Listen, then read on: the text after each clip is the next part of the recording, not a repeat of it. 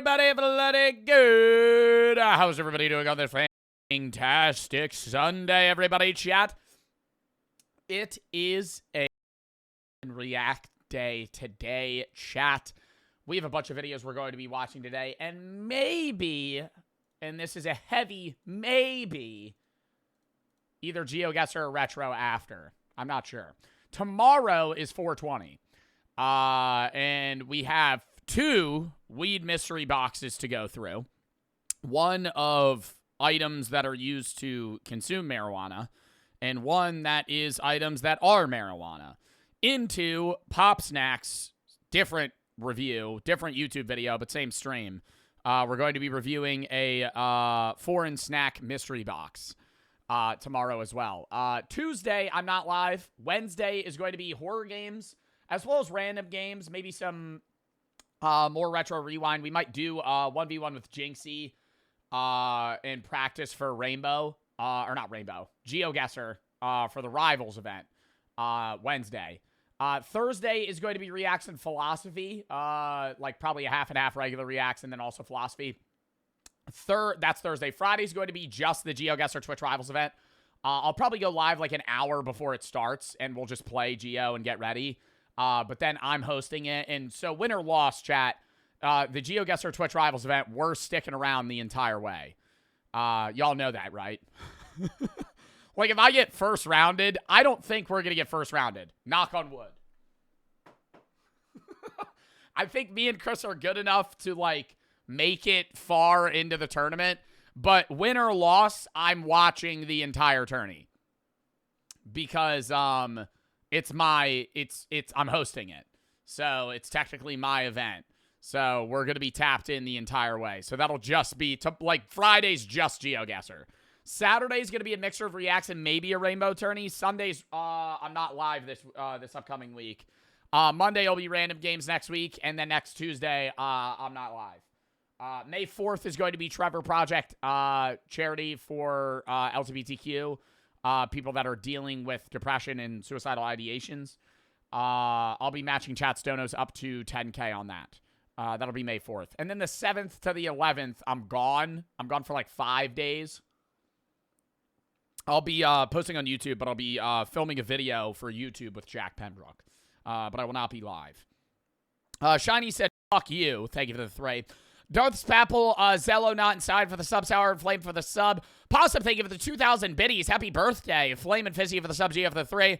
Tomorrow I'll be going to Melbourne for a multivisceral transplant. I hope it goes well. I'm sorry you have to get surgery, but I hope it goes well. Ghoul and Ray, thank you for the sub. External and O-Dog for the sub. Taylor and Sarah for the sub.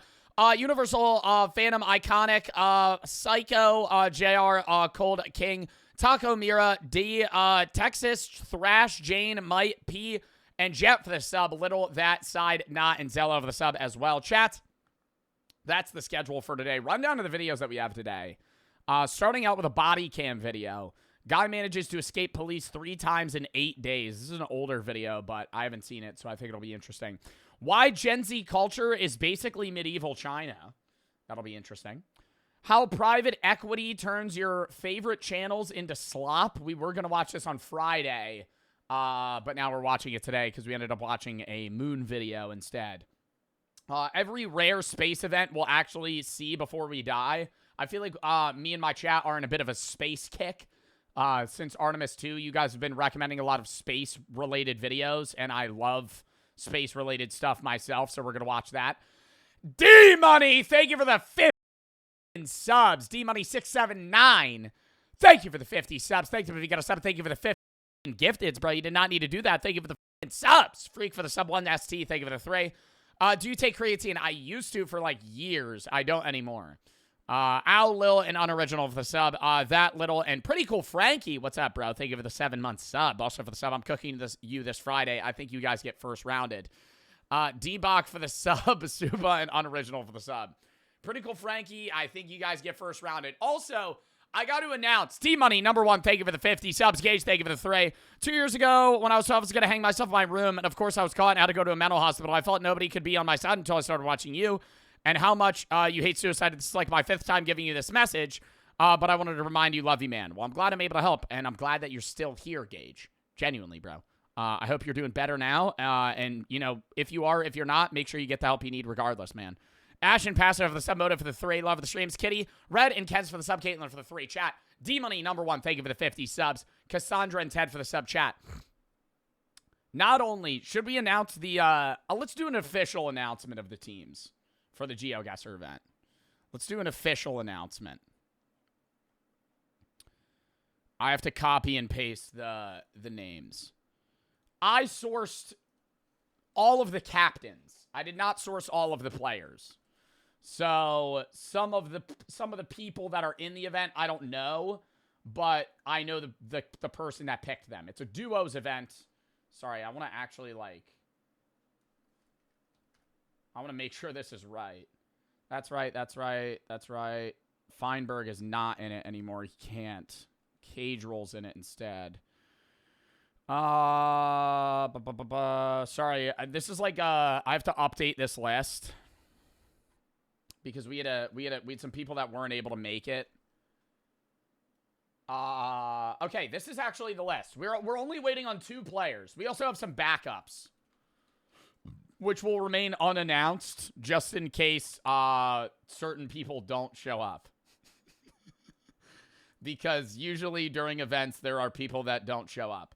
These are the teams for the Geoguessr Twitch Rivals event. Botez and Gorg C. These are... I'm going to highlight the dangerous teams in red. I'm not watching the Mr. Beast video.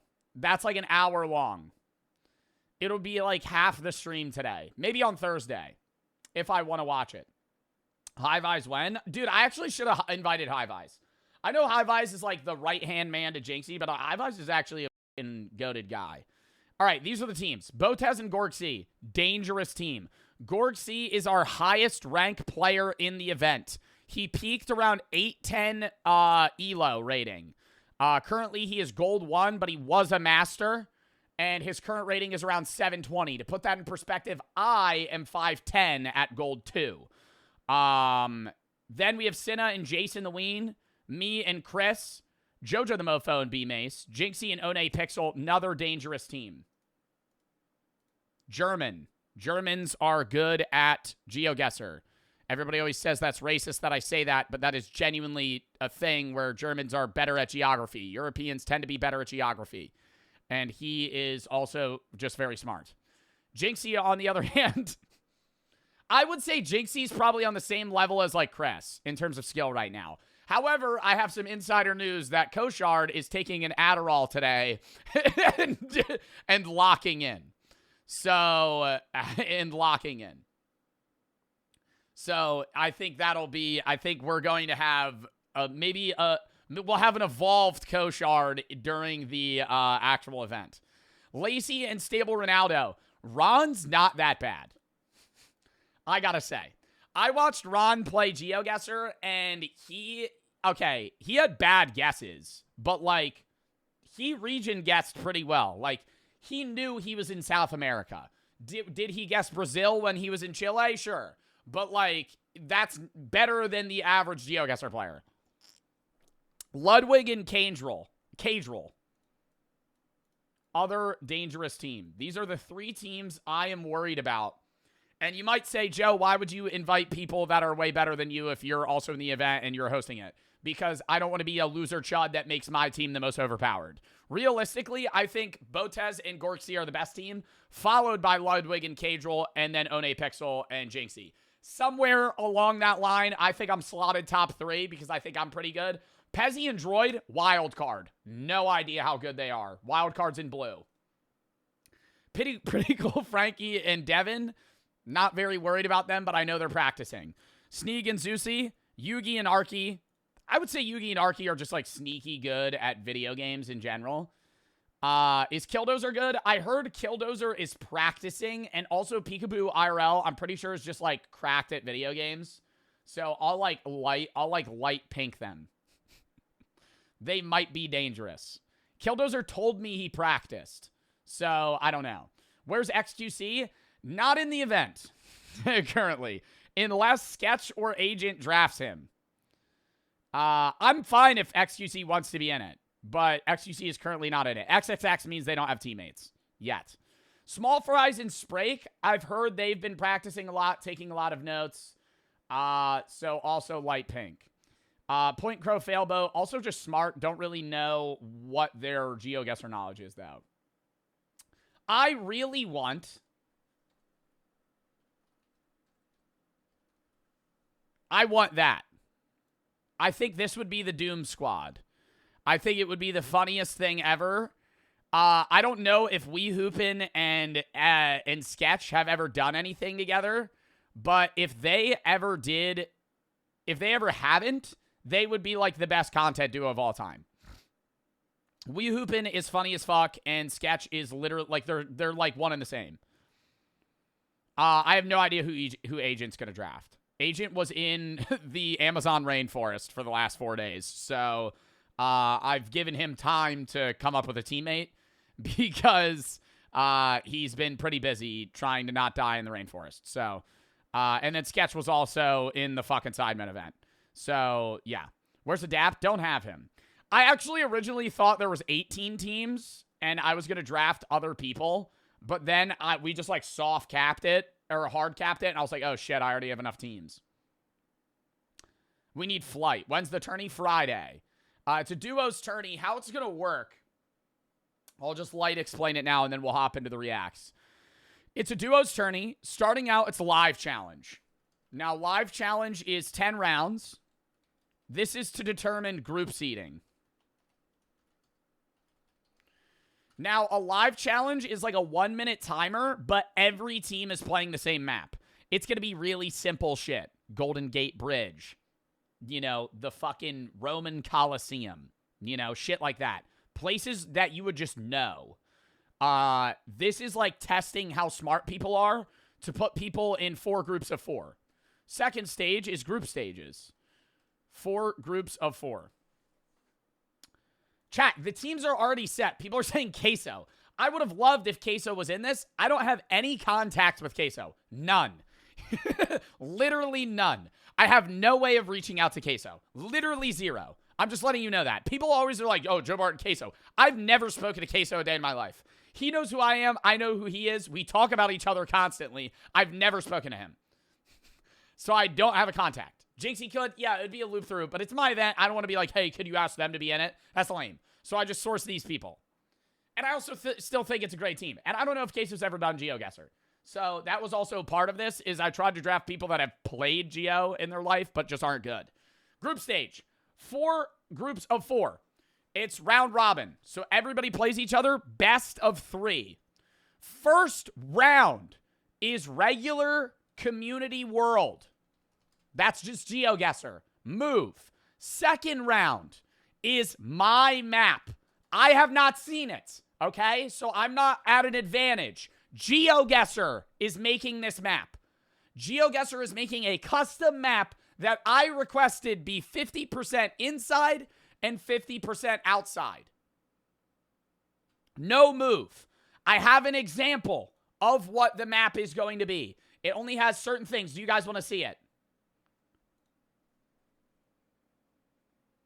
Let me pull it up. Also, my editor just sent me a video. Hold up. I have to write down to pay them. Got to be a good boss, you know? Huh. Anyways. Okay. Where's the map? Let me pull it up. Here it is. Okay. I don't know if I can leak this. Who cares? This is an example of the map. So, this is just inside. It's going to be 50-50 inside and outside. You're going to spawn in somewhere like this. And you can't move. I know I can move right now, but in the actual game, you wouldn't be able to move. So you're just kind of like looking around. Yeah, I have no idea where we are. We're inside. It looks kind of like a golf course. It kind of looks like a mini golf course, but also an art exhibit. I don't really know. Europe. Sure. We're in Europe. We're in Italy. Next one.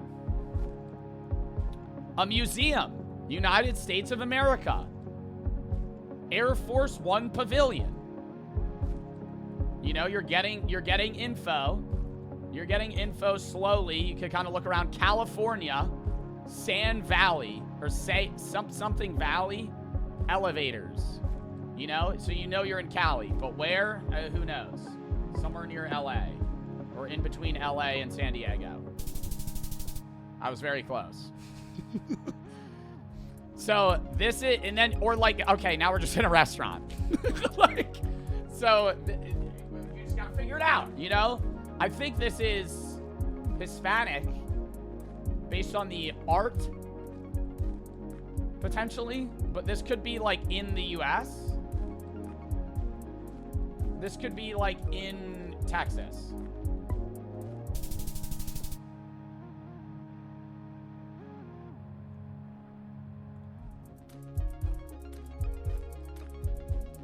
So that's the, okay, but that's the example, right? Pre-watched. I'm not gonna lie, I knew that one. I played this map one time and I've seen that one. That one I knew. See,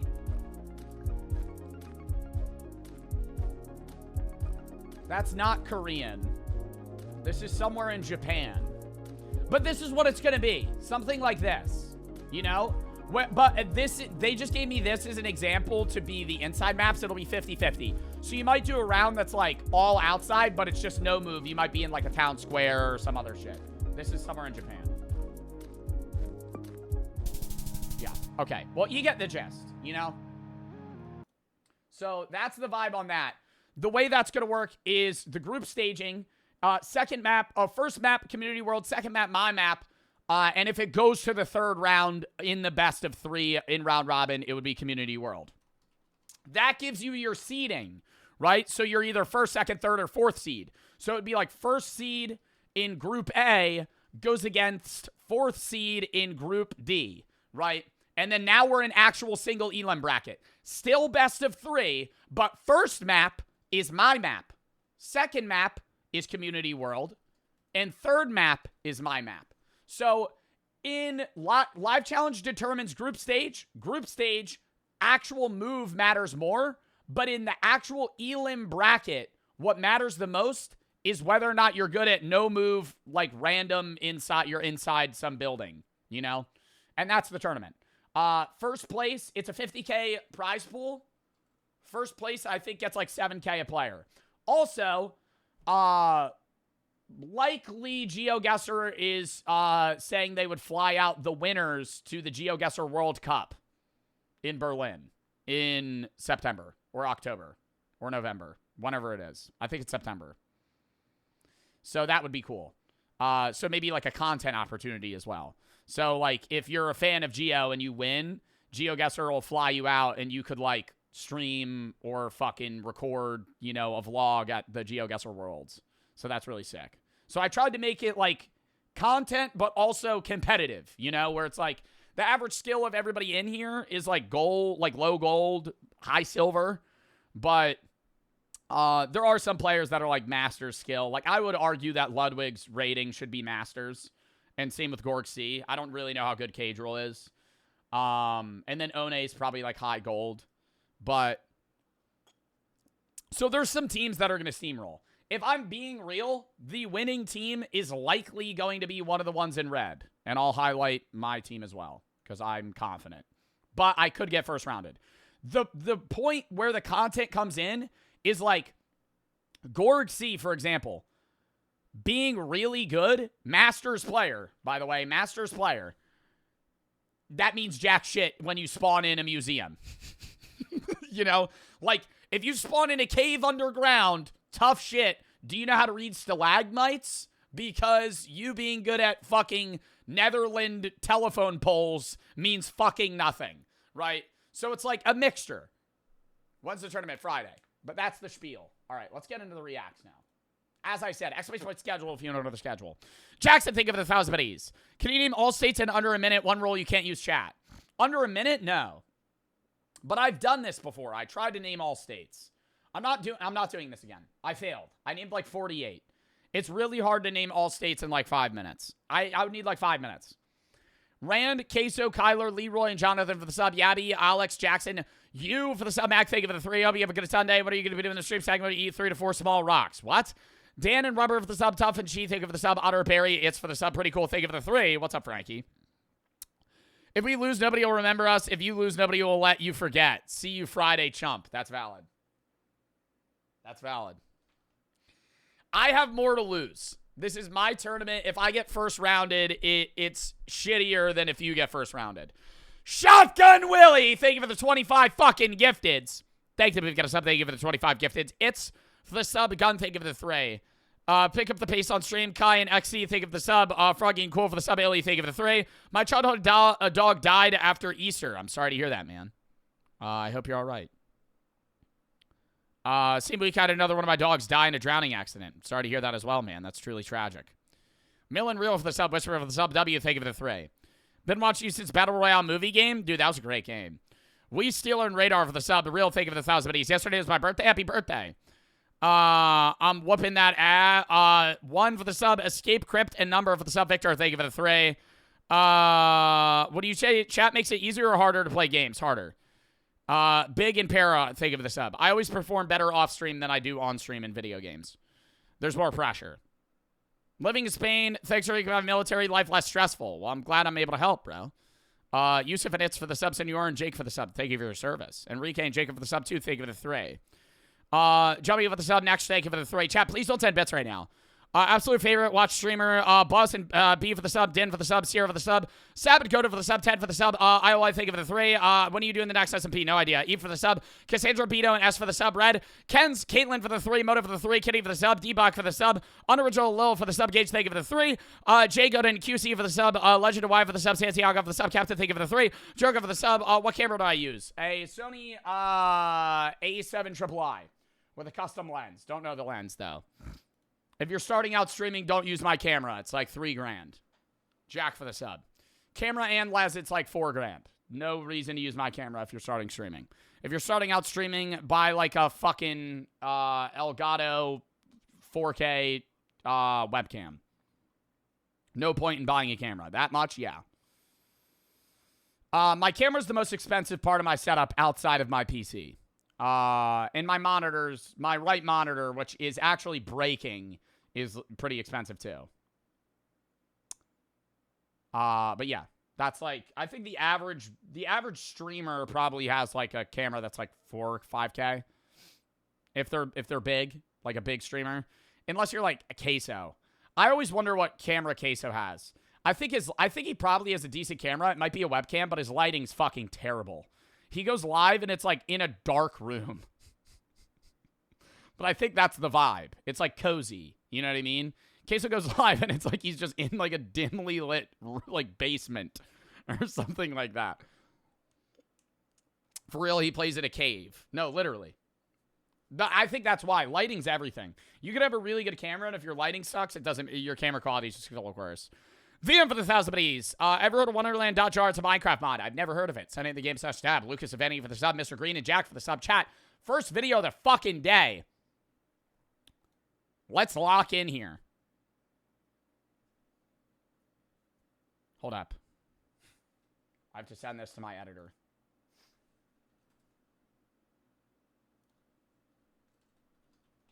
Do we want to watch the Mr. Beast video? Bro, it's 42 minutes. It's 42 For every loved. It's 42 minutes, bro. I don't know. That would be like a 2-hour react.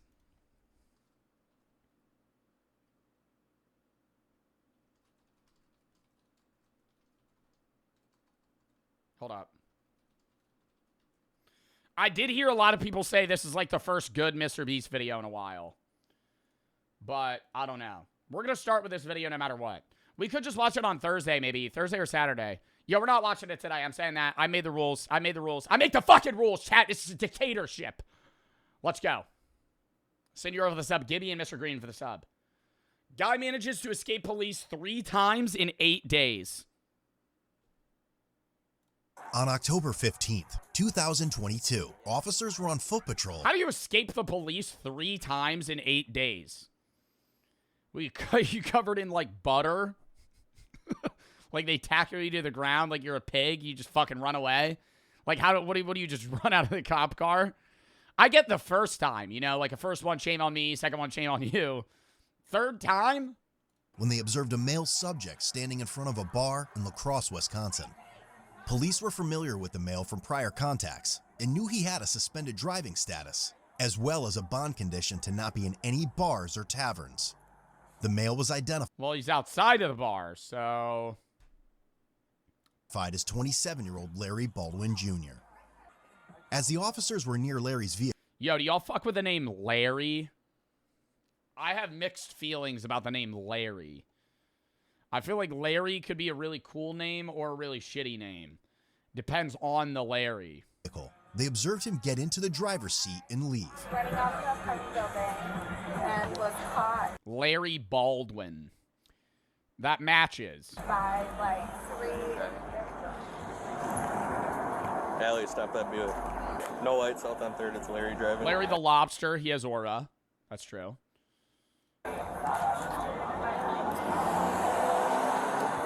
Larry appeared to be traveling at a high rate of speed without any lights on.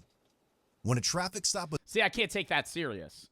Larry just hit a pit maneuver and drifted right across the fucking red light. on. When a traffic stop was initiated, Larry. Yeah, the only Larry Wheels. I would take Larry Wheels seriously. But I feel like when you say Larry Wheels, you say his full name. You ain't just call him Larry. Because, like, you're going, bro, really, Larry? he pulled over briefly, but then took off rapidly.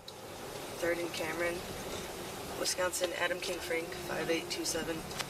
Adam King Frank, 5827.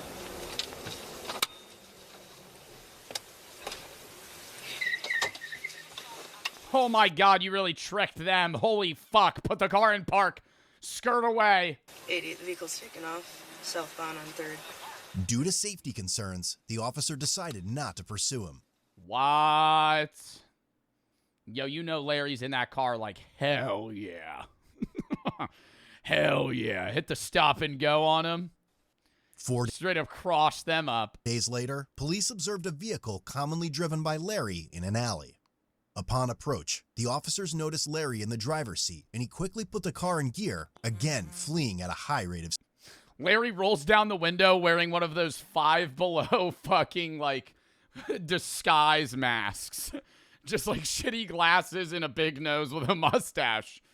Oh, I've never heard of Larry. Who's that? 7th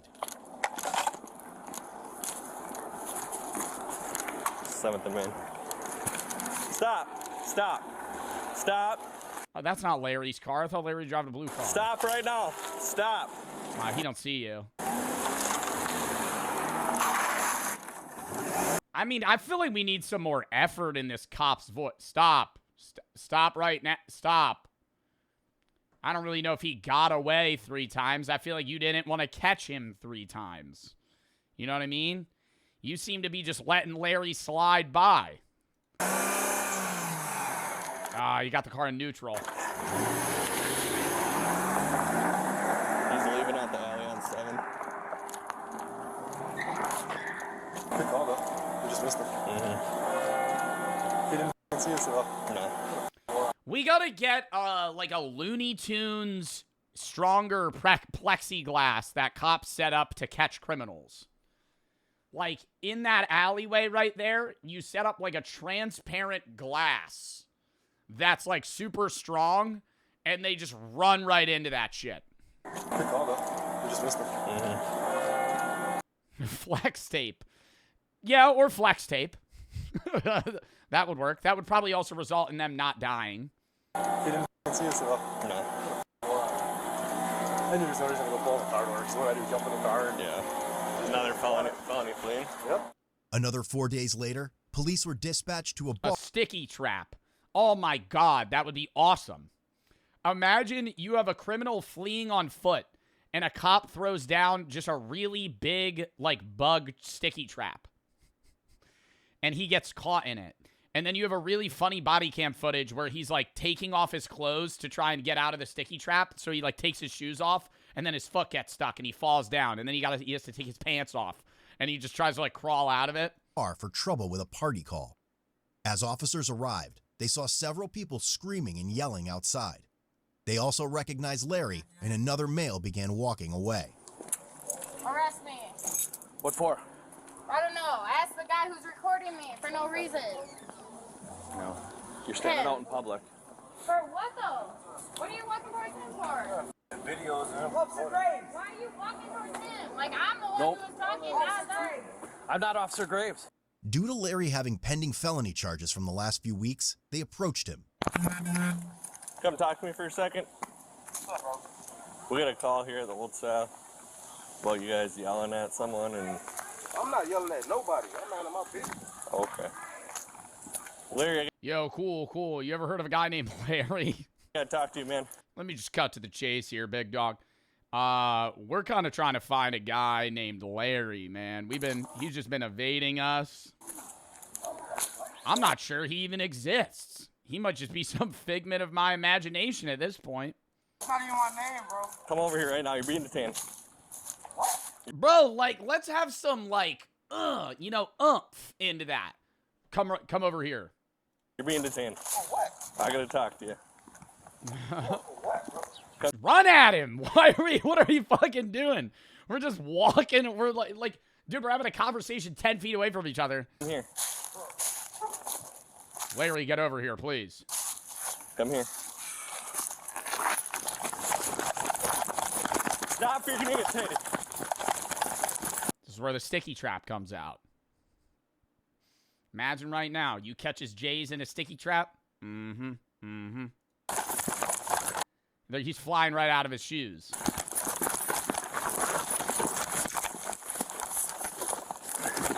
Get on the ground. Get detained. Hey. Oh, no! The decoy flannel. Ah, you missed him. Get on the My God. ground now. How is he continuously falling and they can't get him? Okay, I'm really rooting for Larry. I'm really rooting for Larry right now. I really want to see Larry get out of this. Oh my God, tell me he just like jumps into a car window and they drive away. Stop now. Wow, these are really like the most unathletic cops ever. Bro, he's like cartoonishly running right now and you can't catch him? What is this stance? He looks like he looks like a track star in the 1800s. Just means running off the 5th, white shirt, black pants. As the officers pursued him on foot, Larry ran back to his vehicle and got into the driver's seat. Oh, you're fucking joking. Stop. Stop, Larry.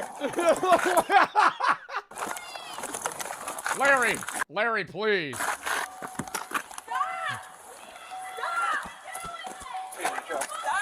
Hey, come on, do it. Haze him. What are we fucking doing? Oh my God, no way. He has nothing to do with the situation. Why are you guys targeting him? Can you answer that for me comfortably? Oh my God, who the fuck is this lady? Bro, they have a warrant for his arrest. Can you answer that for me comfortably? Can any of you answer that? Why are you targeting him? No. He does not have.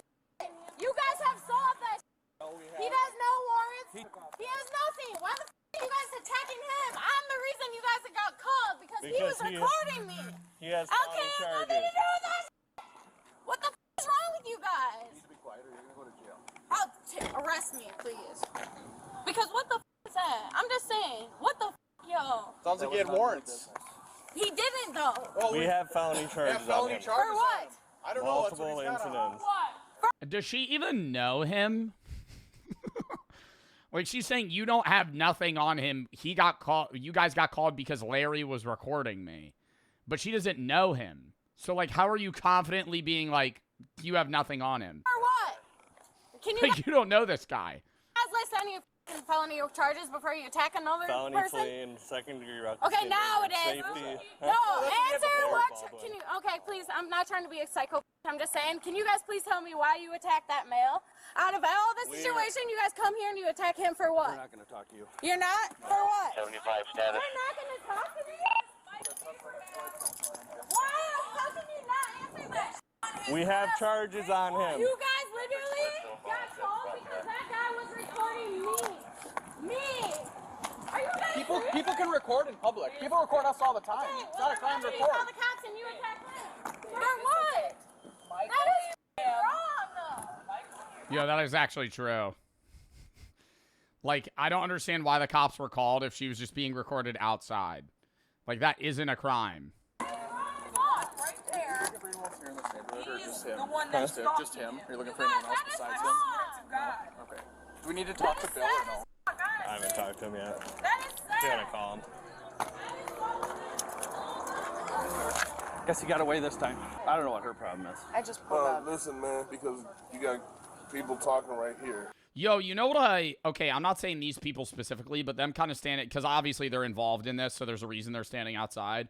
You ever, like, drive by just, like, an actual NPC that kind of just, like, hangs outside? Like, they kind of, not like they're, like, doing anything. They're kind of just, like, standing outside, like, loitering almost. Like, that's, like, a new level of, like, living in the simulation. Just kind of, like, posted up like an actual interactable NPC character that's going to, like, grant me a side quest. Just, like, you know what I'm talking about, bro. Like, you live in an area, you drive by, there's always, like, the same dude just kind of, like, chilling on a bench outside of, like, a fucking Burger King or some shit. Yeah. Dude Smoking a cigarette. started saying this. Yep. We heard that's why we were here. Is he was recording, so she called He was us. recording people. You're that NPC? Dude, I'd love to do that one day. Just kind of, like, post up and do nothing. Recording. Yep. That's a violation. It's not, though. But at the same time, you're violating somebody's privacy recording. But you're out in a public space. Yeah. There's no law understand against that. it. There's no law I against understand it. So that. we couldn't do But- anything about it, but we but could just tell him stop. When they asked him to stop, kept on. Because she was screaming. It's No, her own fault. first it was like this, normal. I mean, she's taking something that wasn't a big deal, turning it into a huge deal. So, Honestly, no. but Larry's got a bunch of charges, so that officer tried to arrest him, and he obviously got away. Moments later, his vehicle was located unoccupied and crashed. Oh my god, he crashed? Oh, was he drunk because he was at that bar? Witnesses stated they saw a male flee from the car. Crashed into the Goodyear, walks over to the local AutoZone. They find Larry just inside eating the chili. Yeah, what's up? Dude, what? What happened? We were in our apartment down there and we heard squealing. We were about to leave to go hiking and we saw this Someone car. might have been passed out or So something. we were like, there might be a medical emergency Okay. and we just walked over. Is he in there? There's no one. Yeah, this car just took off from a fight down there at Old Style Inn, so obviously he crashed into this thing here. Yeah, we just heard the crash. Got someone passed out or something. But he's gone. No one, you guys didn't see him take off. No, we didn't see anybody take off. 39, he crashed. Wow, this is like, I feel like I'm in like an old Western fucking film right now. This is how they had to catch criminals like 100 years ago. You see where he went? Nope. Ah. Well, guess we'll see him in maybe a month or two. Down here, he's gone on foot somewhere. I was getting gas and I heard somebody squealing, so I don't know if he came out of here or what, and I looked up and he hit the pole. Yeah. And then he took off running that way. It was a colored guy, Yeah. 6 foot. Was he wearing all black or? A white shirt. And A white black, shirt? Yeah. He tried to Bro, read this guy's shirt. People eating tasty animals. take off with it and it just revved up and he Yeah. couldn't move it. Yeah, So, there's tires are toast on it. you know, He saw him crash into this pole here, and then he just took off running. White shirt. Front this way. Yeah. Just a white shirt now? White shirt, I think. Yeah, that's what he said. It's running. It's open, so in this search, it's abandoned vehicle. Oh, there's blood on there. Careful. So he took off this way? Yeah, he went running northbound. Just pulling in. Why don't we put a boot on his fucking car? Because I guarantee you he gets back in that shit in like 4 minutes. Like, let's lock up that vehicle because he keeps getting away with it. Just got some little day trade action and I heard taser deployed and I said, that's not good at 8 o'clock on a Sunday. Like towards through the lot of one Wells Fargo, possibly. Oh, you must have been following the mail. Yeah, you see the marks here. Yeah. It doesn't really look like he crashed. It kind of looks like he just pulled over. So Larry Baldwin's driving this? Allegedly. He smoked his The Larry Baldwin. tires. What happened? Here's a chunk of his rim. Caught up. He's holding on to it, trying to get him to the ground, and I just about had him. Yeah, take his fucking tires off. Just put his car on cinder blocks. Got loose, so I pulled out the taser, tried to tase him. He tased at the same time as we missed him. Okay. It hit his shirt. His shirt was I think I got one prong in. Yeah. Okay. And then we had him again, and I was coming up, and I tripped in the tomato plants. Took a digger. Then he gets in the car. Then he got in the car. And he started, and I was like, yeah. Because at that time, neither one of us had a cartridge. Almost a month later, La Crosse police were informed that Larry had been arrested by Wisconsin State Patrol in Monroe County on his warrant. He was then extradited back to La Crosse County Jail. Yeah, we can take him to the interview room if he wants to talk to us, but yeah. Talk to me? Yeah. They about to leave the door open for Larry. He's gonna run out. Larry's been digging through the jail cell wall with a wooden spoon. He's gonna fucking crawl out. He's gonna slip out in the night. Yeah, I have to read you this sheet, but we can go into the interview room and then we can go from there. So. About what? Well, has it been 3 escapes yet? Yeah, we'll just. That made me feel real uncomfortable. What's going on? You have the right to remain silent. Anything you say can and will be used to you in court. You have the right to talk to a lawyer before questioning and have the lawyer with you during questioning. If you cannot afford a lawyer and want one, a lawyer will be appointed for you without charge prior to any questioning. If you decide to answer questions at this time, you can stop at any time during the questioning. Do you understand these rights if I read them to you? Yes? I need a verbal yes, man. Wait. Do you understand these rights if I read them to you? Yes. Yeah, okay. Having those rights in mind, do you wish to answer any questions I may have for you at this time? This is an investigation? Yes. So I need a yes or no on that last question. Having these rights in mind, are you willing to answer any questions I have right now? This is regarding an investigation with you taken off from some of our officers. Oh, that's not an investigation. Come on, we talk, man. Put that piece of paper. Talk. What's up? Okay. Well, having these rights in mind, are you willing to answer any questions I have at this point? Man, look, I know my law, all that. Who did you guys think I ran her phone? It's just like fleeing. Like what do you guys want from me, bro? Okay. Why do you guys all right. So right now it sounds like based on the initial reports, you've taken off from our officers 3 times that they've tried to talk with you. So how do you guys know it's me? And pretty requisite because multiple officers. How you guys know it was me? Dude, I wish he had like some dollar store disguise. That would have been so fucking funny if while he was running from them, he had that and he has like plausible deniability. And he's like, you don't know that was me. He was just wearing like a really shitty wig, yeah. Were able to identify you. How? Because they saw you. So. All of these charges, what were you guys' probable cause for trying to come up to the person you saying that's me? What?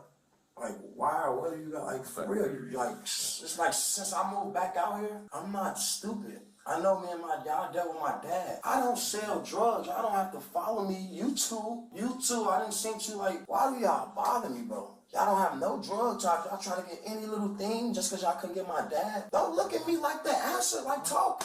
You asking me questions, I should be able to. Well, I think he thinks that he's there for for drug charges, but I think the main problem is he had like a warrant and then kept running. So now that's the main thing is like, hey, you fled police 3 times. Actually, you're a public servant, you're an agent, officer. Why y'all keep harassing me? For what? Y'all don't have on me. Okay. Well, this is just from the other officers. Bro, answer my question. Don't you want me to answer yours, bro? Like, come on, we grown as hell. Okay. All right, let's get going anywhere. Exactly. All right. Exactly. So I'm just letting you know what the charges are, Larry. So. You don't want to answer you a question, bro. You don't want to answer my question back. You're supposed to be a public servant. Why? Because I got on orange, they want to treat me different, bro. Okay. So, all right. Yeah, it might be you give us a little bit. So calm and genuine, man. Of course Why do they need to interview him? like, to see why he ran. Like, they already know, like, they have on body cam that he ran from them. Like, what are they interviewing him for? I'm kind of on Larry's side right now. Like, why are they asking him questions? They know he ran. Like, I feel like now I'm starting to think they are trying to, like, bait out, like, some sort of info or some shit. It's like, all right, they could just charge him with that. I mean, maybe he defends himself, but that seems more like a court thing than, like, why do they have to ask him that? Yeah, they got to hear a statement. To hear a statement, you idiot. All right, Hens, let's settle down there, big dog. I'm trying to harass somebody else and they gonna get away on y'all last two.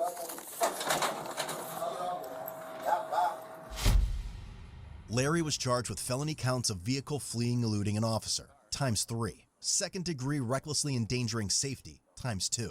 Misdemeanor counts of resisting obstructing an officer and bail jumping, ×3. He received several citations totaling over $2,000. Larry's attorney asked the court that he be released on a signature bond since he turned himself in voluntarily. The judge rejected the request, stating Larry showed a gross lack of respect for the community while fleeing and set his cash bond at $10,000. Head over to codebluecam.com and check out our great selection of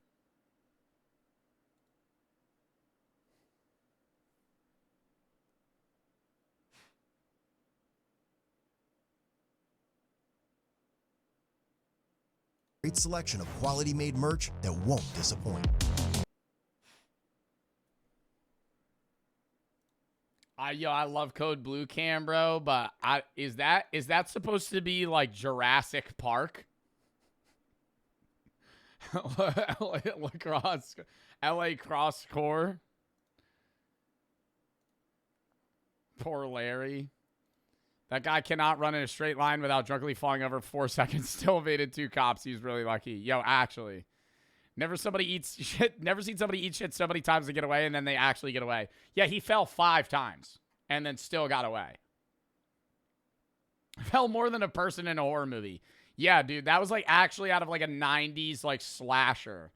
I felt like I was watching, like, Jason right there. Friday the 13th. Lex and Ball for the sub. Jaslyn, Mr. Bubby for the sub. Mid Nod Blake. True Long Wyatt and Gork, thank you for the sub. Cody Will and MC for the sub. B-Man for the 3. Love the streams. Have a great day. Thank you. Seamus Adal for the sub. Love it. Guso for the sub. Ian and Slip Brain Star Brooke. Zeldvo, MRX, 2 Sir TRX, Ada 6, and Vay, thank you for the 1,000 biddies. Pickle for the sub. Bow and Rewired for the sub. Chat. Lock in. Next video. Also, I'm sorry, I gotta ban this guy, man. I've seen you type this a few times now. Normally, I don't see chats, but like, come on. Yep, there we go. No, Fiddle, that's a ban on that guy. That's his only chats. It's the only thing he's kept asking. He's a sub somehow. Don't know if he subbed or he got gifted a sub, but that guy's a chud. Jesus. What'd he send? He just kept asking if I was Ludwig Ogren 15 times in a row. No. Is that supposed to be a joke? I don't understand. Pickle for the sub. CP, thank you for the sub. All right, yo, next. Why Gen Z culture is basically medieval China. Remind me of this. The other day I was thinking about it and I realized, you know who these dang Gen Zers remind me of? The Song Dynasty from medieval China. Anyone else? Totally. Oh my God. Yeah, I totally agree. Else been feeling this way lately? No, it's just me? Well, let me explain what I mean. There's all this new data to suggest that younger people these days want to spend their money on experience. Roughly 60% of millennials and Gen Z would rather spend money on life experiences like traveling and concerts than save for retirement.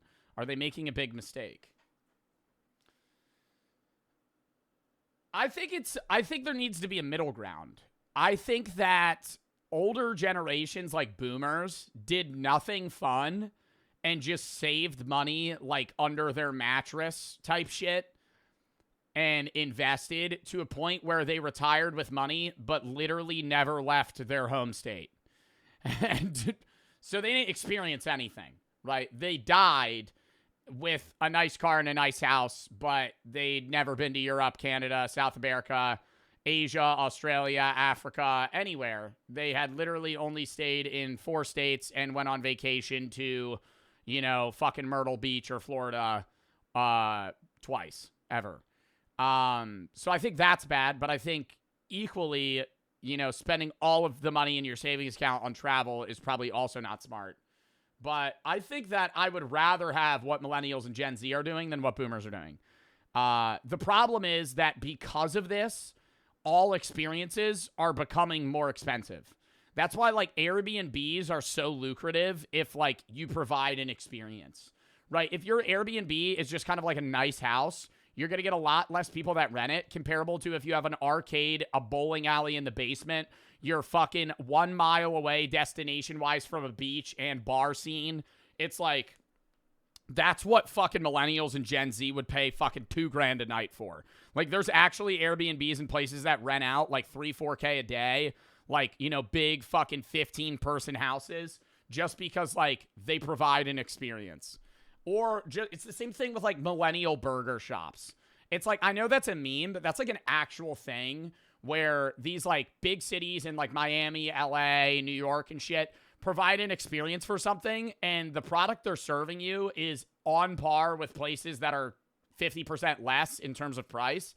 But because you're in an area that's popular and they're providing some sort of experience, you have to pay more.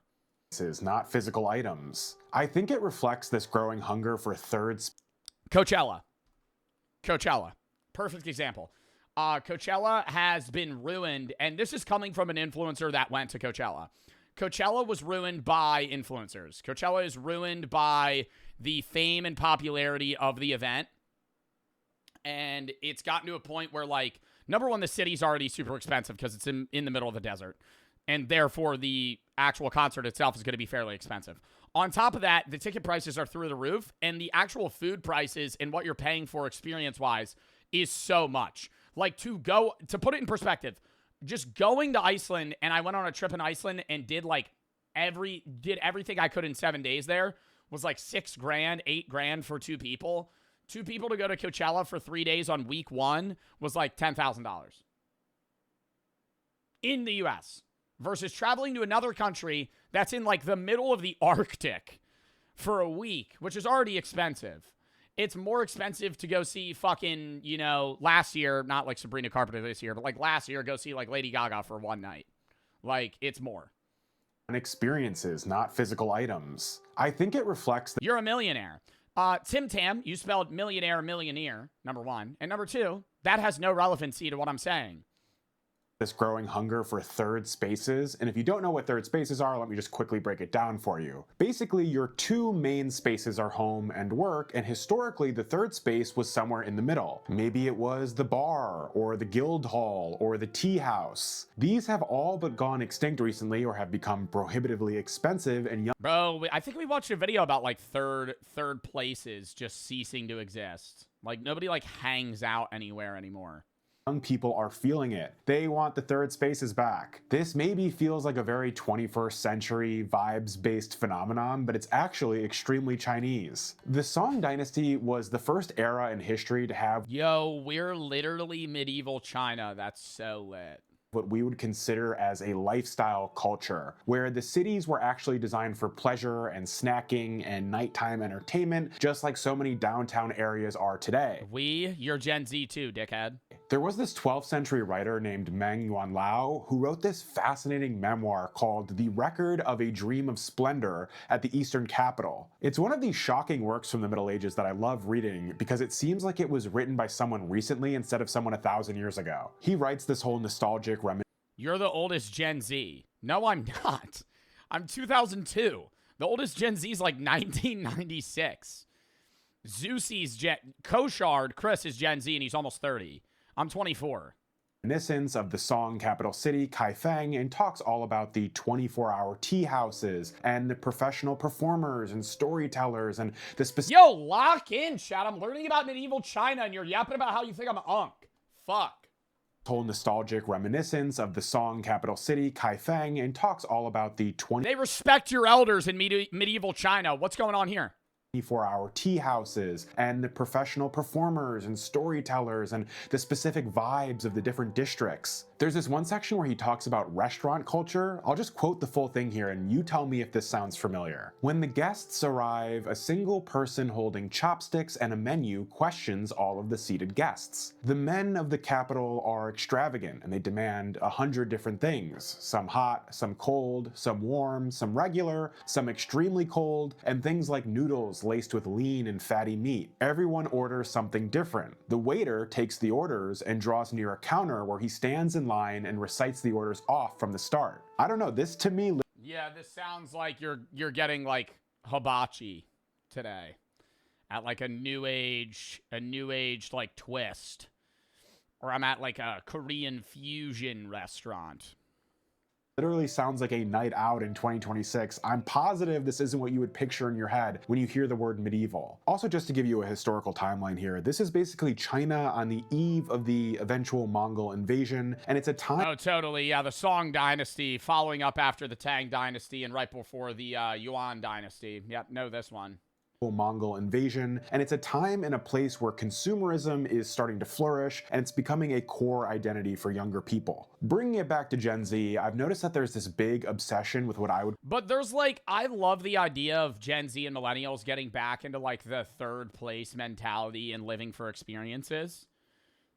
But there's people that take it too far and they become like Ryan from The Office, where they're performative rather than actually wanting to experience that.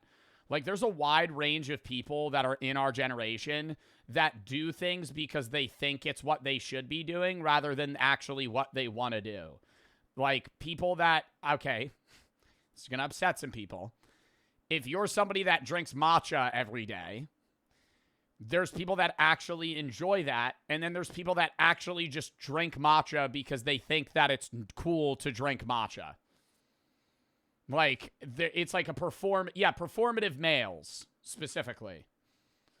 Called curated living. I don't know, maybe I'm not describing it accurately, but it is super vibes based, like life is one big Pinterest board. Think of terms like cozy game. Do people that are obsessed with Dubai chocolate and think that there are things that are flavored Dubai. Dubai is a place, not a flavor. Games or the aesthetics of going on a walk around the city with an iced matcha. It's this sort of return to the Song Dynasty scholar, gentleman, urban ideal. My Dubai water. Your status isn't just about money, although that'll obviously always be important. It's about your taste. Back then, it was about your taste in tea and incense and interior design. Now it's more so about your taste in underground music and niche TikTokers. Wow. Yo, that's facts. To a degree, because being mainstream is, like, so lame.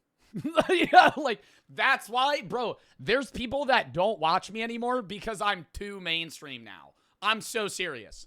There are people that liked when I was smaller, and that because I've gotten bigger, they think it's lame to watch me now. Like, that's a thing.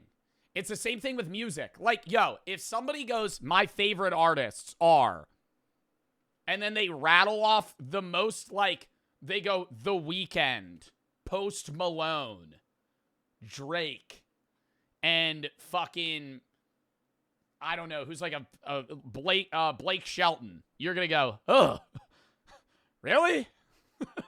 That's your top 5? Like, it's fine to have a main, I feel like the way that people perceive it, it's like, top 5, you should have like 2 mainstream people, and then like 3 people that you just like.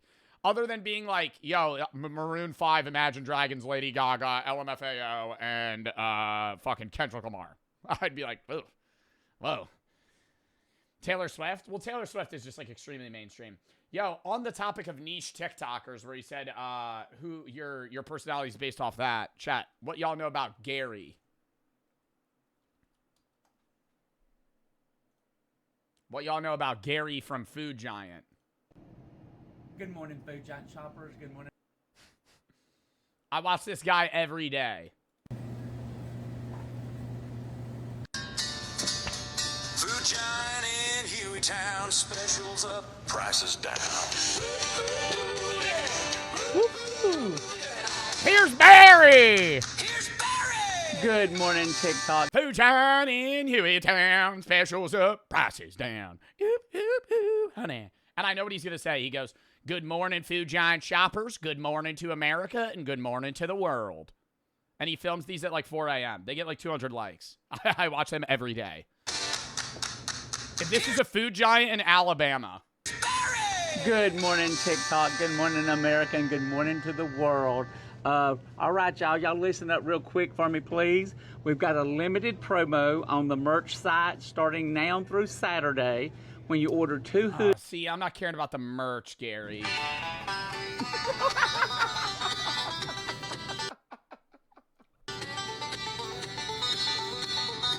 Yo, he acting like he's playing that shit. Look at him. Hit that spin on it. 2, 3.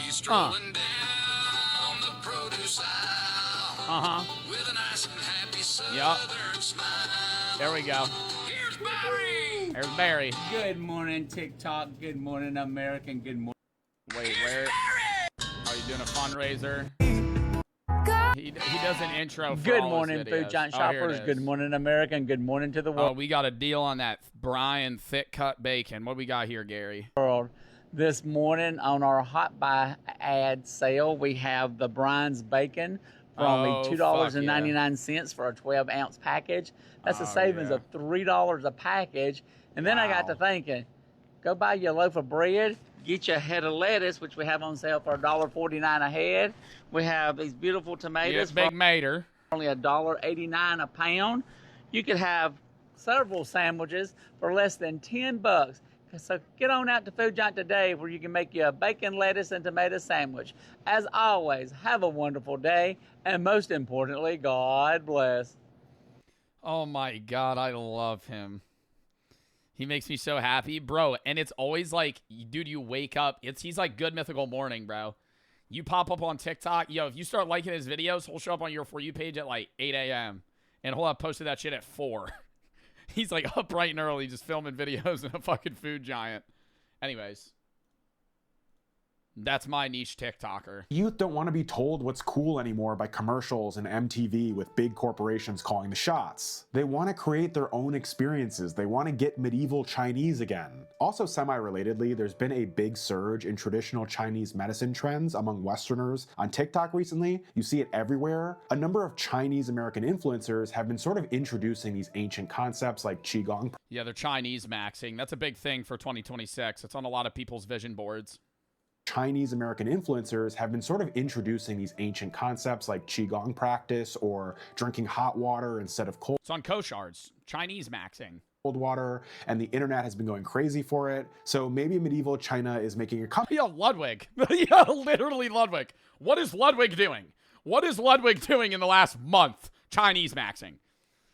Back in more ways than one. We won't just focus on the Song dynasty here. There's more to China in the Middle Ages than just that one period. On stream the other day, he was learning Mandarin. But I do have a few more Song boxes I want to check before we continue. Before we do that, just a quick plug. If you like smoking cigarettes on a corner, like my content, which of course you do, you should definitely join getting specific. Well, okay, well, you shouldn't smoke cigarettes. Patreon. There's one TikToker I watched that's what he's been doing this year.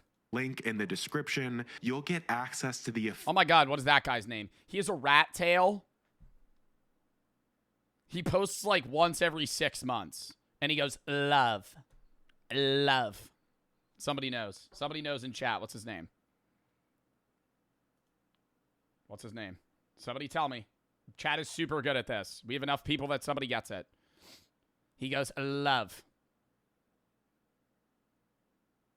Not Dr. Poop. What is Dr. Poop, bro? That's too niche. It's not too niche. You know him. If I pulled up a video of him, he has tattoos everywhere. He lives in New York. He's a New York guy. He's Italian. And he smokes cigarettes. Not Mamdani. No. Or Jay Schlatt. Bro, he's a TikToker. And he's Italian. Italian TikToker Chinese maxing. It would come up, trust me. No, it's not showing up.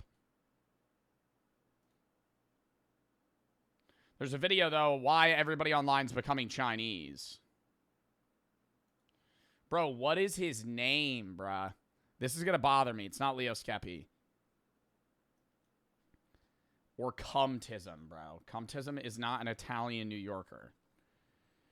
Kevin G. Chat, you guys are just saying names now. I know somebody probably typed it, too, and it's just getting crowded by Will Mahoney. Who said that? Who said that? Who said that? Real Alyssa. Goat. Hold up. I gotta find his mood board. Guys, what is up? My name is Will Mahoney, and it is 2026. Your 2025 might have been a trash pile of shit and sucked, but this year's gonna be legendary. Check this out. We got the vision board going. Cortisol levels, #1 priority. Cortisol levels at an all-time low. That's the stress hormone. What does that mean? That means if somebody is trying to cause you stress or situation, simply exit the situation. For example, homeless person on the street. No. Excuse me. You're spiking my cortisols, and I'm gonna leave. Bye. Yeah, thank you. Love you. Bye. We got beautiful women at baseball games and sporting events in general. Poor person is breaking into a car right now that's spiking my cortisol. Please silence on set. Okay, good job. Beautiful woman at baseball games. She's wearing an LA Dodgers cap. Personally, I'm a Yankees fan, so I'll make a joke. Low cortisol joke. Now, come on, babe, put on a Yankees hat for me. And she'll say, maybe tonight I will. Woo! We're not nonchalant. What does that mean? We're extremely chalant. What does that mean? We're excited about things, and we're open about our excitement. Being nonchalant would be this. Yeah, no, I'm actually on the list for this. Yo, no one gives a fuck, bro. You're almost 30, okay? We're going to be chalant, and we're going to be excited about things. Chinese maxing. We're Chinese maxing all year. What does that mean? Sitting in a circle. Chinese maxing. With your homies, smoking cigarettes and just talking about bullshit. Who cares? We're just talking, enjoying our friends' company. Cigarettes with weird fucking words we don't understand, okay? Very important one here. We're extremely generous this year. No stinginess. Stinginess is a high cortisol activity. What resources do I have and how can I keep them forever and ever? Low cortisol activity. You know what you're working on? You deserve it. Fuck it. Here's 20 bucks. Fuck it. 20% tip, try 40, okay? Take any of these 3 images together, you get a vibe. Ready? I'm closing a deal while I'm smoking a cigarette, then I'm going on a date with my hot black girlfriend. Or I'm drinking Guinnesses with my Chinese friends, sitting around doing nothing, and I'm gonna tip the waiter generously. Okay, this is basically, come on, I'm trying to build a vision here. Do you get it? We're counting foreign currencies, but not just foreign currencies, one that we don't really know the exchange rate of because we just got there a couple of days ago. You go, wait, how much USD is it? Once you know the USD transfer rate, that means you've been in the place too long, okay? Let's break it down. This is what we're going for.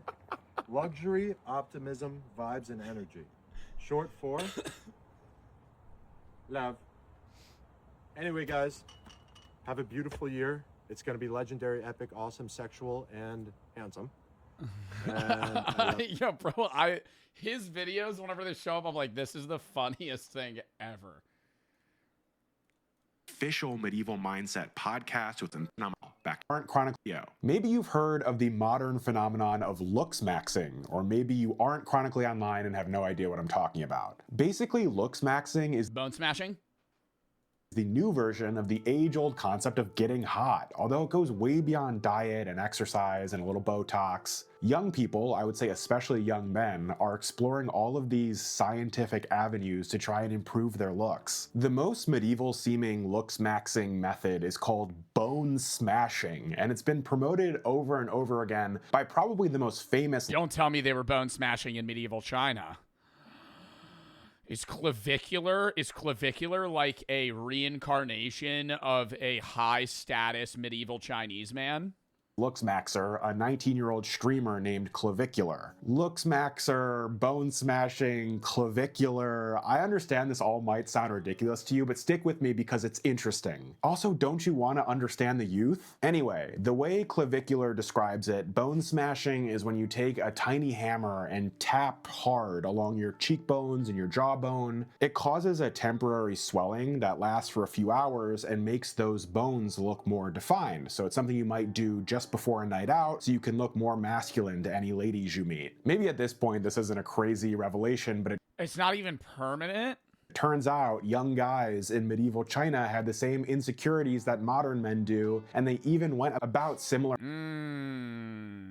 A lot of sub threes. A lot of sub threes in medieval China, you're telling me, that needed a bone smash to Lux Max. methods of soothing their anxieties. Okay. During the Song Dynasty period, there was this really interesting tension between the Wen class, who were the more literary, refined scholars, and Sub 5 talking? Shut up. the Wu class, I got rated mid-tier normie. who were the more martial and physical I'm a 5. warrior So- caste. Depending on which group you belong to, you'd basically looks max to make sure your outward appearance matched what you represented. So that meant young men who were part of the scholarly class went to these extreme lengths to Dude, Joe with Greek curls, dude. Oh my god, he could be like high-tier normie. achieve this sort of refined, What is he gonna go back to that? pale physical aesthetic with slender features to essentially highlight the fact that they never had Bro, I'm not gonna lie, I messaged Jinxie the other day. Oh my god. I messaged Jinxie the other day. Jinxie, when he was in the UK, bro, he looked, oh my god. Yo, hot. I'll say, he was mogging when he had that quarter zip on. Bro, you know what I'm talking about. You know what I'm talking about. If you're chronically online, hold up. I gotta pull up the video, bro. Jinxie mogging. It shows up immediately. Yo, editor, you might have to, what's it called? Cut the music of this, because this shit is definitely copyrighted.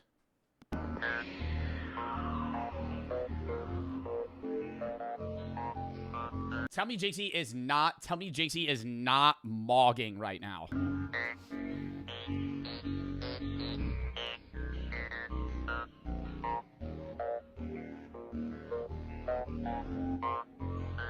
Aura.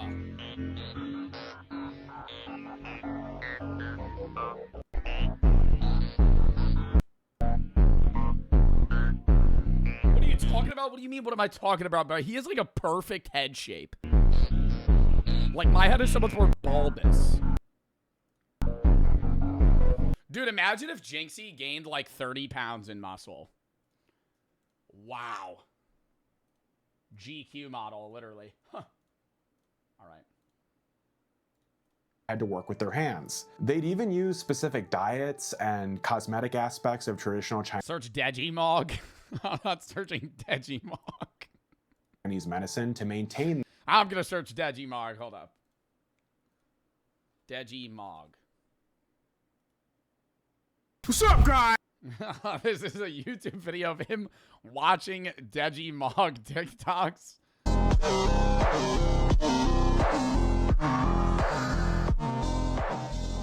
Wow. This look that would instantly signal to every Joe Simping, I messaged Jinxie that. At like, dude, it had to be like 3 in the morning. I saw the TikTok. Where is it? Hold up. Ugh. My God, I think I'm getting sick. That or it's allergies.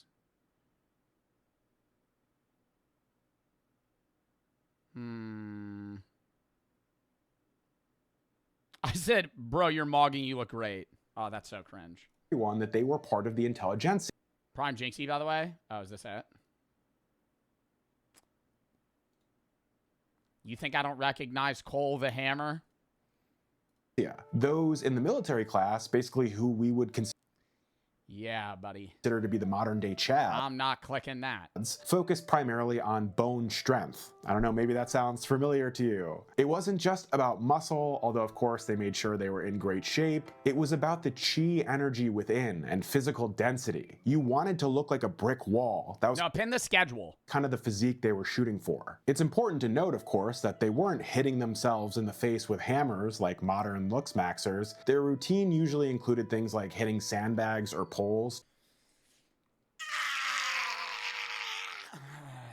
I'm rewinding. Okay, no. There we go. And physical density. All right, lock in. wanted to look like a brick wall. That was kind of the physique they were shooting for. It's important to note, of course, that they weren't hitting themselves in the face with hammers like modern looks maxers. Their routine usually included things like hitting sandbags or poles to increase their bone density. There was a hitting sandbags or poles with their body? Like kicking a metal pole or something? 20th century French scholar named Jacques Journet who specialized in Chinese history, and he talked a lot about negative cancel tilt. how these I'm kidding. Aspects of appearance became kind of a coded language of your class. In the incredibly hierarchical society of medieval China, if you didn't have the specific look, you were culturally invisible. It seems like a lot of young men, and young women too, feel this way today. If you just look up the term looks maxing on YouTube or TikTok, the insecurity is overwhelming, but it's understandable. We were all vulnerable teenagers once too. But you see these guys giving each other ratings on a scale of 1 to 10 and recommending which specific steroids or looks maxing techniques to try so they Yo, I saw a post on Twitter the other day of somebody talking about the peptides and substances they're taking to gain ELO in CSGO. And they said that they were like 6K ELO and they started taking like a slew of drugs and reached 10K. And I was like, wow, this has to be a joke because 10K is not that good. And I'm not rated in CS yet. I still have to play my ranks, but I'm like, I'm not taking drugs to hit 10K. And then in the thread, it was people genuinely having serious conversations about like what hardcore drugs they were taking to climb in CS. And I was like, yo, there was one dude talking about him like low dosing meth to fucking climb. I'm like, that's the average person I'm playing with in a CS lobby. Like, the average person that I'm in a CS lobby with is like microdosing methamphetamine so they could fucking climb. That's crazy. Like, I'm not saying, you know, there's any world where you should take drugs to climb in a video game rank, but you taking drugs to hit 10K ELO is like me saying I took meth so I could climb to fucking diamond in Rocket League. Like maybe you saying SSL and I'd be like, oh, wow, you know, that's kind of crazy. But you're like D-Gen taking drugs to hit like mid ranks on Premier. Can bring their flagging features up to speed. This includes peptides, which as far as I understand are these amino... What the fuck are peptides? I actually don't understand what peptides are. I'm not even gonna lie. And I've taken like psychopharmacology classes and all this other shit. Like, I don't understand what peptides are. Acid-based performance enhancers, and the use of GLP-1s. Just amino acids, but they're for everything. Like Ozempic, which I feel like people associate with an older audience, but there seemed to be a shocking amount of young people taking them. The medieval Chinese were actually big on this kind of thing too. They were obsessed with elixirs made from rare minerals and herbs that were designed to lighten the body and extend life. A lot of... Eat a fucking tapeworm.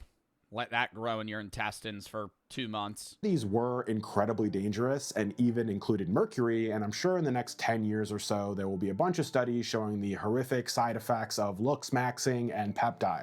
Oh my god, yeah, dude. You remember when they used to have women's makeup had lead in it, and so they would put the makeup on, and over time it would make their face look worse and worse, so they would put more and more of the makeup on until it literally killed them.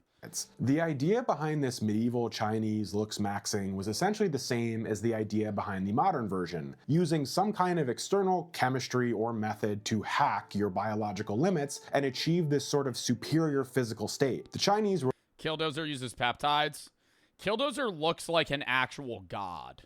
Wrote a lot of things down, and thankfully a lot of them have survived over the centuries. Like the 7th century physician Sun Simao's essential formulas worth 1,000 gold pieces. It was basically this manual for longevity and physical refinement. Editor, throw up a picture of Killdozer.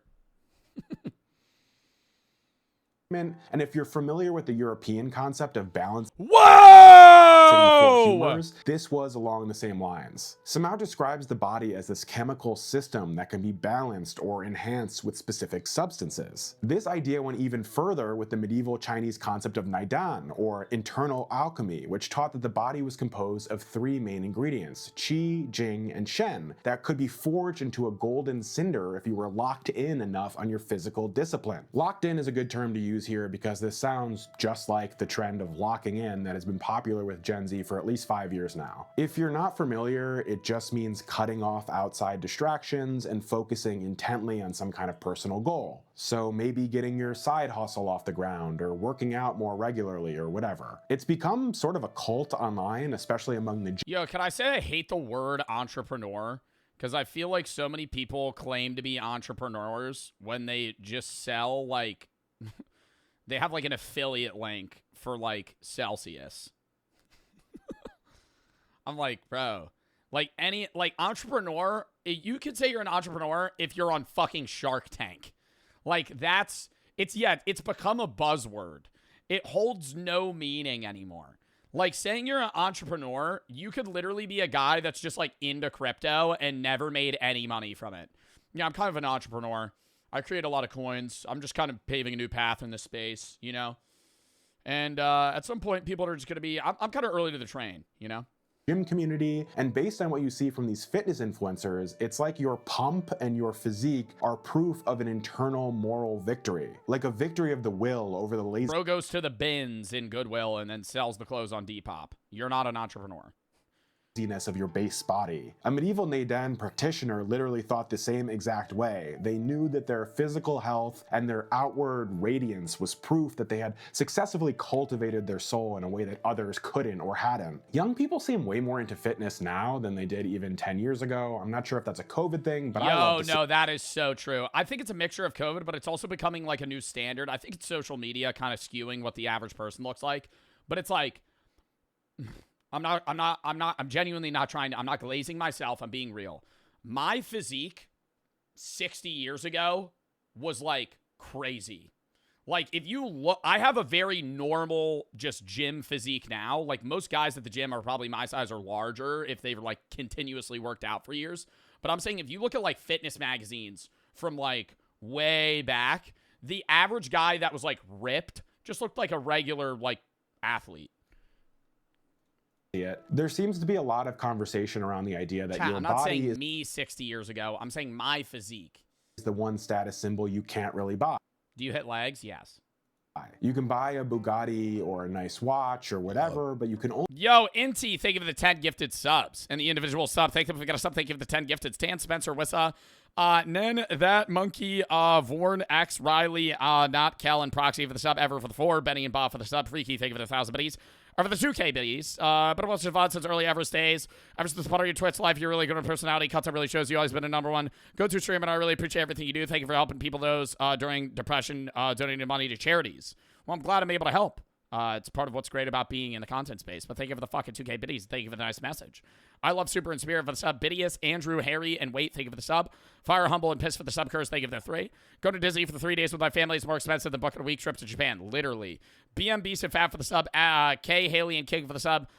Pickle for the sub, CCB for the sub. Only achieve a truly amazing physique, Bugatti or a nice watch or whatever, but you can only achieve a truly amazing physique through countless hours in the gym, so it's really the most impressive thing you can have. There's also this quote from the video game Disco Elysium where a bouncer says to the main character, "Your body betrays your degeneracy," and that always sticks in my head when I don't want to go to the gym. I just felt like including that. I like tossing random tidbits into these videos. Yeah, I think physically, like, outside of, like, monetary status, yeah, being in shape is usually perceived as good.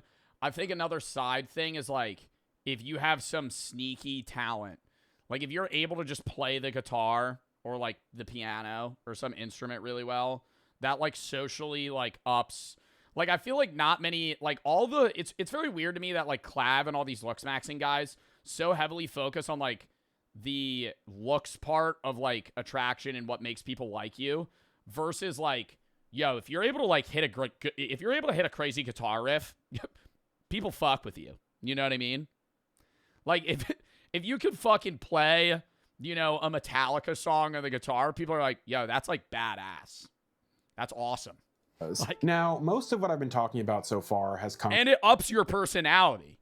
From the Song Dynasty, which lasted for a few centuries right smack dab in the middle of what we would consider the Middle Ages. But the Middle Ages lasted almost 1,000 years, so what about the rest of medieval China? You know what? I'm really glad you asked that. First of all, the Middle Ages happened differently in China than they did in Europe. Basically, even though there are quite a few Song Dynasty parallels, Gen Z is actually in more of a late Ming phase. That's right, I said it. In the earlier Tang Dynasty, which lasted from 618 to 907 AD, your identity was defined by your clan or your rank in the military, basically how people's identities have been defined for most of human history. You were a cog in the great chain of being, and the same thing was true in medieval Europe. You existed within a feudal system put in place by the divine mover. By the late Ming period, which went all the way into the 17th century, there was this rise in individualism that started to run so deep that it turned into the same kind of identity crises and obsession with labels that we see among Gen Z today. You see, Chinese society had reached a level of complexity to such a point that people started to define themselves by their personal quirks and not their family or job. So instead of saying, I am a soldier, a late Ming youngin might say, I'm a connoisseur of rare incense who suffers from melancholy. In a similar way, oh my god, yo, we're literally reaching that now, bro. Holy. You'd be hard pressed to meet a young person today who primarily identifies by their profession or their Yeah, nobody, you usually intro that and then you immediately want to talk outside of it. I feel like it's usually frowned upon in today's society to be somebody that only cares about the profession. I will actually agree with that too. If somebody only is able to talk about their job, that's lame. Like, there's a lot of social media. I always talk about social media to other social media people, but the biggest sign that I fuck with somebody that I've met through social media that is an influencer is their capability and capacity to talk about things beyond social media. Like, if I can only talk to them about influencer shit, then we're very surface level friends. Like, other people that I've met and talked to, like Sneeg and Zeusy, I mean, Chris was already my IRL friend, or like, even like Jinxie, like, I'll just have conversations with him. Like, it's not just, hey, what do you think about this streaming idea or some shit? Same thing with a job. Like, if you meet somebody and they're a carpenter and all they could do is talk about work, it's like, I don't give a fuck, right? In any sense, it's like, let's have something that's shared ground that we both like. Because most people don't want to just talk about their jobs because your job doesn't define you. It does in some way, and I think there's a level of like lack of care entirely is like, whoa, like there is some attachment, you know, like if your job is you're a fucking doctor, you know, that's a part of your goddamn life, similar to any job that you have, but it's like it shouldn't be the only thing that matters to you. Find me a 22-year-old who introduces themselves as Garrett the American plumber, and I would genuinely be... So is being unemployed the way? No, because then conversely, being unemployed is your personality. It's like, if you have a job, people that make their job their personality is lame. But when people have a job, they usually reach for other things that become their personality. Whereas being unemployed, it's like, oh, like unemployment is the personality. Shocked. I'm sure Garrett will now show up in my comments to prove me wrong because that's how YouTube works. Instead, just like the Ming youth, young people now might identify as a neurodivergent creative with a hyperfixation on looks maxing. It's this obsession with self, and it can be dangerous because... What would my call tag be, chat? You stop viewing yourself as part of a wider community and start squeezing yourself into these ever smaller and more specific boxes. The late Ming period was a kind of renaissance that ultimately failed. Autistic chud. Okay. It was this explosion of individual expression and art and looks maxing and everything else, but it was cut short by the Manchu conquest in 1644. I honestly think we're going to see something similar with Gen Z in the coming years. They're in this period of extreme self-expression and pursuit of individual destiny right before a massive systemic reset comes. Maybe that's AI, maybe it's something else, only time will tell. Anyway, we just briefly stepped outside of the Middle Ages, so let's bring things back a few centuries for our next comparison. I want to go back back to those Song Dynasty third spaces we talked about earlier. One of them was the Watsi, or the Pleasure Precinct, which sounds pretty good already. Basically, during the Song Dynasty, the government moved away from these strictly managed residential wards and allowed for the growth of pleasure precincts, or Watsi. If you've ever seen The Wire, this was kind of like the medieval Chinese equivalent of the Amsterdam experiment. The Watsi were these chaotic 24-hour zones where all the basic social rules were temporarily suspended, kind of like the medieval equivalent of the unregulated internet. Now, if you let a bunch of young men loose in an area with no rules, the first thing they'll be interested in is prostitution, but in the modern day, you... Oh my god. Wait, no, literally, bro. Already checked that like the red light district or some box shit. With online adult content and gooning. After those urges are satisfied, literally the very next thing they want is to gamble. It's a tale as old. Wow. Yo, dude, all right, now we're simplifying men to very, very dumb. Oh my god, wow, that makes men really seem fucking stupid. Oh my god, yeah, you throw a guy down, you throw like a 23-year-old guy in Amsterdam, he's going, let's go to the red light district, gamble, and then take drugs. That's like, that's the big three. Let's go pay to have sex, lose money, and then get high. This time, and it was a big problem in the Song Dynasty pleasure districts, and it's an even bigger problem now on private gambling Discord servers and even huge publicly accessible apps like DraftKings and BetDSI. I see so many young people now who are almost turning online gambling into a sort of career path, and guess what? They did the same thing back in the day too. Yo, it's fucked. There are guys that, it's like a very, very small percentage. There's guys that make money on like sportsbook shit. You know how there's guys that like sell those Discord? I think that shit's stupid. I think there's guys that like min-max the betting odds really well and they can con the system a bit.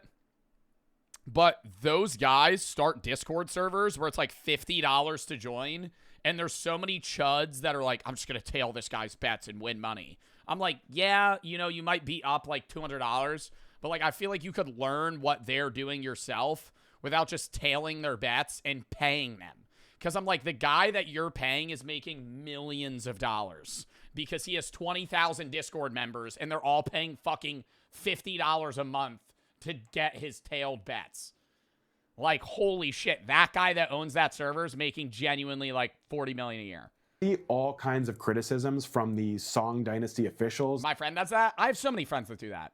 Whether they do it themselves or they're the one that pays the server, whatever. Like Sima Guang, who laments that young men are abandoning the plow and the book to chase the flip of the die. There's also this modern sociologist named... Dude, just bet $100 in minus 2,000 odds and win. Yeah, Curzy, the problem with that, I'm a big fan of sports betting. I promote DraftKings. I like sports betting, right? The problem with betting $100 on minus 2,000 odds is you're going to win like $2 back. You're going to win like $1, bro. If you bet $100 on something that's minus 2K odds, you're literally going to get $101. Like, you're going to get nothing back because it's just like basically a 99% chance of hitting. Beverly Yuen Thompson, who writes... And then if you lose, you lose the $100. Great stuff about subcultures. And she's noted that fringe groups usually start to form when the mainstream promise of hard work equals success is broken. In the Song Dynasty... Like, did y'all see during the Super Bowl, there was that one guy that he made like $1 million bet on something that was like minus like 1,000 or 2,000 odds or something crazy. He bet like $1 million to win like 100K. And I was like, wow. Like, yeah, 100K win, that's crazy, and it's like the odds are there, but I'm like, in the back of my head, I'd be like, damn, dude, if I lost $1 million on a bet to win 100... Your ticket to success was passing the imperial exam, but you could study 30 years. Dynasty, your mainstream promise of hard work equals success is broken. In the Song Dynasty, your ticket to success was passing the imperial exam, but you could study 30 years just to fail an exam that only had a 1% pass rate. That's a bad bet. Young people now are seeing the same thing. Their parents bought houses and supported an entire family on a modest single income, and now they can barely afford their rent. In this kind of paradigm, why wouldn't you open up DraftKings and put everything you own on some ridiculous parlay? Why wouldn't you dump your whole portfolio into some meme coin in the hopes it'll take you to the moon? We might think of this younger generation of gambling addicts as just irresponsible kids whose frontal lobes aren't fully developed yet, and that's definitely part of it, but they're also making... I mean, I think that any young man, even earlier in time, would still gamble if the opportunity presented itself. It was just like far and few between. You know, you're going to a horse race, you're at a casino that you could actually physically gamble at. But like, people like betting money in any instance, in any situation, regardless of financial stability. And today it's just like day trading, meme coins, and like stake.com. Like those are like the big ones. Like unregulated gambling sites and like faulty betting schemes that are just either going to hit big or you lose everything. A desperate, calculated attempt to exit a system that has already failed them. Going back to the WOTC, the pleasure precincts, the reason they never fully took over... Gambling's for fun, not a way to get rich. I agree. That's how I perceive it. There are guys that get rich from gambling, but I think most people that partake in gambling, even if they're frequent DraftKings goers or FanDuel goers or somebody that does sports betting a lot, sports betting's a little bit different because people tend to be less addicted than like online gambling, like stake.com or Roobet or like RainBet or one of those. But like, even so, if you're sports betting, you're usually going, I want to bet $100, I'll make $300. Nobody, like the guys that are doing sports betting and putting $10 on a fucking 20-leg parlay with plus 15,000 odds are idiots. You know, like those guys win 1 out of a million times, and one of them posts their bet slip on Twitter of them winning, and everybody goes, oh my God, no fucking way. But it's like, it's just like hitting the lottery in that sense. Society is because you had to physically go to them. There was a spirit of anonymity. Basically what happens in the WOTC stays in the WOTC, but you still had to go engage in these acts in a somewhat public place and deal with the internal shame of that. Now, horsey game, yeah, Bart Bucks, channel points. My chat is addicted to betting fucking Bart Bucks which have actually no physical value. With the internet, young people can indulge in all of their most base desires without ever even getting off the couch, and it can literally cost them their entire future. It's worth noting too that when you have a bunch of young, desperate people gather— Let's run a coin flip. I'll flip it. They already did it. Yo, they did it as I said it. As I said that shit. All right, heads or tails? Heads or tails? Okay, one coin flip. I'm going to flip it first. This one doesn't count. It's going to be the next one, right? So whatever it starts on, it'll be next one. Wow, why is 70% of people on heads? Wow. Oh, we got like 8 million channel points on the line. 10 million channel points on the line. Almost 50-50 odds here. You realistically, chat, if you want the sneak pick here, there's around 50-50 odds on a coin flip. If it was IRL, I think it's like 49.5, depending on which side it starts on. But you want to bet on the one with lower odds, because that's how you win more money on channel points. But it's like almost even. Okay, we have 20 million channel points on the line. Good luck. Tails. Tails never fails. That's what they always say.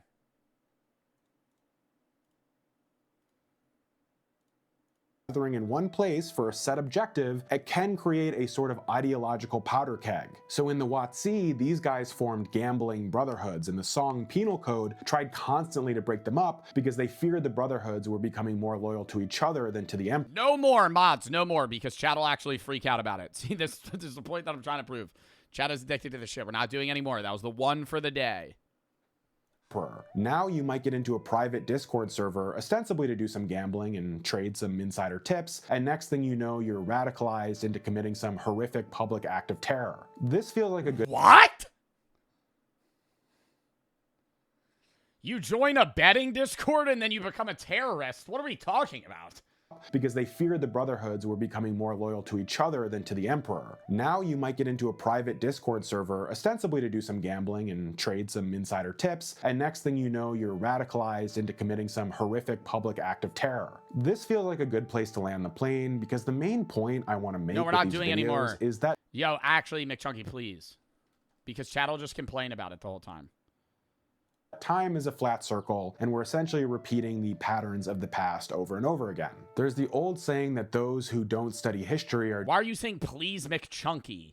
Oh, are you mocking the other chatters? doomed to repeat it, but it seems like even when we do study history, we're powerless not to make the same mistakes. The difference now, of course, is that these things are happening on a massive global scale with the full weight of tech companies and government institutions behind them. A soldier in the Song dynasty might drunkenly head to the Watsi and lose his monthly wages, and that was it. A young 20-something now might obsessively bet his entire savings on an app on his phone and ruin his whole life before it's even started. This is why we need to pay attention to these trends and recognize that even though human behavior hasn't changed, how we respond to it can. But what do you think? Has this video found you at a very medieval Chinese time in your life?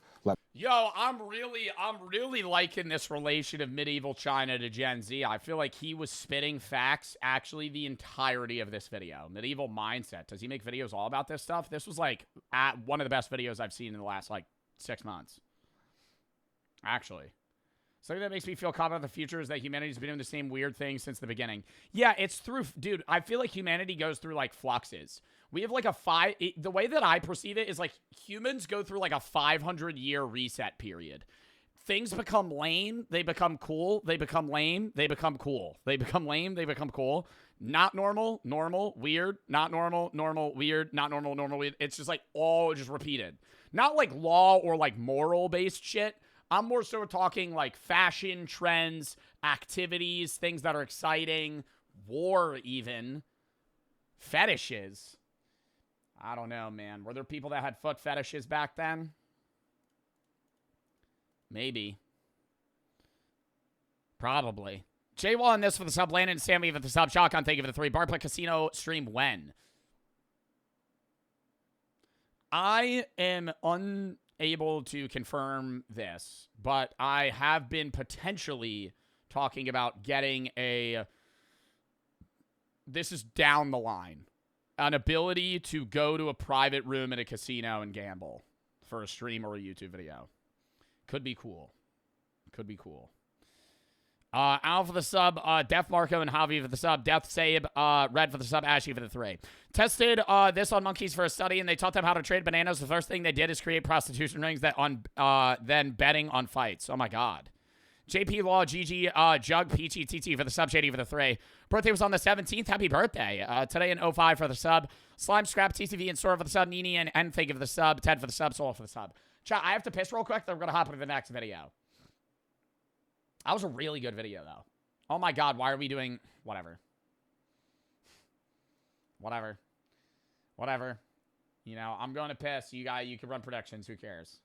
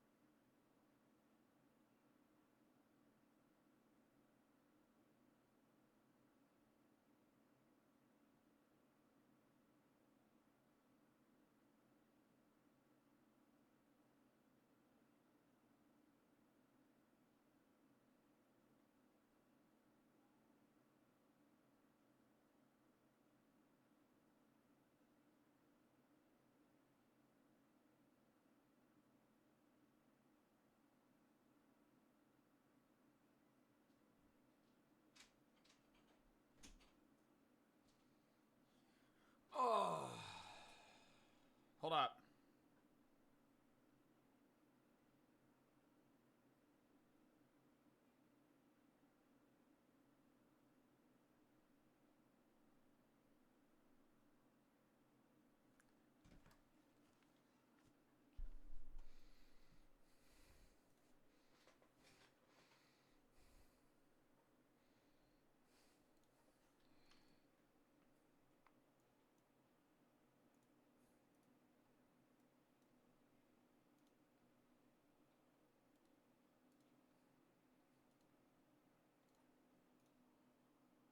Wow.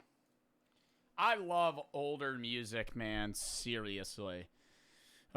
Should we make a playlist for tomorrow? Maybe at the end of stream. For 420, we make a playlist. For the 420 stream. Dude, I'm a little nervous, man. Should we do a little sneak peek of the shit we got? I'm not going to review any of it. Well, this is the... For after the 420, for after 420, we're doing this. Oh. This is just full of foreign snacks that Pop Snack sent me. Some are like, well, they sent me this message. I'll read that tomorrow. But it's like foreign Oreos and like fucking drinks and shit. I think it'll be really fun. I'm excited. But that...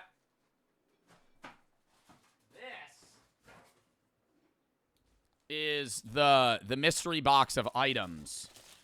The rolling tray's just out, so I know it's that. I already know what's in this. A bong, some other shit we're gonna unbox, and then the mystery weed box, very fitting, is actually a backpack with just a bunch of weed, and it reeks.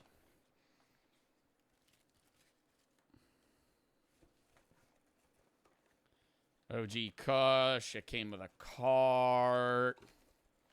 We're doing a little grab bag. I'm not going to show everything.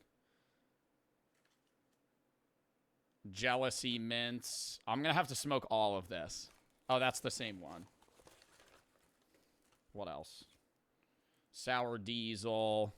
That's stickers. I know there's edibles. Then I also have regular weed. Here's other shit.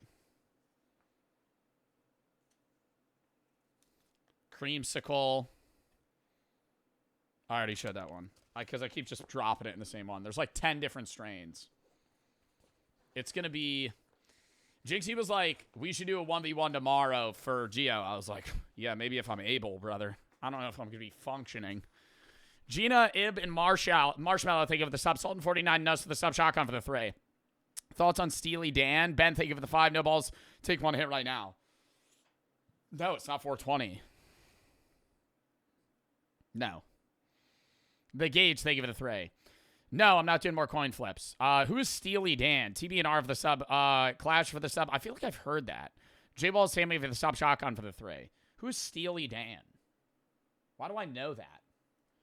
What is Steely Dan? Oh, it's a rock band. I was going to say, why have I heard of that? I don't know if I know any of their songs off the top of my head, though.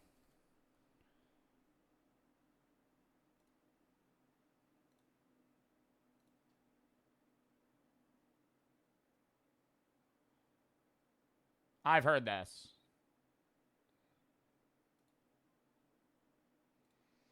Dude, I don't know. I think I already have like some of this shit, bro. Like, and then I also have some of my own gear.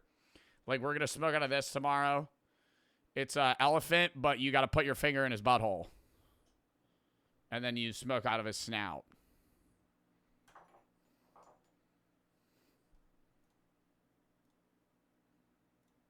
All right, let's lock in. Next video. JoJo's here? Oh, you're saying JoJo reference.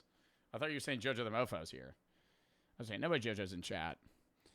How private equity turns your favorite channels into slop. Lock in. I'm going to rant right now, chat. I'm hoping you know this is probably going to be a long react. How private equity turns your favorite channels into slop.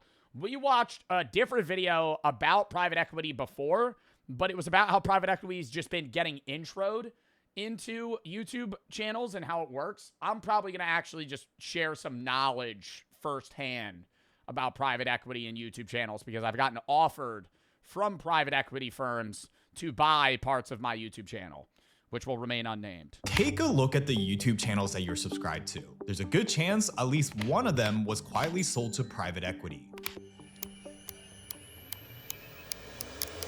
But hold on, how? The creator is still there and the thumbnails look the same, but behind the scenes, the same guys behind Blackstone are now calling the shots for your favorite creator. And unlike an ad read, and they have infinite money. They have infinite money. These are companies that are coming to YouTubers and going, I want to buy the last 3 years of your video. It's more complex than, I think he's going to actually dive into the logistics of it. And where he maybe doesn't talk about it, I'll share my own experience either way. But like, it's not as simple as like a private equity company is just going, I'm buying Mr. Beast. It's a lot more complex than that. the creator is under no legal obligation to tell you that the channel quietly changed hands. So really, you actually have no idea whether this channel is bought out too or not. It's not. It turns out it's not slowing down because private equity firms have quietly spent over $4 billion buying YouTube channels. But what's weird is that it's not even really going that great. Early signs are seeing the creators who built the channels walking out, videos starting to slowly suck, and the private equity firm that bought them can't. All right, well, Quebblecop AI. Quebblecop AI, I don't know if that has to do with private equity. I think that might just be a miss in the content space in general. Can't even milk the ad dollars that they were counting on. So then why is private equity continuing to double down? Well, because what they're really paying for is your trust. Trust that doesn't just sell VPNs and mattresses, but trust that can help pick whichever candidate protects private equity's interests. And not only it is so much more complicated than you... Dude, I feel like I need to go on, like, Paint to, like, actually, like, show this. I don't even know. Have I ever talked about, like, my experience with private equity on stream before? I know I watched that video, but I feel like when I watched that video before, I hadn't gotten an offer from private equity yet. And then, like, I actually got into this shit, and it's, like, horrible. So say this is my channel. Oh, God. Say this is my channel. This is Joe. This is Joe Main. But I also have a lot of other bubbles. Joe Gaming, Joe Philosophy, Joe VOD. A private equity firm wants to look at your stats at all of these, you know? And they're going to be reading into your audience analytics, your CPM, which is how much money you make per 1,000 views, as well as how frequent you post, and also the analytics on how popular your videos stay, like plus 1 to 2 years down the line. Because the majority of YouTube videos are going to get like 99% of their views in the first 2 days. Or not 2 days, first like 2 months. So they look at all this and they decide they want certain parts of your channel. So me specifically, I did not get an offer for the VOD or Philosophy. Private equity firm came to me and they wanted these two. They wanted my main and my gaming channel. What they originally offered me is as follows. And I'm not going to talk about who this is or, you know, I'm not going to give names or anything. But generally speaking, there was like a few offers they go through. There's 3 types of deals with private equity. The first one, which is generally becoming the most common now, is a 50-50 split. At least from what I've heard in my own experience. Now, what that means is YouTube already takes 50% of your ad revenue. So if a YouTube video makes $1,000, it actually made $2K, but YouTube took $1,000 of that off the top. What this would do is private equity would end up taking the out of the $1,000, they would just get, you know, $500. What they do is give you a lump sum of money off of your analytics. So they go, we're going to buy your entire channel's YouTube ad revenue 50-50%, or 50-50 split for like 3 years. So they want 50% of your ad revenue for 3 years, and they'll give you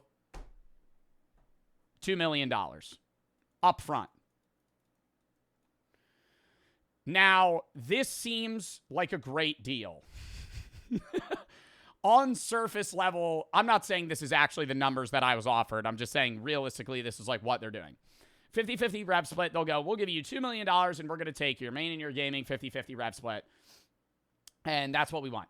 It's actually not, it's not like 2 million. What the number would actually be is like this. 2,568,000 472. $2,568,472. Very literal number, because they're mathing out how much they think you're going to make and how much it's going to take, or how long it's going to take them to recoup the money that they give you. Now, it's actually usually not like a 3-year term. It might be like 18 months. They're going to do like an 18-month term.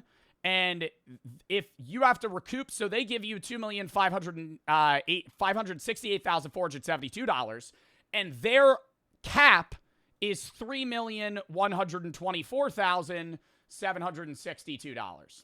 So they're giving you this, right? $2,568,472 on an 18-month term. So that means that they're getting a 50-50 rev split for 18 months unless they get $3,124,762 back.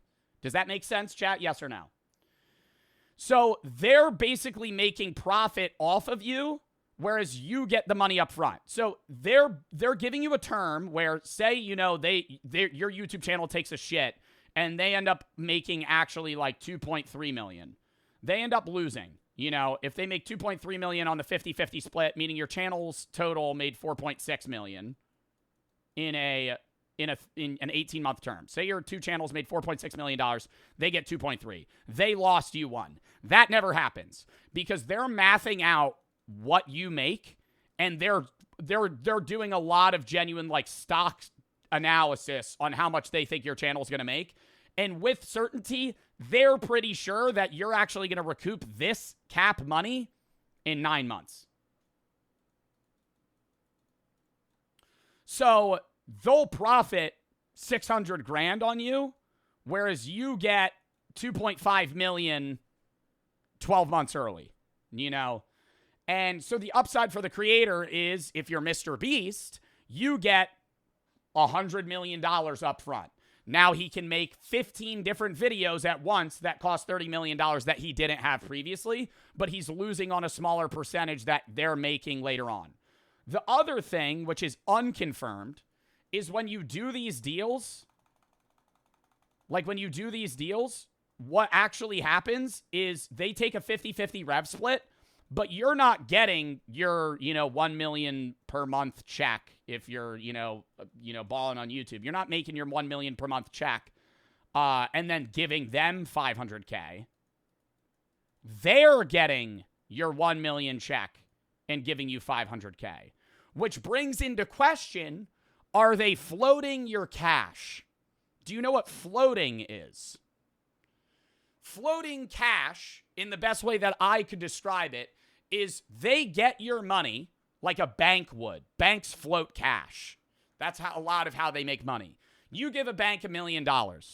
That money sits there. Guess what they're doing? They're investing your money. They're taking your money and investing it, making some off the top, and then when you need the money back, they give it back, right? And they've made money on your money. So that's an argument on whether or not they're doing that. That's less known. That's like an obscure, maybe they're doing that, maybe they're not. But the money goes to them first and you get it secondly instead of the other way around. The other deal that used to be more common and is no longer common is a backroll deal. I can't type very well with MS Paint. That says backroll. A backroll deal would mean that they're getting none of your new content. So anything from today onwards is 100% yours. They're getting, conversely, 100% of any video from 2023 and before. These deals are getting offered to YouTubers that have a lot of rewatchability. People that you're going back 6 years to watch their shit. I'm not saying they've gotten a deal, but for example, Smosh, Cocomelon, The Outdoor Boys, Markiplier, right? Guys where it's like, a lot of their YouTube revenue is from a long time ago. These were like more common, I guess, like, you know, maybe a year or two ago, whenever it became, you know, fucking, I guess, more popular. And then it transitioned to this. Another type of deal they do, and sometimes what I ended up negotiating, and I said no to it, is they ended up wanting to do a 70-30. They wanted to give me 70% of my revenue, and I'd give them 30% of my revenue. The way that it mathed out, it was an 18-month deal, and they were going to recoup their money in 12 months. It didn't make sense for me to do it. There's no reason that I would do that, because then they're just making money off of me, because in this 6-month time frame is actually how long it should have taken them to get their money back, meaning they're making, you know, 8% on their investment on you. They're making more on you than they are on the stock market, you know, in that small time frame. The only other common deal, third deal, that I know of specifically is like an 80-20 towards them. So this would be like just private equity. Private equity would be getting 80%, you're getting 20%, but they're giving you 30 mil up front. And the deal is you have to post at least 3 times a week. You know, they're giving you 30 mil, but you still have to post as frequently as you used to. And the way that they get around this is changeable percentages. So most deals are this first one, but a 50-50 deal starts at 50-50, and every month it changes. So and this is how they sneak it in the contract. They give you a 50-50 deal. We need to recoup $3.1 million, say, and the first month you don't perform, and they get 50% of 100K when you were supposed to make 200K. So then the next month, it looks like this.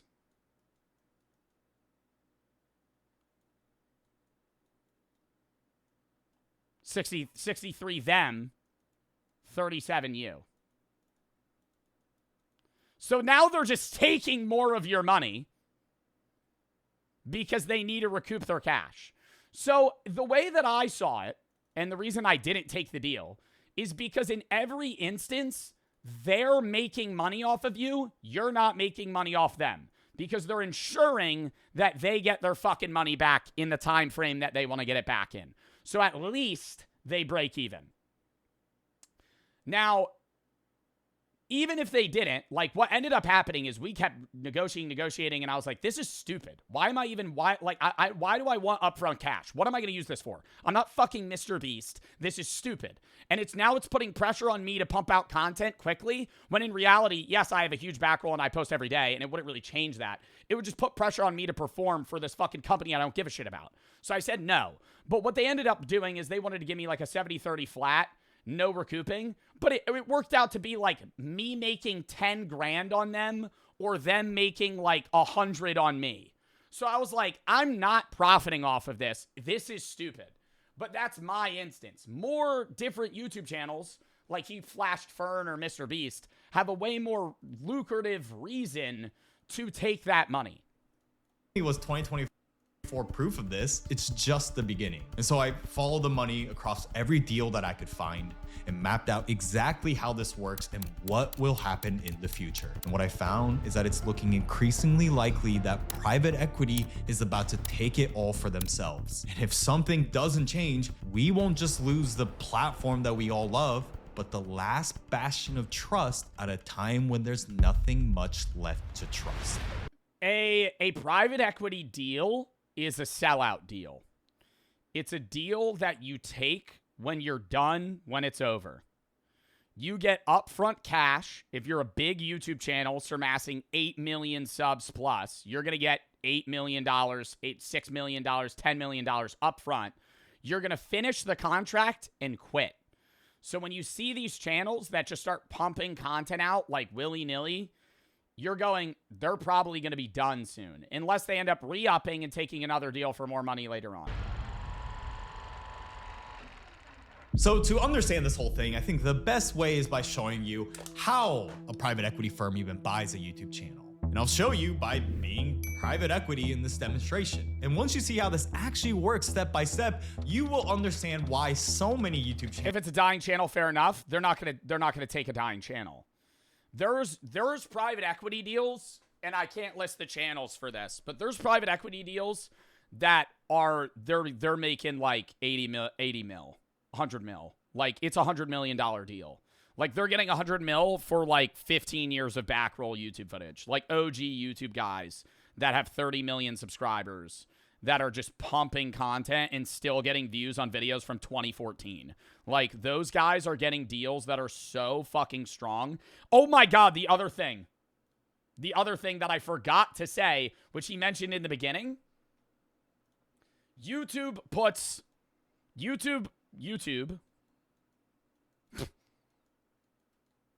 wedges ads in my videos. Joe Bart. Main and then gaming. YouTube wedges ads in my deals, right? Or not in my deals. YouTube wedges ads in my videos, of which I get 50-50. The other thing private equity groups do is put their own ads into your videos. So if you have a YouTube audience that they like and they think they could sell to, like my YouTube audience tends to be older skewing, right? So my YouTube audience, even though a lot of you guys are teenagers, tends to be 19 to like 26. That's like prime selling age. You could fucking sell them everything. Maybe even like 30 is actually ideal. Because those are the people that are single and have money. Is like people in their late 20s, early 30s. So say you sign a deal with them, they're going to have YouTube put ads in your videos. But they're also, instead of like, say you have a YouTube video, and this is like how it looks. Actually, let me just show my YouTube studio for this. I've showed how absurd this is as well. Like, I'll show the Etsy video. This is the Etsy video that I posted. These are the ads that are in the Etsy video, right? Hold up.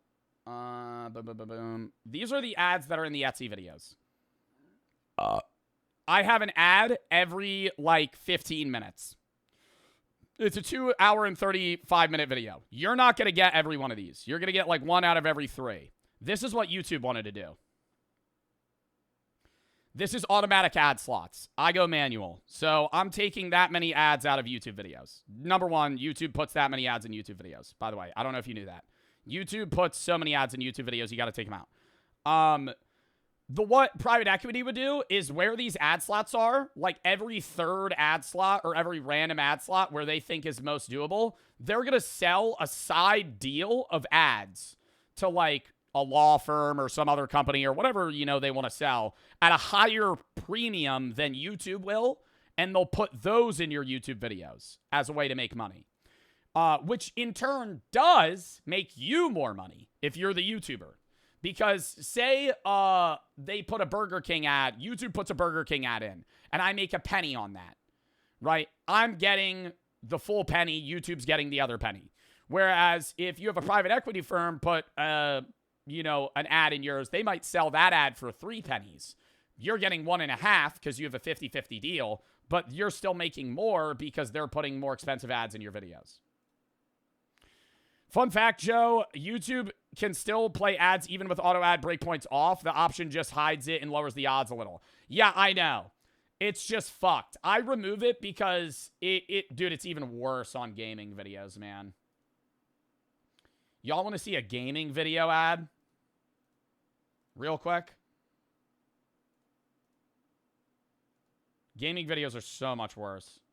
Like, this is Horsey Game. I just posted this yesterday. 2 hours and 15 minutes. This is what I did. That's what YouTube did. They wanted you to watch a mid-roll or a pre-roll and then watch a mid-roll a minute in. Removed it. 12 minutes. First ad. So if you watch a pre-roll, you don't even have a chance of getting an ad in my world at 12 minutes. But YouTube will, you know, sometimes wedge ads themselves. So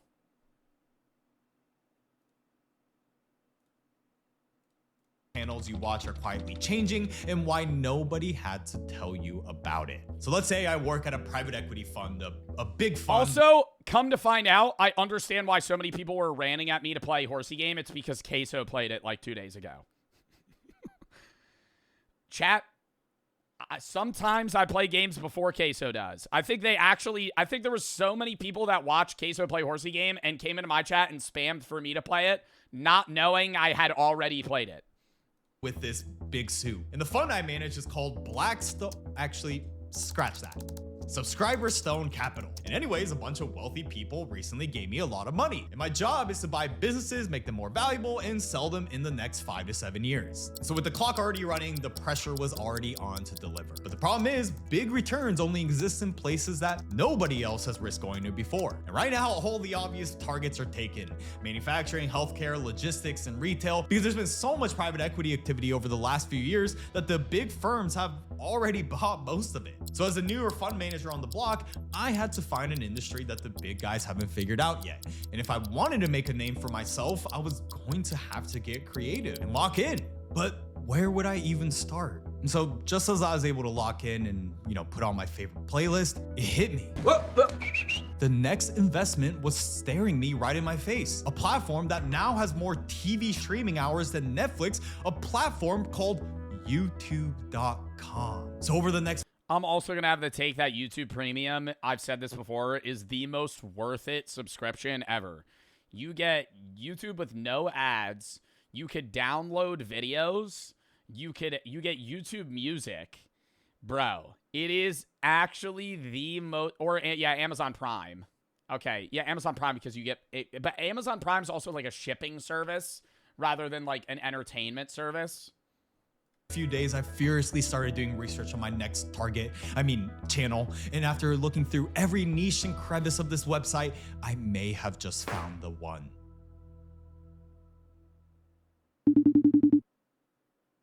So let me walk you through how I, as private equity, exactly would identify the perfect fit. So thank you for joining Subscriber Stone Investors. For today's meeting, I have 3 criteria on why we need to invest in this channel. And the first and foremost is this channel has a proof of concept. This channel has predictable revenue every single month from AdSense. And this channel probably has a tiny team. Let's just say probably around 5 to 6 people with low overhead. But this brings me exactly to number 2, which is potential. So as you can see here, this channel has inconsistent views, but it has a loyal audience. So as long as we find the right topics and format, this can be something we can grow into. Third, running out of time, so I'll tell you about it later on in a different meeting. So anyways, even without that third criteria, you can start to see what private equity firms are looking for when they decide what channels to invest in. But here's why we've only seen the beginning of this. Because after crunching the numbers, let's say I found this Gen channel makes, say, $1 million a year. And in any other industry, a business doing $1 million a year with margins like this would cost me a fortune to invest. Yeah, that's the thing is like the profit margins of YouTube channels are way higher than of regular businesses. Like a regular business grossing $2 million a year is profiting much less than a YouTube channel grossing $2 million because a YouTube channel realistically has like a low investment overhead and also like 2 employees. With YouTube channels, I come to find out that they sell to 3 to 5 times their annual earnings, but what I can sell it for is a completely different number. But before I get to that, I had a problem. Because when my boomer boss has never even heard of Mr. Beast, he came from this world of spending $500 million on a single hospital, how was I going to pitch him this opportunity? Now, after some convincing, he reluctantly agreed, but now the pressure was really on. If it helped. Can you still have sponsors? If so, do you share the money with private equity? Yes and no. You don't share the money in a built-in ad with private equity, but you could still have sponsors. It's the same thing with, it depends on the contract. Private equity would not usually try to reach for that amount of money though. But then you also have like a side thing where like you have management, right? Like my management takes 20% of what I make on ad revenue, right? Like ads they bring me, right? So if I do a fucking Marvel Rivals ad, I make 80% of that because I didn't get that ad myself. But like my YouTube revenue or Twitch revenue, I get 100% of. Now, there are people that sign shitty deals. There are streamers, I'm not going to name them, that get 30% of their actual revenue on Twitch taken out of their paycheck and given to a management company. Like, that's rare, but it does happen because they sign bad contracts. All goes wrong, I'm cooked. Now my job was on the line. You seek out ads yourself? No. I have a management. I have my management do it. I work with Night Media, and I love what they do, man. Like, I've had the same manager for like 4 years now. Fucking shout out Ben, bro, great guy. No, I used to search for ads myself back when I did YouTube shit. Now he does it. Now, or not he. Everybody on that team does, and then I talk directly to him. But no, they just give you, they go, hey, here's an offer, blank and blank. Do you want to do it? These are the details. You go yes or no, or you talk about it, and then you maybe renegotiate. Do it, don't do it, blah, blah, blah. And stress. Good management companies only take cuts of things that they have involvement in. At direct in baked in ads, merch, like shit like that, because it's like they're hands-on working for you to do that shit. Maybe this was a dumb idea. So they should What get am a cut. I even doing? I should have just invested in another hospital. But then I remember something a wise man once told me. Just do it! And that's when I realized I had to go all in. Because just buying one channel isn't the play. The play was something much bigger. So I bought 9 more similar channels for a similar price. But here's where the math gets really interesting. You buy different channels on different ends of the political spectrum or trend marketing, so then you could hedge your bets based on who's in office and who's popular in a given time frame. You buy Asmongold and Hassan. That's the move. Your private equity, you buy Hassan and Asmond, and now you have both ends. What I do next is to combine all 10 under one company in what's known in the private equity world as a roll-up. And what it unlocks is a few things. One being greater efficiencies, because now the same legal team handles all the contracts. Longest react of all time, shut up. Same person negotiates every brand deal, and same thumbnail testing operation, accounting, and compliance. It's exactly what private equity has been doing for years with hospitals, but the biggest unlock is what this now means for me and my investors. Because remember, I bought each channel for 3 to 5 times its earnings. But after this roll up into my portfolio, as a whole, this now sells for 12 to 20 times earnings. So without making any of the channels better, just by buying them, putting them under one roof, the valuation is now 20 times more. It's exactly how I make a shit ton of money, and it's the power of multiple arbitrage. So a few years pass, and now my boomer boss is happy. It's very rare, though, that they buy the 100% of the channel because that reduces motivation for the creator to continue making money. You have to give the creator a percentage of their earnings naturally, because otherwise they're not going to continue to pump out quality content because there's no incentive to, because they already have the paycheck. 20 times more. They just have to fulfill the minimum contract requirement. So you need to give them a percentage. How I make a shit ton of money, and it's the power of multiple arbitrage. So a few years pass, and now my boomer boss is happy, and he can't stop bragging to his friends about how much money he's making from this site called YouTube.com. Say that again? Are you saying say that again like you're confused, or say that again like, huh, say that again? The problem is, I still haven't paid back any of my investors. We're at year 4 now, but remember, our fund's investors are expecting returns by year 5 and 7. So the clock was starting to run out. So now it wasn't just about locking in. I have to make money. So now it's all about optimization. That extra day that we used to give to make the videos better are cut. No, we want more videos per week. Let's also optimize content strategy. Those videos that the creator thinks that is interesting, who cares? Those need to be under strict questioning now. Instead, what we need to be doing are videos that are proven to perform. That's the priority. And just like that, similar videos are now starting to get put out week over week. And we're pumping them out like a content factory. And audiences are slowly starting to notice that something is a bit... Like, some people say Fern sucks now, and because they were bought by like private equity or some shit. I still think Fern's videos are goated. I don't know. Like, I feel like that's one of the...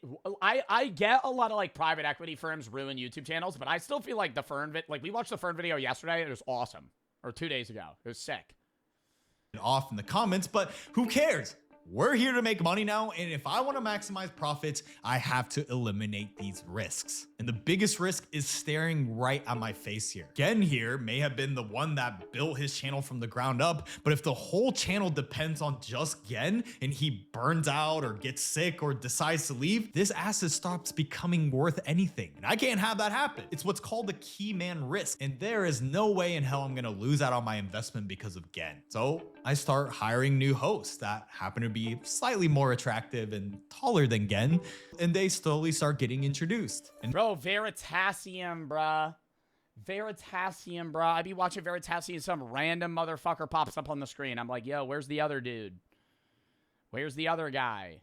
Who the fuck are you? now that we have more hosts, we can start launching more channels, like Gen Plus. And since we're now pumping out videos every day, it's too expensive to hire a creative director, so scripts start getting approved by AI to make sure it's brand.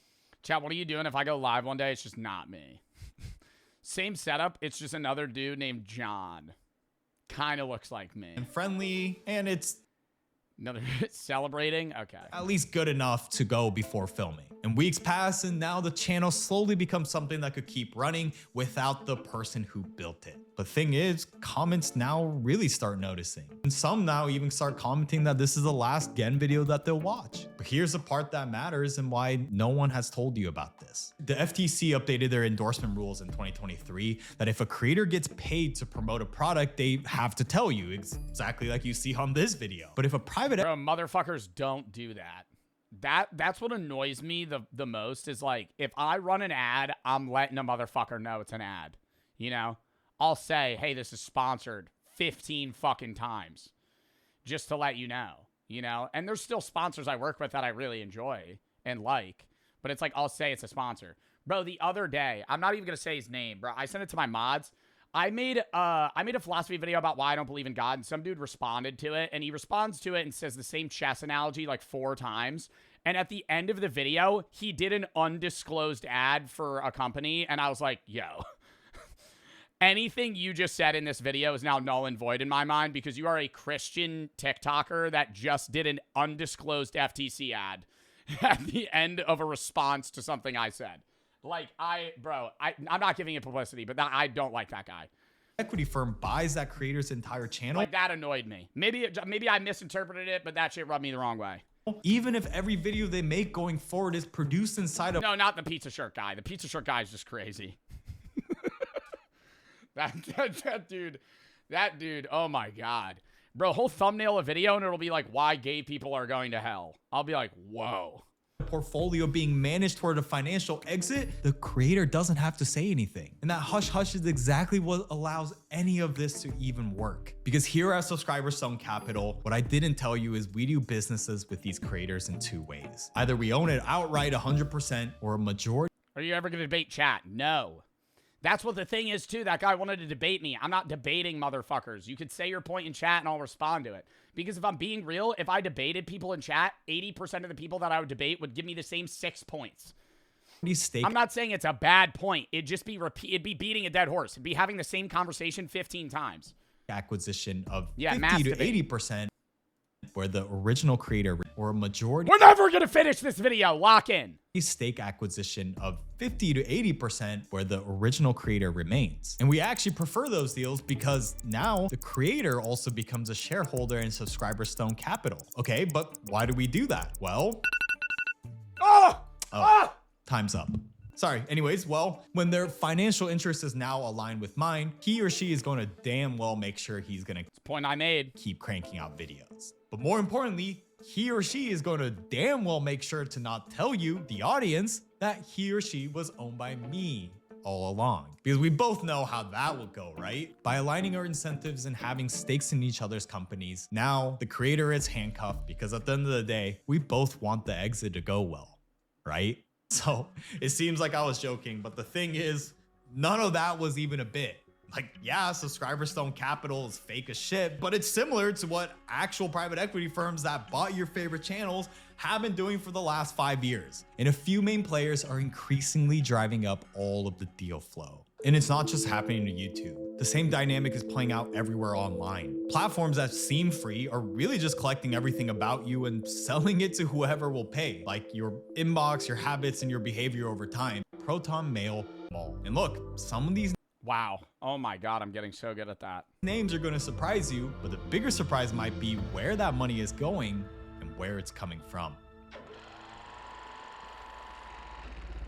So we're looking at 3 main players and their portfolio, but why not start with the first and the biggest, Electrify Video Partners. Based in London with $135 million raised and backed by another private equity firm called Capital D, they've been buying up a bunch of channels over the last 5 years. And you'll definitely recognize at least one of them. From Fireship, which is a coding education, Simple History, history animation, Improvement Pill, self-improvement, and this one really surprised me, Fern, that amazing documentary channel, but the biggest and most significant one is Veritasium. Ran by Derek Muller, Electrify became the he's never in those videos anymore. Majority owner and took over hiring, logistics, compliance, taxes in a deal that allowed Muller to stay on as he stayed on probably as a creative lead and also like a behind the scenes director.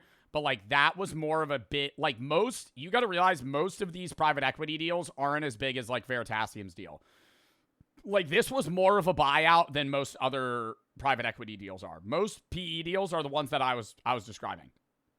Like, this is probably like they bought, 100% of the channel. He stays on with like a net salary or something as like a creative lead. And this was probably like genuinely $100 million deal. As co-owner on his 20 million subscriber channel. They would take care of things like hiring, production, logistics. This deal was actually announced a few years ago in April 2023. But hold on. Take a look at that date. The deal closed in 2023, but he didn't directly tell his audience on YouTube until Christmas Eve of 2025. So why did he wait? Well, I imagine it's because they knew exactly how people would react. Oh, and I say they because he also became a shareholder in Electrify itself. I signed the deal. Oh my God, wait, but I can't even be mad at this motherfucker though. Yo, he got a deal. He got a percentage of the private equity firm in a buyout. Like, this guy is actually a genius. Like, he probably made more than his channel would make in his lifetime in this fucking deal. Yeah, he probably made $100 million. Genuinely. He probably made $100 million and got like 2% of the company. Deal in April 2023, and since then, Veritasium has been owned and run by me and Electrify. So obviously his financial interest is also aligned with the firm's eventual exit. But to be fair, it was also a smart business move. By keeping it low key and then going on to create 3 of the channel's most watched videos ever and subscriber counts continuing to grow by 50%, by showing that nothing has changed and then announcing it, there's not much things that an audience could say. And especially if... Yeah, they can't even be mad because if anything, he's pumped out more content that they've enjoyed until finding out that it was owned by another company. Muller is still there and the videos are still quality. If we look at just the numbers, Electrify did make Veritasium better. So the important nuance here is that private equity takeover of a channel doesn't automatically equal bad, but you know by now that if every deal looked like this, there'd be no video. Because remember what I said earlier about Keyman Risk, which is a perfect transition to our second player, Lunar X, which was specifically launched by former KKR executives to invest in digital-first media brands. And they made a splash onto this scene in 2022. Wait, Game Theory?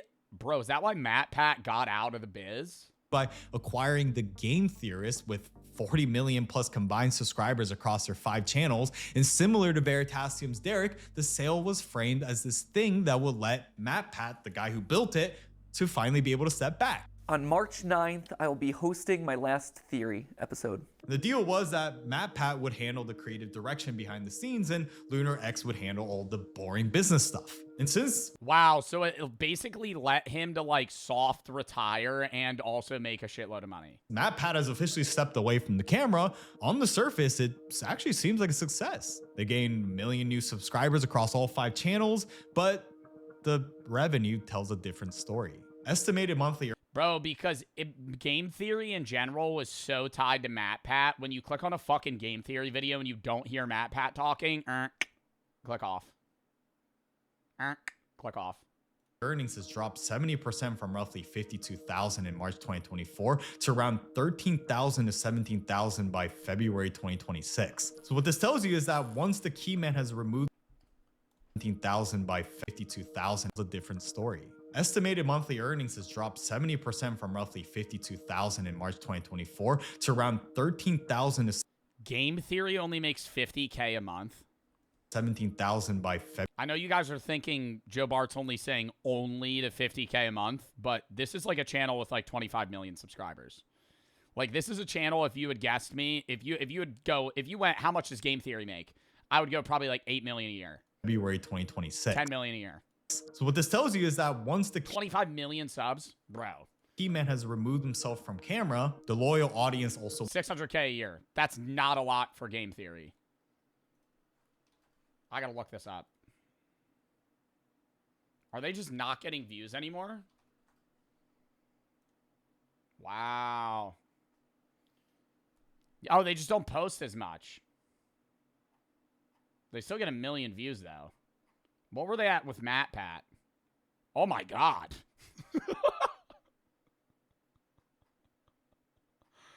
Yo, they literally lost like 80% of their views since Matt Pat left. Holy shit. They were getting 5 million views a video. Maybe like one on a bad. 7 million, 6 million, 3 million. He fucking leaves. And then it just starts dudding comparably. Like 1 million views is crazy. Like they're still getting more views than I do on my channel. But like they're getting that on one video a week. And it's still like a 70% drop. went away with it. Now, it remains to be seen if they will recover, but for some... What are my YouTube views? I don't be checking, like, long term.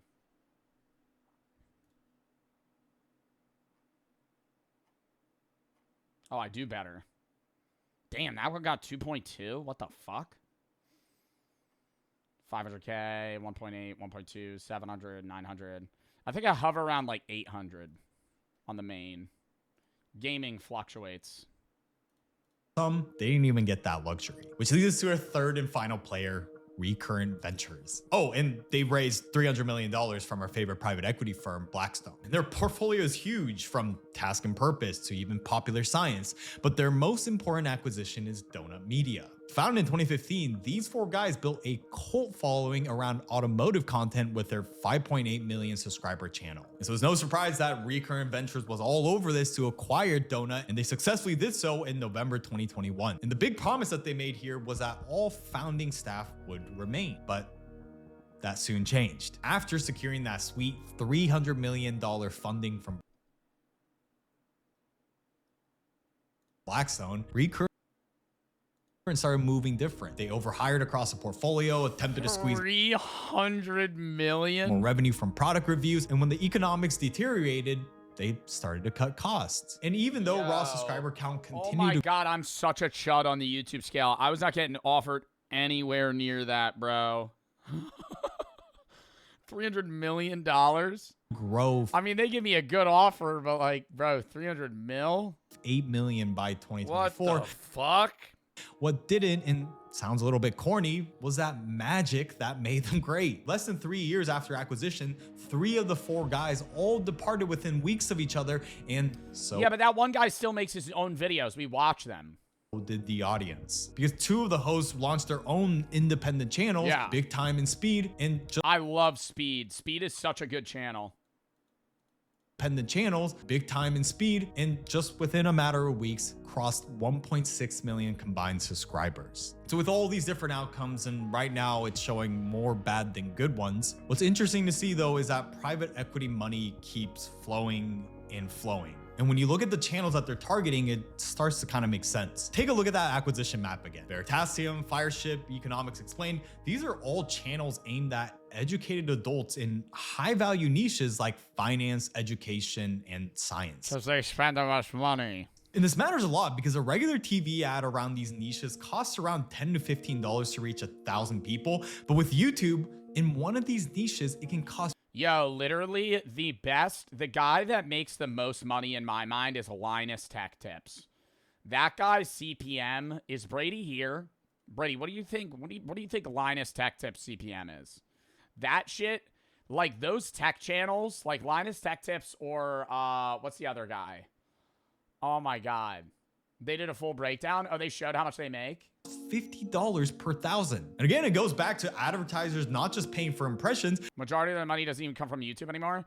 Yeah, bro. No, not Mr. Who's the Boss. Not Carter PCs. Oh my god, Marcus Brownlee. But they're paying for that trust. It's the same reason that Subscriber Stone Capital would go after a channel like Gen, because if I had to guess, you watching probably have more disposable income than someone regularly watching Slop Payment or kid channels. But turns out, yeah, Mr. Beast has like the Doom Squad audience for selling shit. And that is changing. That's why he's in the chocolate business. He's a chocolatier. Because one of the biggest deals in this entire space that I haven't even talked about yet has nothing to do with educated adults. It has everything to do with toddlers. If you have kids or for some reason watch this show, which is kind of weird, you know exactly what this is. But also, it's probably more weird that you've never heard of them, considering that they're the second most subscribed YouTube channel on earth with 120 million subscribers. But in November 2021, Candle Media, run by former Disney executives and backed again by Blackstone, acquired CoComelon's parent company for $3 billion. I'm gonna start punching my drywall. Yo, why am I getting? I make good money. Why am I getting jealous? Why why am I getting jealous? No, see, this is the greed. This is the greed of humanity. I shouldn't care. I shouldn't care. I make good money. Why am I fucking annoyed? But that's just crazy. I don't even think my channel should be getting $3 billion. And what they built, millionaire gets mad, bro. I'm not saying like, oh, I need $3 billion. I'm just like, why is CoComelon getting $3 billion? But that money is a system that literally tracks second by second. You're losing out on gambling ads. I do DraftKings ads. If I did like a stake deal, oh my god, I would make so much money. When a toddler, I would never do it. I would make so much money. Stop paying attention. I'm so serious. I would never do it. I would never do a stake deal. But if I like sold out and just like moved to Kick and just started rolling fucking slots, I genuinely think I'd make 20 million in 6 months. Like, videos. I think they would pay me so much money. Why? Because it's just fucking so lucrative, dude. To get on, maybe not 20 million. That would be way over the top. But I think like I could bring so many people over. Chat, I'm so serious. Tomorrow, I would never do this. But if tomorrow I was like, I'm moving to Kick and I'm going to start gambling, yeah, I'd lose half my audience. Yo, half of you guys would be like, fuck yeah. Fuck yeah. And you're just going to watch Joe spin slots for fucking 20 hours straight on Adderall. Like, my favorite if CS gambling site offered, would you consider? I don't know. I would have to look into like the regulatory. Nah, I don't know. I do sports betting. Like, I'll do sports betting ads. I don't like I've done poker ads. It's just weird when you get into like CS role. Any offshore gambling company, no. Roobet, no. Rainbet, no. Stake, no. Fuck no. Bring out the exact moment a 2-year-old use Kalshi. I did a Kalshi ad back in the election. Looks away. They can engineer every video onwards to make sure that never happens again. So point is, it's not just channels for adults. Private equity is increasingly reaching the youngest audiences who know nothing other than to press play on their damn iPad. Because as long as those kids keep watching and begging their parents to buy the latest merch or game, that's all the return on investment anyone needs. And the thing is, every deal that I've showed you so far are only the ones that we know about. And when collective investment into YouTube channels have now reached $4 million, there's probably a lot more that we don't. Like again, maybe this channel. But before I reveal that truth, we have to talk about what collective investments on YouTube channels reaches $4 billion, $3 billion of which just goes straight to CoComelon. All this actually means. Because everything I've talked about isn't just about entertainment getting worse or bought out. Matter of fact, all this even goes beyond money. This means controlling what the next generation believes and how our future is already getting manipulated. And if you think that's hyperbolic, think again, because we already saw what creator trust can do when it's pointed at politics. During the 2024 election, Trump sat down with Joe Rogan, Aiden Ross, the Nelk Boys, Theo Vaughn, and dozens of creators most boomers and big heads that traditional media has never heard about. I always wonder if they got paid. Like, I think it's just a you know, good stream view-wise for them, but I don't see it, like, I don't see a world where Full Send didn't get paid to have fucking Benjamin Netanyahu on their podcast. Like, what a weird why? Like, you know what I'm saying? Like, that, okay, maybe, yeah, Full Send gets Trump on, and they're not getting paid. They just fuck with Trump. But, like, that's just, like, that seems so outlandish where it's like, no, they had to get paid. President Trump back on the podcast. We're back. I'll say that to the Nelk Boys. It's our last chance. If she wins, the country's finished. His appearance on Rogan alone pulled nearly 38 million YouTube views within hours, and during his victory speech, Dana White got on stage and thanked content creators by name. I want to thank the Nelk Boys, Aiden Ross, Theo Vaughn, and last but not least, the mighty and powerful Joe Rogan. Among listeners who said podcasts influenced their vote, 54% went for Trump. But where I'm going with this is, here's where it gets uncomfortable. Private equity acquired channels already are being told to change content to be safer because controversy scares it. Do not let me change. Yo, think if I give a political take that you fuck with, that's fine. But like, don't listen to an influencer on who to vote for. Like, that's the take I'm gonna have. I don't think, like, I'm not, obviously, I would be like, oh yeah, I would fuck with people agreeing with my political take because it's like, obviously, I think I'm right. But, like, I don't want you to be like, oh, I'm only doing this because Joe said so. That's fucking weird. Advertisers and their portfolio managers. So if that's already happening, what's stopping a private equity firm from acquiring political commentary channels and steering their editorial direction towards candidates who would pass laws that benefit the firm's other investments? Because the thing is, there's currently no rules against it. And right now, I gotta sneeze.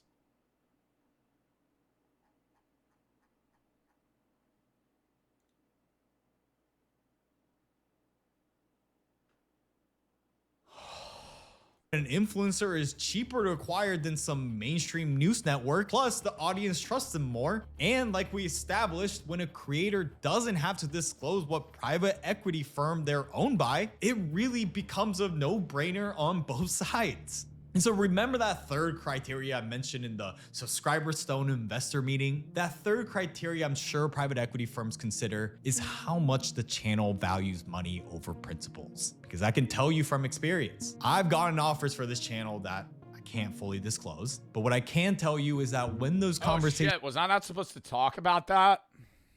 Nah, I don't care. Happen, the first thing that I didn't say any names gets discussed is the sort and list of topics that you're not allowed to touch. Ooh.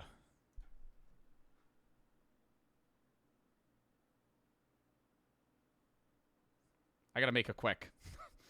Is it bad if I talked about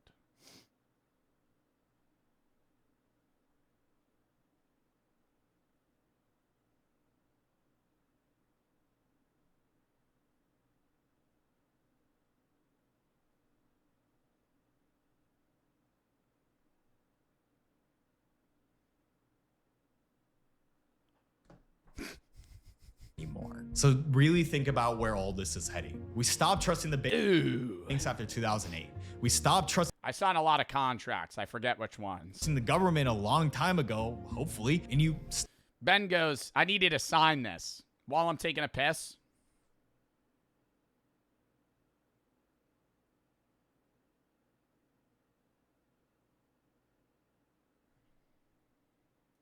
Stop trusting mainstream media. And now it's pretty undeniable that that trust has been transferred to your favorite YouTuber like myself. But at the same time— God, did I sign an NDA? It doesn't matter if I didn't mention the company.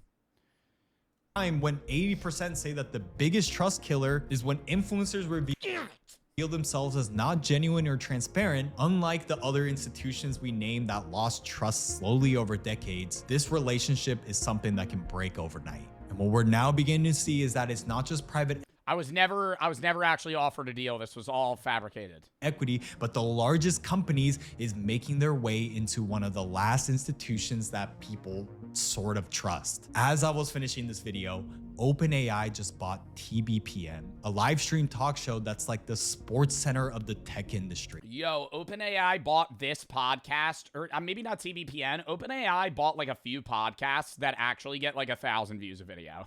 A core and it's part like the worst investment ever. of this is editorial independence. We can say TBPN. Let me look it up.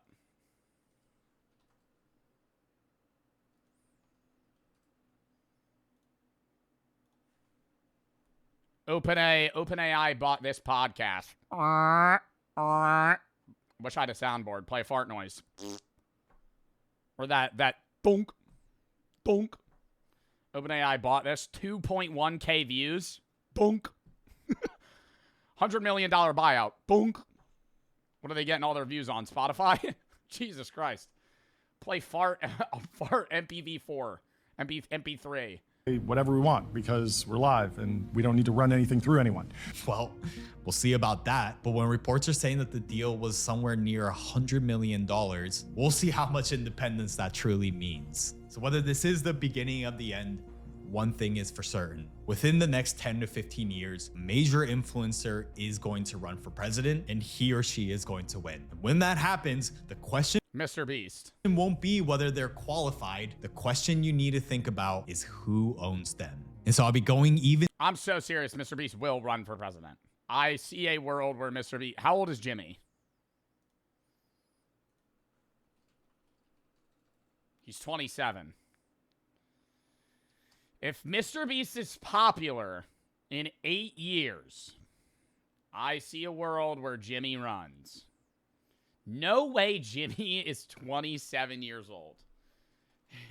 Mr. Beast's birthday. Bro, what? Mr. Beast is younger than Chris.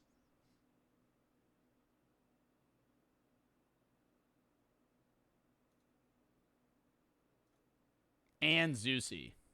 And Sneeg. And Ludwig. I could just keep naming people in their 30s. And Squeaks.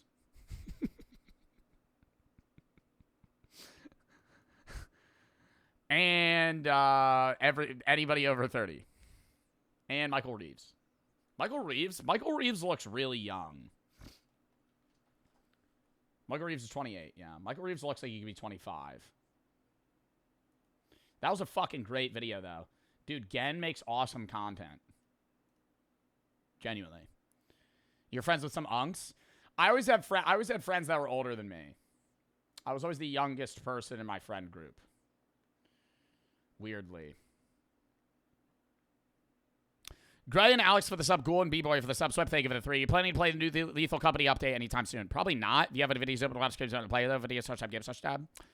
Volks, Mad Sprake. Yo, what's up, Sprake, bro? Excited to see you in the tourney.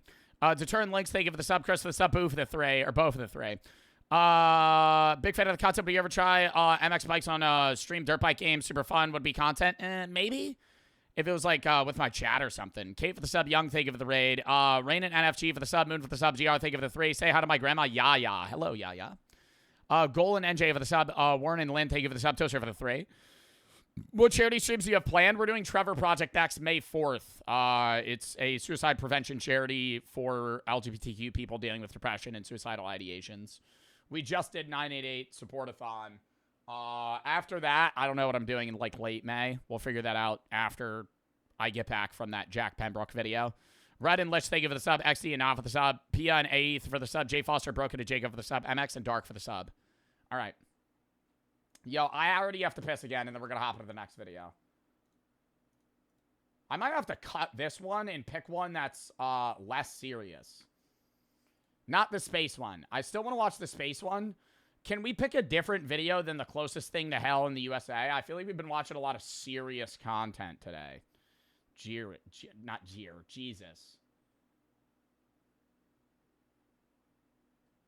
No? Okay, we can. We'll decide. We'll decide after the space video. You gotta count me down, though. I gotta pee.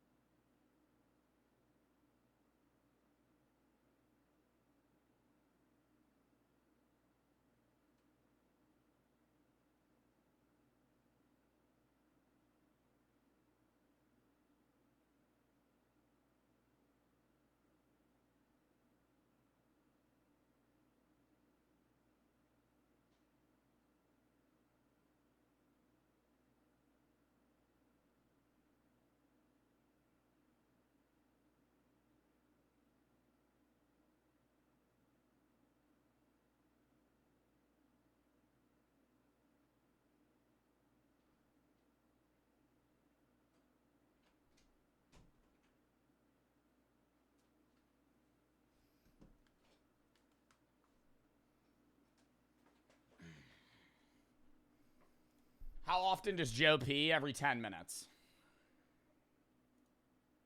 But just like in Mississippi.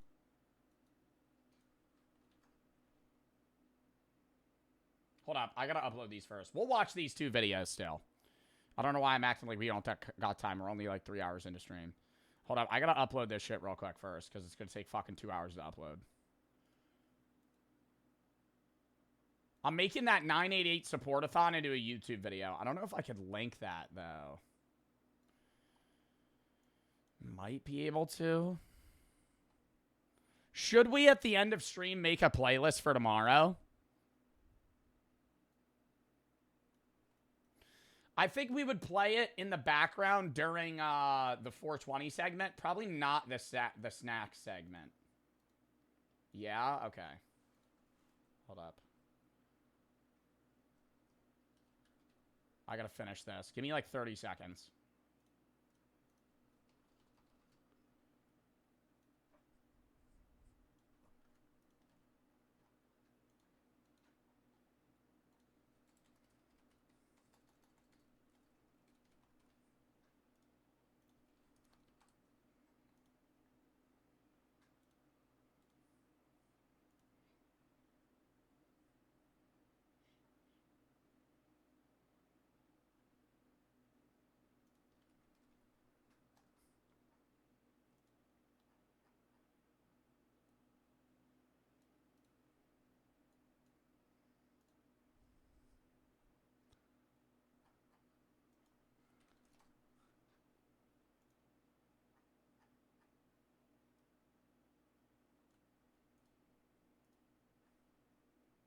Hold up.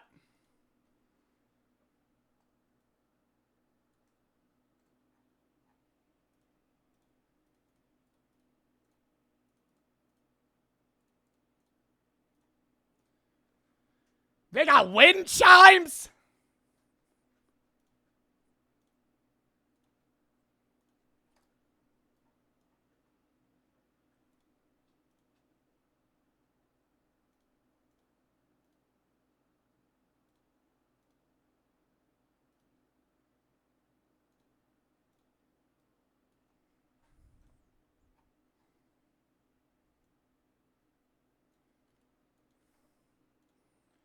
All right.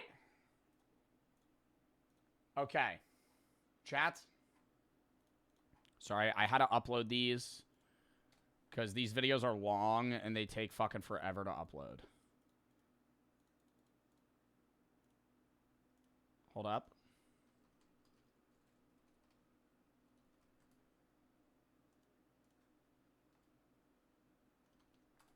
And I'm trying to link the 988 website for this. Boom. Okay.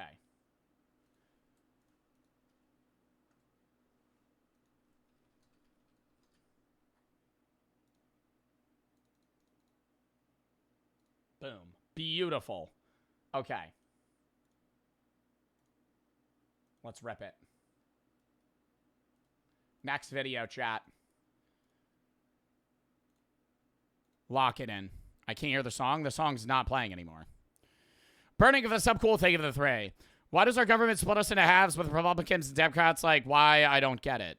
I mean, you'd have to go into the history of, like, the idea of, like, political parties. Curly and Silas to the sub, care for the sub. Kate, thank you for the 5K biddies. Kate plus Tam. My wife and I have been watching consistently the past couple of years now. We were finally able to make our first live stream. Could you say hi to her as she is currently watching? Name is Kate. Hello, Kate and Tam. Are you Kate or you're Tam and your partner is Kate? Hello, Kate and Tam. Kate plus Tam. Thank you for the 5K biddies. Toxic for the sub. Thank you for supporting the content as well. Lovey for the sub. MX and Dark for the sub. Bobby for the 3. Ruben, thank you for the 3. I don't know if you like puzzle games. We Were Here is very fun. Can you put it in the game session tab? Cool, thank you for the 3. Burning for the sub. All right, chat, lock in. Next video of the day. Next video of the day. Lock in, chat. Lock in. Lock in. Every rare space event we'll actually see before we die. Unless you get hit by a car. Or have a heart attack. Or get struck by lightning. Or shake a vending machine and it falls on you and crushes you. Or have a brain aneurysm. Or drown. Or fall into a pit of lava. Or cartoonishly have a piano that's getting lifted off of a 3rd-story balcony, snap, and then fall on top of you, crushing you. These dates. Well, why is that important? Usually, we look up at the night sky and see an absolutely still, peaceful picture. It feels like the universe. All right, I've watched Riddle for a few years now, and it's upsetting me that I now know what he looks like. Because this is not what I assumed he looked like. Well, why is that important? Usually, we look up at the night sky and see an absolutely still, peaceful picture. It feels like the universe has hit pause. But that's a grand illusion. Right now, for example. Ew, Josh! Thank you for the 10K. Or not 10K. Thank you for the fucking 10 gifted subs. King and Burning for the sub. The universe has hit pause. But that's a grand illusion. Right now, for example, an asteroid the size of a skyscraper is hurtling towards us at breakneck speed. In a neighboring constellation, a dead star has reached critical mass and is about to light up the sky with a thermonuclear explosion. Meanwhile, our very own moon is about to take... Yeah, it is wild that things are so far away in cosmic scale that some of the stars that we see, like, shining brightly don't exist anymore. Not many, right? It's not like, oh, it's like every star in the night sky doesn't exist, but like a star that's 500 light years away could have exploded and we just don't know. A brutal hit, and we'll watch the flash. What? Because it takes 500 years for the light to get to you. It takes 8 or 15 light minutes for the sun to get to Earth? Like if the sun exploded right now, you wouldn't know for 8 minutes. In real time. The craziest part, these main shows won't happen in some abstract future, but right within our lifetimes. To see the first one, you won't even have to wait decades or even years, because it's happening right now in 2026. If you look at the constellation Corona Borealis, you'll see a bright new star. It shines almost as bright as Polaris. Yo, I'm goated at spotting planets in the sky now. I be looking up, because I use that app on my phone all the time, that Starlight shit, where you could just see like where the moon is, or Sky View. I don't have the premium version. Like, I'm looking at the satellite right now, or the International Space Station.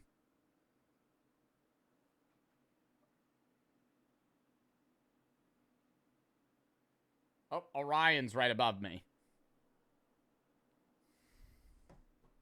Even though just yesterday there was no visible star there at all.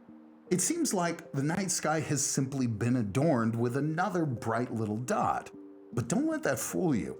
Hidden behind this steady light is the epicenter of a colossal catastrophe. In the T Corona Borealis system, a super dense little white dwarf orbits in tandem with a massive red giant. They're so close to each other that for decades, the dwarf's gravity has been... Chat, you are unlocking me, and he's telling me something that's very complicated, and I need to pay attention. Can we lock in? Don't let that fool you. There was no visible star there at all. It seems like the night sky has simply been adorned with another bright little dot. But don't let that fool you. Hidden behind this steady light is the epicenter of a colossal catastrophe. In the T Corona Borealis system, a super dense little white dwarf orbits in tandem with a massive red giant. They're so close to each other that for decades, the dwarf's gravity has been siphoning off its neighbor's gas. All this hydrogen accumulates on the dwarf's surface. Temperature and pressure build up until they reach a critical point. The outcome is predictable, a massive thermonuclear explosion. Wait, so this star in the sky that we're seeing super bright right now is a star that exploded, and recently the light is finally hitting Earth. What looks from Earth like a mere twinkling little star is actually an expanding wall of plasma, heated to millions of degrees. But here's the most fascinating part. The explosion itself occurred 3,000 years ago. Yo. See, that's what I find so cool about, like, looking up at the night sky, is most of the light that you're seeing is from before you were born. I think it's really fun to find a star that has light that is as old as, or is as many light years away as you are old.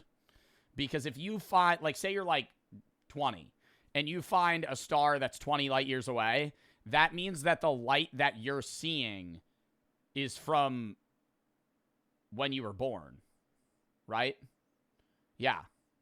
If you, like, I'm 24. If I see a star that's 24 light years away, the light that I'm seeing right now is from the year that I was born. Took that light all this time to cross the void and reach us here today. Soon, this light will fade, and the dwarf will go back to doing its devouring work in the dark. But cosmic events don't just change the night sky. True darkness will descend upon Earth in broad daylight in August 2027. The sun will go out. It sounds like a regular solar eclipse, an amusing astronomical trick. When was that shit when everybody was just staring at the sun and going blind because they weren't paying attention to, like, all the scientists on the news going, don't stare directly at the sun. You need the glasses. Is that like, it was like 2019 or some shit? People were just like staring at the sun. Oh my God. I remember I had those glasses on. I was like, yo, this shit's lame. Lasting a couple of minutes, but this time the mechanics of the cosmos will align with eerie perfection. The sun will go out for an incredible 6 minutes and 23 seconds. It'll be the longest remaining total eclipse of the entire century. On that exact day, the moon... Wait, of the entire century? We won't have another one until, like, after we're all dead? Will approach the Earth to its closest possible distance, becoming massive in our sky. Meanwhile, the Earth will move away from the sun to its farthest possible distance. As a result, the giant lunar disk will easily cover up our tiny star with room to spare. Such a perfect alignment of orbits is an incredible rarity. A pitch black shadow, nearly 300 kilometers. Yo, I can't imagine being like a caveman in a time of a total, like, solar eclipse. Like, you had to think the world was ending right now.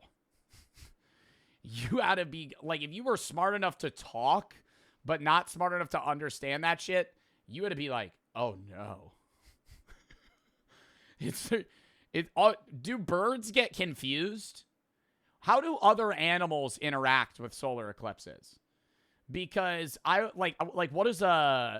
assuming birds get quiet and they, like, go to sleep or they hide, like something's wrong. How do other animals react to solar eclipses?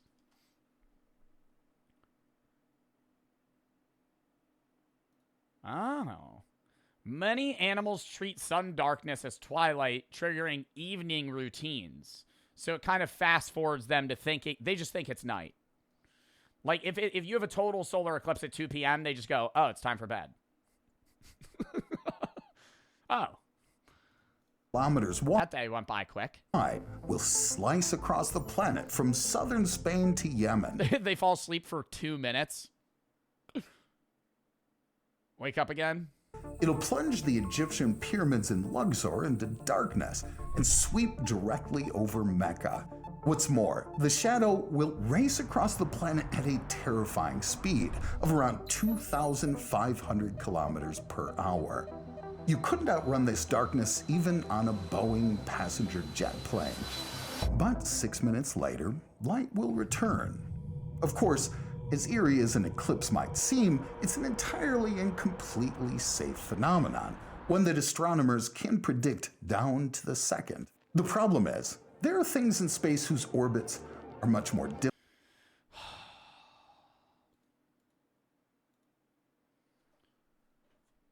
Like, I love that. This isn't like an edited photo, right? This is a real image from the desert with like a crazy camera lens. I don't think this is AI. It's just like wild exposure. Yeah. Like if you, even with your iPhone, if you live in a state with like very little light pollution, you could go outside, set your phone facing the sky, and you could turn the like light exposure to like 30 seconds and you'll see shit. Not this detailed, but you'll see stars that you've never even seen before. Space whose orbits are much more difficult to predict. And just a year and a half later, in April of 2029, an asteroid the size of a skyscraper will approach the Earth. And it's heading straight in. When? A year and a half later, in April of 2029, an asteroid the size of a skyscraper will approach the Earth. And it's heading straight into our satellite zone. April 13th, 2029. Wow. Dude, 2029, I got kicked out mid-ranked game. That would be really shitty. Apophis, an asteroid. Dude, what the fuck? The size of the Empire State Building will fly by Earth. In the early 2000s, astronomers seriously considered the chance of it colliding with our planet. An impact of that force would wipe an entire continent off the face of the planet. But then, thankfully, the calculations were refined. There will be no collision. But it'll pass at a distance of just 32,000 kilometers. That's 12 times closer than the moon. Apophis will dive even closer than our ring of weather and communication satellites that are flying around up there orbiting the Earth. And amazingly, in Europe and Africa, you'll be able to see it with your naked eye just by looking up, a glowing dot sliding rapidly across the night sky. At the moment of closest approach, Apophis won't just fly by.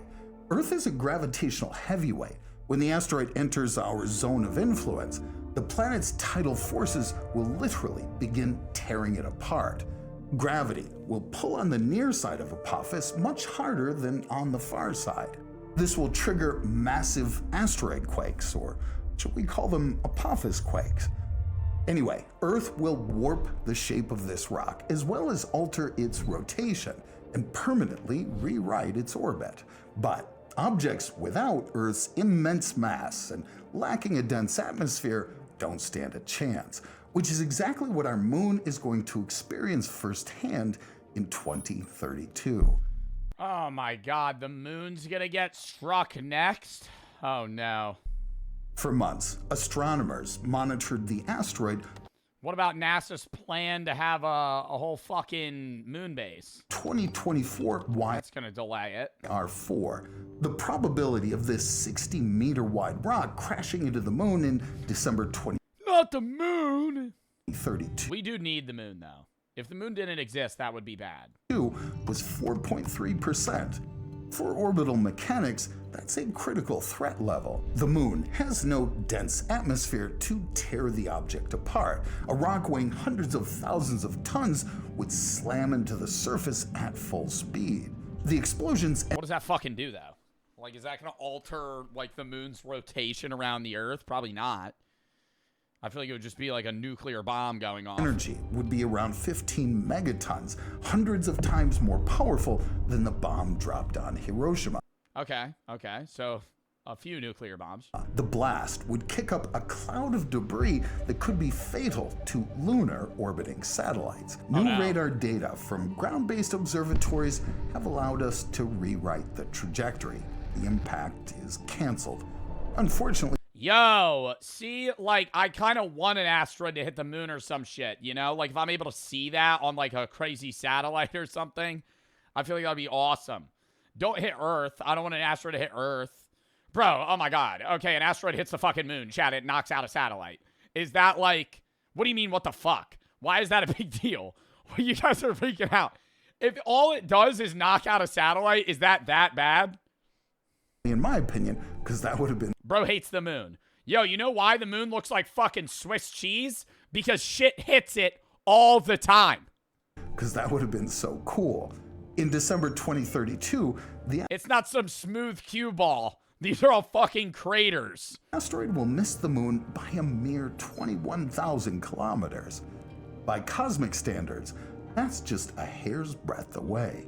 But orbital mechanics do. Yo, how fast would something have to hit the moon? Say this is Earth. This is the moon. How fast would something have to hit the moon to where it gets pushed into Earth? How big? Would it have to be like another moon? Or could it just be like a fat-ass asteroid? Say like a fat-ass asteroid hits the moon towards Earth. Will it just get closer? Work flawlessly. There will be no collision. We can calmly. That's impossible. It's not impossible. And sadly watch the rock fly back away into the darkness. But as it fades away, the night sky is already thankfully Your forehead. Ban that guy? preparing an entirely different, this time incredibly bright, spectacle for us. On this day, you'll look up and see a blood-red giant dominating the sky.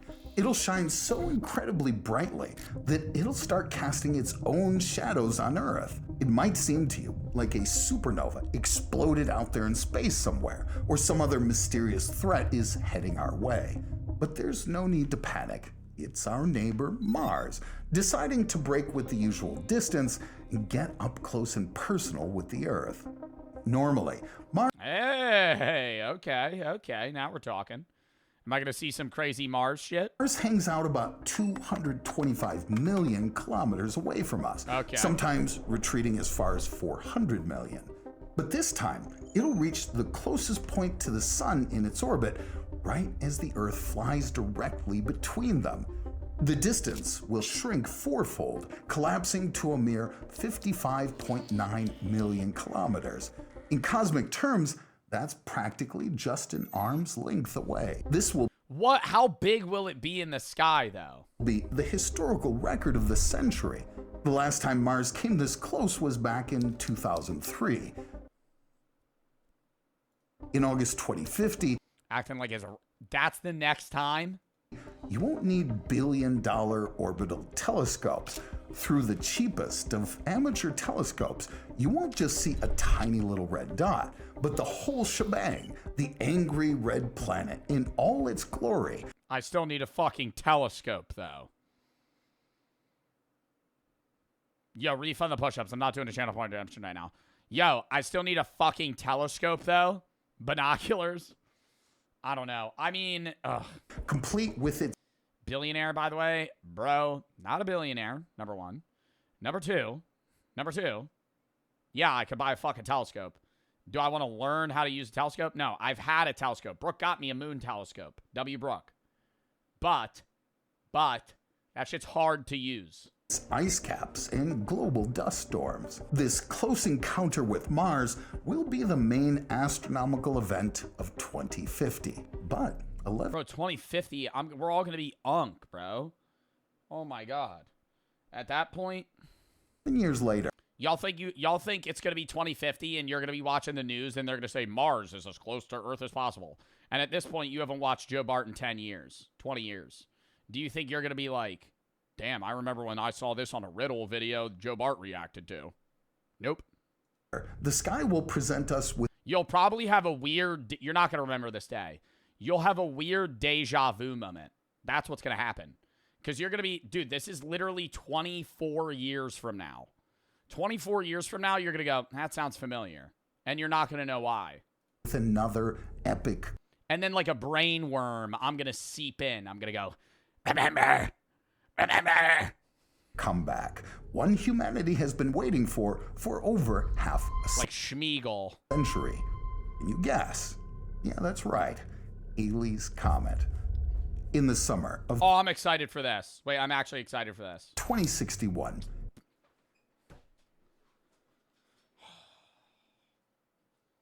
I mean, we're really banking I live that long, bro. I'd be 59. Like, 2061, bruh. I'm supposed to be looking forward to that? I mean, half of us will be dead. Like... Halley's Comet will appear again in the night sky. And this ain't just any old flying chunk of ice. It's the first comet in history to prove the universe runs. Bro saying unk. Yo, y'all will be old as shit. 2061? Have yo, everybody's gonna have fuck. You're gonna be old as fuck. You're gonna have a pension.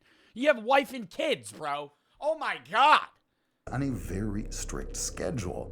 So why and how did it become the most famous comet in history? Well, in this case at least, size really isn't that important. It became famous because it helped humanity stop fearing the heavens.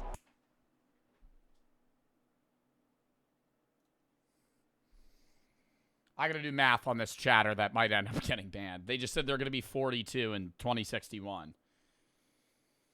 If they're gonna be 42 in 2061, that doesn't math out. That doesn't math out. That's not.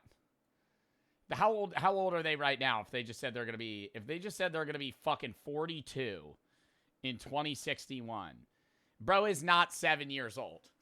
Bro is not 7 years old. There's actually, oh my God, he's a spammer. There's no way. There's actually no way. No, he created his account in 2022. He did not create his account when he was 3. This guy is a liar. This guy is a liar, bro. Macaroni, man. Get the fuck out of here, bro. Get the fuck out of here, bro. Until the 18th century, comets were considered... You're a spammer. Somebody time that motherfucker out, though. ...harbingers of the apocalypse. They appeared out of nowhere and sowed panic in the streets.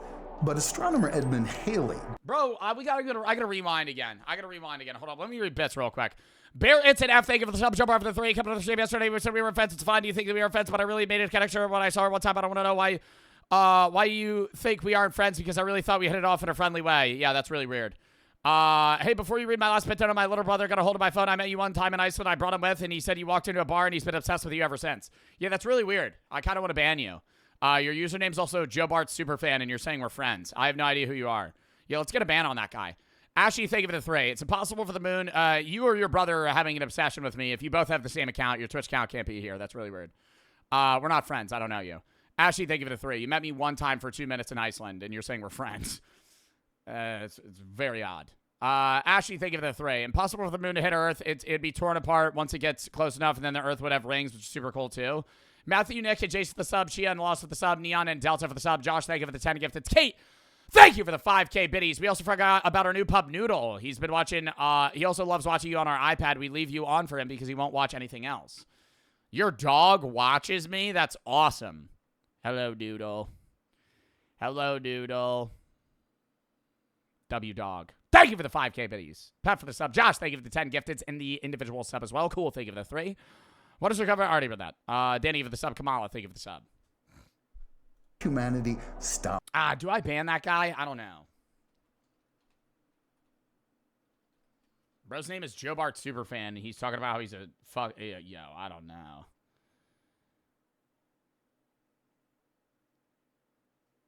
Yo, he be timing my bathroom breaks, too. He said that bathroom break took you 2 minutes and 2 seconds. Oh, hell no.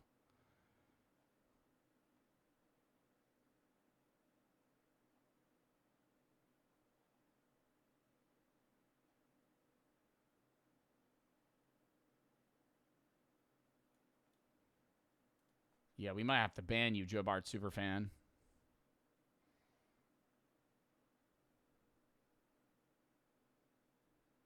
All right, we're good on the NDA, chat.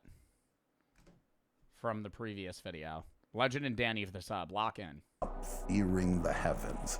Until the 18th century, comets were considered harbingers of the apocalypse.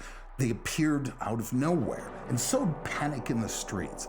But astronomer Edmund Halley destroyed that fear with math. That's right, he proved that these objects that had so terrified Europeans for centuries, they weren't different omens of doom, but the very same rocks returning again and again on a clockwork schedule. Halley's Comet, tethered to the sun by an invisible gravitational chain, comes for a return visit every 76 years. And by the way, It's the only comet that a human being has the chance of seeing twice in their lifetime. During its last visit in 1986, it was, frankly, disappointing. Earth and the comet were unfortunately on opposite sides of the sun on that pass, at a massive distance from each other. So for most people on Earth, the legendary comet looked like a tiny, blurry little gray smudge.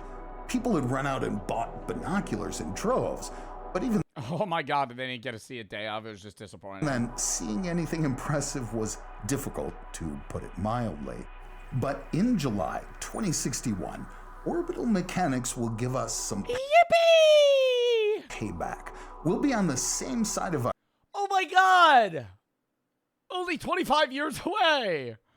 Only a quarter of a century. star Only more than my entire lifetime that I've been alive. at the perfect distance. We'll finally be able to see that magnificently bright tail in all its glory. By the way, that tail is actually the comet boiling alive. As it approaches the sun, this 15-kilometer wide chunk of dirty ice will be roasting in the vacuum of space. Nah, I just got sad. Nah, I just got sad. Nope, I just got sad. Oh my God, because I was thinking if I'm alive, the people in my life that I love right now, a lot of them won't be. Oh my God. See, no, this is getting me a note, and now I'm sad. And now I'm sad. See, oh yeah, I get to see Halley's Comet, and all of our parents will probably be dead. So that'll be great. So yeah. It'll shed millions of tons of matter, fly past us, and dive back into the darkness until 2134. Yes, likely. Your parents are probably in their 50s. It'll leave behind nothing but a long trail of dust. So, Halley's Comet is a quiet, predictable show. 30s? Mods, can we check that guy? Just ice melting in the void. But for the next item on our calendar, we'll switch genres to something that will show us true primal fury. In 2083, a new star will suddenly flare up there in the skies above the Earth. It'll appear out of nowhere and in a matter of days become the brightest point in the night sky, outshining... When?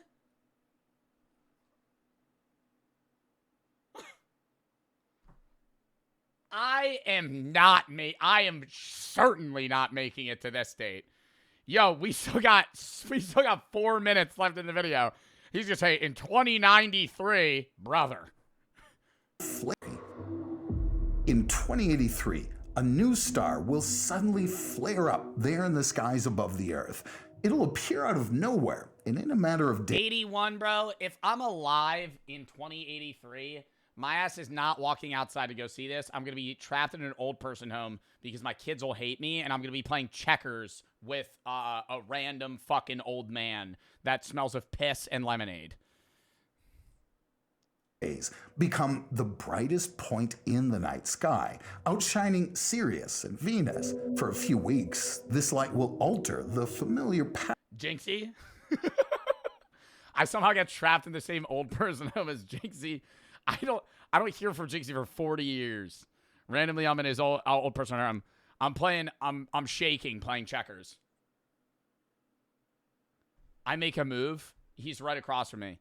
He tells me his name's Nick. Nothing concerning, right? I make a move. He goes, all right. I go, what? Snaps me back in. Junko. Pattern of the constellations. You might think it's a supernova, the death throes of a giant star.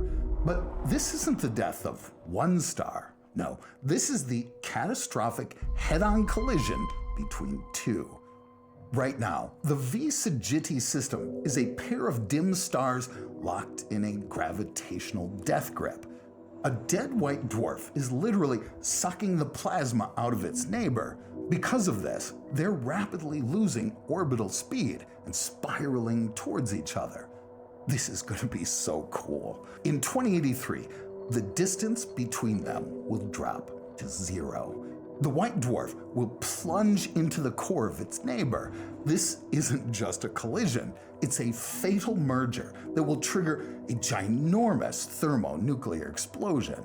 Eventually, the glow will gradually fade, leaving behind 1 star instead of 2. This is the largest catastrophe of our century that we'll be able to see with our naked eye. Or hopefully you have 2. But even this merger of 2 stars pales in comparison to the event awaiting us next.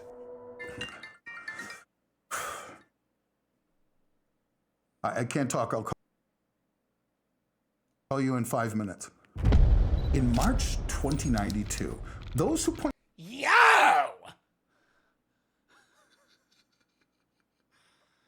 There's a fly in my room. 2092? Their telescopes at Jupiter will see something 2092, I am not... There's no world I lived in 90. There's no world I lived in 90.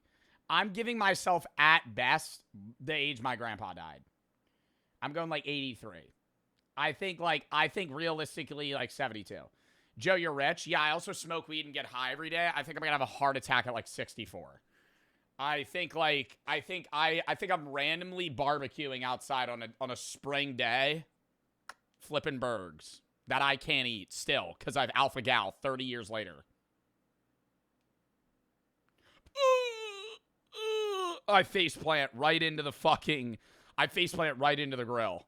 Right? The propane tank explodes and it triggers like a Final Destination, like death coming for me type movie scene. Thinkable. Faceplant right into the grill. The planet's 4 largest moons will disappear, merging into a single gleaming point. And then my outro music plays. After the thermonuclear explosion of V Sagitti, you might think we're going to witness another massive cosmic collision. But this time, there will be no catastrophes. This will be the universe gifting us with a mathematically perfect optical illusion. Io, Europa, Ganymede, and Callisto orbit Jupiter on the same plane.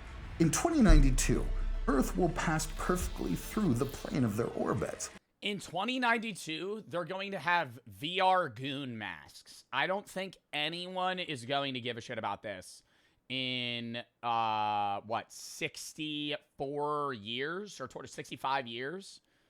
Orbital rhythms will align in an exceedingly rare parade. Some of the moons will pass directly in front of Jupiter. What age will you stop streaming? Don't know. I already cut back to like 5 days a week. Next year, probably like 4 days a week. Then I'll kind of just, the year after that, maybe like whenever I want. There's disc, blending in. No real timeline, but it'll probably be like a slow cut back. I don't think I'd ever do just hard stop. You know what I mean? I don't like when YouTubers go, crank out content, done. You know? It would be like, I post a little less. Post a little less. You know how I did on TikTok where it was like I used to post 5 days a week, then it was 3, then it was 4, or then it was 3, then it was 2, then it was 1, then it was 1 every other day, then it was 1 every... So it'd be like over a span of like, you know, years. Into its clouds. Well, the others will vanish. I'm not saying 2 years, chat. Oh my god, I hate when you guys ask me this because you guys just tweak out every time. Oh no! Oh no! Into the giant black Don't worry, chat. I'll sell to a private equity group and then replace myself with somebody that looks kind of like me. Shadow behind the planet. Even better, the moons will begin to eclipse one another. Massive Ganymede will cast its shadow directly onto the ice of Europa, blocking its light for the earthly observer. This deceptive geometry will only last a couple of hours. Then the moons will emerge from the shadows and the Jupiter system will return to its usual state. We might actually witness with fucking piece of shit. Whoa! Right now, above us, there are Yo, I'm liking this new riddle. Events already set in motion, some unfolding slowly, some building towards moments we might actually witness within our lifetimes. The sky is not static, it's a timeline, and it's moving. All it asks is that we remember to glance skyward. By the way, if you're enjoying this new format, I'd be absolutely I am. I was a little thrown back. Initially, but I like it. Delighted if you subscribed. I will, Mr. Riddle. Huh. turn on notifications, drop a like. No, I don't know about that. I did drop a like, though. Of course, let me know what you think in the comments. Your support really does motivate me to keep creating and to keep making these videos better. See you in the next one. Dude. W. Riddle, man. Glad to see that Agent 47 took a turn for science. Is that like the first video he showed his face? Holy, he rezzed his channel. Holy revive. Holy revive. Riddle. My God. Holy revive. Back to Andrew K. Views. Jeez, ew. I remember I used to watch him all the time. What if Titanoboa snake didn't go extinct? I remember I would watch these, dude. Oh my God, this was like peak COVID. What if a nuclear bomb detonated in the Marianas Trench? This is why lobotomy is the worst surgery in history. Oh my God, what the fuck? I watched that video on stream. Worst time to be alive. I remember watching that one. What if you traveled back in time and killed your grandfather? Now imagine your grandfather is an 8-ball and a cue ball, and you have to kill him to save the game. He always does some weird analogy. All right. Now imagine your grandpa had blue ball. Now imagine your grandpa has blue balls. He says in the Riddle voice. All right. Let's lock in. Next video. Red and me for the sub. Easton, Cat, and Ranger for the sub. Dad, thank you for the three. Don't worry, y'all. Use my superpowers to keep you alive till 97 years old. Why 97? Ekin and Dami for the sub. Southern for the sub. Floggy for the sub. Legend, Danny for the sub. Kamal for the sub. It's for the sub. Joe Bar for the three. Bro, who's that guy that's like eating like 85 pills a day to stay immortal? And he's like, I have the biological age. I fucking hate that guy. Hate's a strong term. I think he's a cornball. I don't hate him. Brian Johnson. I don't hate him. I just think when I see his videos and he goes, well, actually, I'm 48 years old, but I have the biological age of a 22-year-old. Except my ears. My ears are the only thing they can't reverse. Outside of that, I'm like, bro, I can still tell you're 40. It doesn't matter your skin's smooth. This guy, I have the biological age. I have the biological age of a 25-year-old. Although I am 48. And he always goes, I'm trying to be the first person that's biologically immortal. Impossible, by the way. Actually impossible, by the way. With current science, impossible, by the way. BT dubs. He could live to like 120. Your telomeres shorten every time your cells reproduce. You are not a Teratopsis dornii jellyfish. You will die. At some point, you will have super cancer and die. Like, you can't live forever as a human. Unless we change our genome, you are not going to be able to constantly keep yourself at the biological age of 25. Like, at some point, you're going to die. You will. That's just... And even if you don't die biologically, like, you're going to die in some absurd way. Like, it would be awesome if there's some gene editing that makes it so we could all fucking live forever. You can still get shot in the head. You can still get hit by a car. You know, it's like, just because you won't die of a heart attack anymore doesn't mean you can't die. You know what I mean?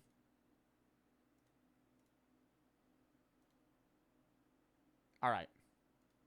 I gotta pee again. Sorry. It'll be the last piss of the stream. And then we'll hop into this next video. This one's a long one, though. It's a half-hour video, so it'll probably take us about, I don't know, maybe 9 hours to watch. After this, we might do a little bit of Geo. I said there was a chance I might do Retro today. Probably not. This will be the schedule. We're going to rip this React, maybe a little bit of Geoguessr practice after. Tomorrow is 420, Weed review into the Snacks review. Wednesday, we're probably going to do random games, like a horror game, maybe Retro Rewind into, like, Geoguessr with, like, Jinxie or some shit.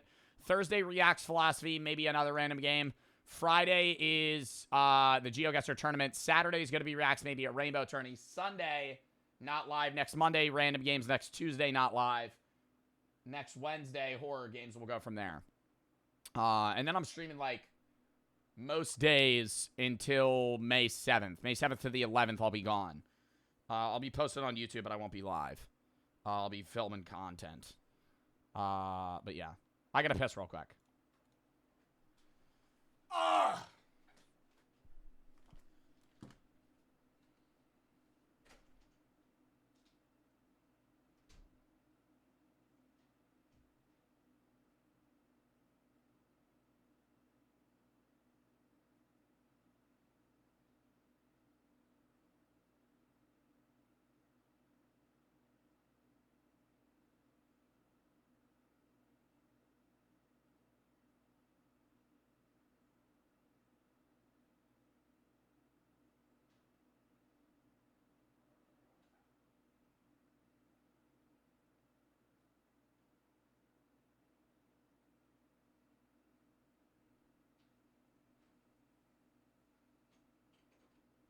Southern nights, down.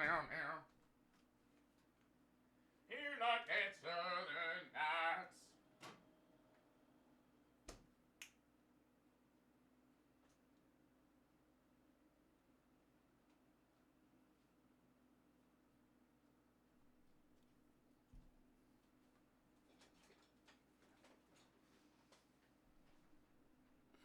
It was a fast piss. Yeah, now I'm going to drink this Surfside, so I might have to pee again.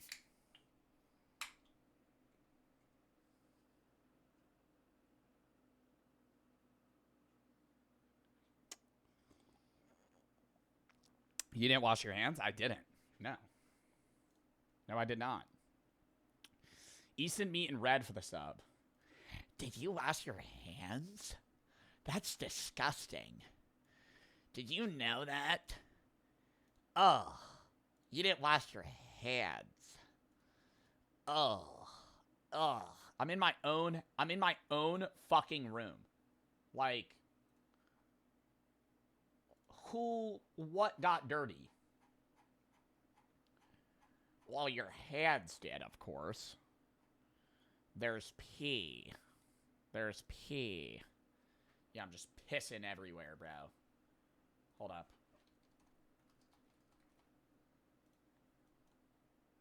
Chat, I might doom queue Geoguessr after this. I'm not even gonna fucking lie. I really want to be ready for this tourney. Southern nights, down. And if you ever seen a southern night. I gotta play more of that song, sorry. 10 seconds.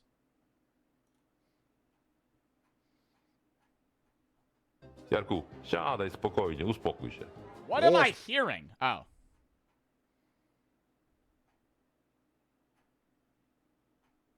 Hold up.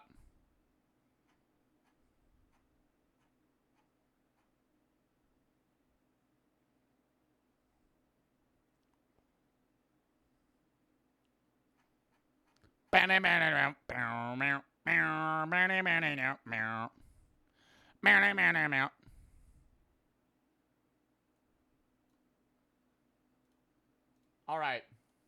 Chat, it's time. Oh, we can't hear it? Oh, shit. Wait, dead ass? Yeah, you can.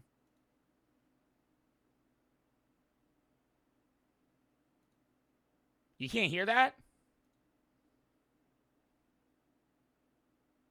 Oh, fuck. So I was just sitting in silence. Well, you got a taste of what it's like being a VOD viewer. T, thank you for the 3. Can you tell my boyfriend he's the best? Don't know your boyfriend's name, but your boyfriend's the best. HDR, thank you for the 3. Love your videos. Time since to make it hard to watch. Mr. Thank you for the 3. Wanted to spread the news. Dragon Ball Xenoverse 3 trailer came out. B-Wife for the 1,000 buddies. How about to dress up as a furry and run around Walmart? Not doing that. Josh, thank you for the 1,000 buddies. Outlast too soon. Maybe at some point, but not soon. Red and Meat for the sub. Easton and Cal for the sub. Darth, thank you for the 3. Love hitting a little boogie in the middle of my room. Joe Lee's for piss. Anybody else to chat do the same? What? Ranger and Cal for the sub. What do you mean a little boogie? Like you're dancing? All right. Chat. Oh my God. Hold up.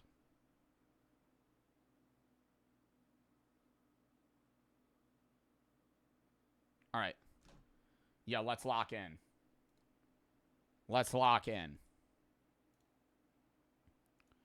Next video. The closest thing to hell in the USA. might be a dark video. I'm just letting you know. Before the Civil War started. About a decade before the Civil War started, a different transformation was occurring in the social fabric of America, one pertaining to the world of psychiatry. Before the 1850s, individuals who were considered to be mentally unfit to participate in mainstream society were— Bro, they literally closed them in a fucking room. Like, early mental hospitals was like just a torture chamber. Like, they have pictures of like poop on the walls, and they would just fucking basically like throw you in a big hospital and just give you food so you didn't die. Often left destitute on the absolute fringes of it. They routinely lived out their lives in jails, poorhouses, and other such institutions that weren't designed with the idea of care or any sort of rehabilitation. This was a problem that Dorothea Dix fought hard to change. Dix had spent some of her younger years as a teacher, but after inheriting a fortune from a wealthy grandparent, she instead shifted her life's focus towards humanitarianism. She'd take a trip to the UK, where she would make a circle of friends who were all advocating for something called lunacy reform, a movement. I feel like it was so weird being somebody that was like actually charitable and like humanitarian in like early 1800s or even early 1900s. Like, I always just imagine people in that time being so like just monotone and very immune to any emotion. Like, empathy specifically. Not like everybody was a sociopath or narcissist, but it was just like, they just didn't care. Because I feel like in that time, it was just like, you just give a fuck about you and your family. Like, you don't got time to be like tweaking about, oh, somebody else is dealing with something. Intended to better the care of the mentally ill, which would eventually result in publicly run institutions that were solely dedicated to caring for people who were described back in those days as lunatics. You think you would be that way? I have no idea. It's impossible to tell. Whatever, like, that's like one of the things that I try not to do, but I still do, where it's like you see somebody do something, you're like, why would they do that? I would never do that. And you're like, you can't say that, you know? You would never do that if you were you. But if you were them, you can't say that, you know? You could be like, I wouldn't do that. But if you were born as them in their time frame, it's like, you might be like them. I'm not saying like, oh, you would be like, you know, Hitler or some, you know, genocidal maniac, right? But like, if you were born in the 1800s, you might not be empathetic. You might just be like a very stern nothingness person that's just like, I'm just trying to eat and survive, you know? Dorothea would bring this idea back to the USA. Her efforts would result in a new kind of public institution called insane asylums. Oh. These weren't places for patients to receive structured treatment. They were instead designed to provide something called moral therapy. The idea was that a calm environment surrounded by nature, fresh air, and sunlight may be enough to quiet the mind of a disturbed individual. This was the philosophy that the Mississippi State Insane Asylum was built around. Christened in 1855, the institution was built on a plot of land consisting of 140 acres of greenery. A farm was built next to the hospital with the intention of not only providing residents with some light therapeutic outdoor work, but also to make the whole asylum self-sustaining. In theory, this doesn't sound that bad. Like, giving a more natural approach of like, okay, you could be in a happier, like warmer climate where you have maybe minimal tasks, but you're able to kind of just live out your life. By the time Dorothea Dix had passed away in 1887, the Mississippi State Insane Asylum was housing around 500 patients. By all accounts, her vision had panned out. People suffering from all manner of mental illness and disorders now had a place to go instead of being relegated to a life of imprisonment or homelessness. Fast forward 130 years. It's now 2012, and a construction crew is preparing to build a road on some of the land once owned by the now long defunct asylum. Oh no. They're going to be digging up bodies. The work had to stop though, as just 1 foot below the surface, a worker digging would discover a single pine coffin. A group of archaeologists are called in, and a detailed excavation of the area— That does not look big enough to hold a human. Am I fucking crazy? His hand alone is like as wide as the coffin is. Is carried out, revealing 65 more identical coffins, all containing human remains. It's not terribly surprising that people died and were buried in a place that was designed for them to live out their entire lives. But still, this had been a public institution, and these graves weren't recorded anywhere. The world of insane asylums had been one of secrecy, and the internal history of these places mostly occurred behind closed doors, far away from the public eye. So a geophysical survey of the entire plot of land once owned by the hospital would be carried out a year later in 2013, just in the off chance there were more bodies spread out around the large slice of Earth. After the survey concluded, it would indeed result in the discovery of more bodies. Not just 1 or 2, or 10, or 100, or 1,000. In total, up to 7,000 bodies were discovered buried in about 20 acres of land. How many people even went to this insane asylum, though? They said there was 500 people when this woman died that created it. There was 7,000 bodies buried like a foot underground. This was enough to draw national How did none of them wash up in that time frame? Through like a storm or something? attention. If they weren't even buried deep. People are stunned at the sheer volume of corpses this asylum had produced in only about 80 years. Authorities would begin exhuming the bodies for further examination. The coffins they were found in were very small and narrow, with many corpses having to be bent in awkward ways to be able to fit inside them. While the remains were nothing more than skeletons at this point, a surprising amount of information could still be garnered to flesh out these individuals. I feel like they had to be malnourished, no? Even if you were stuffing a body in there, bro, like, you are not stuffing my ass in that. Like, I'm not fitting in that shit, unless I haven't eaten in, like, a month. Stories. Age, sex, height, ancestry, these could all be determined just from the bones, as well as evidence of past trauma. This is where things get even darker. These skeletons were full of huge dents, breaks, fractures, and segments that were soft and deformed as a result of extreme nutritional deficiencies. These people didn't simply pass away peacefully as a result of natural causes. They suffered grave mistreatment, which almost certainly contributed to their deaths. Look, and I know it was probably a wide range of people that went to these asylums, but a lot of the time it would be somebody that was just like mildly neurotypical. Or not neurotypical, neurodivergent.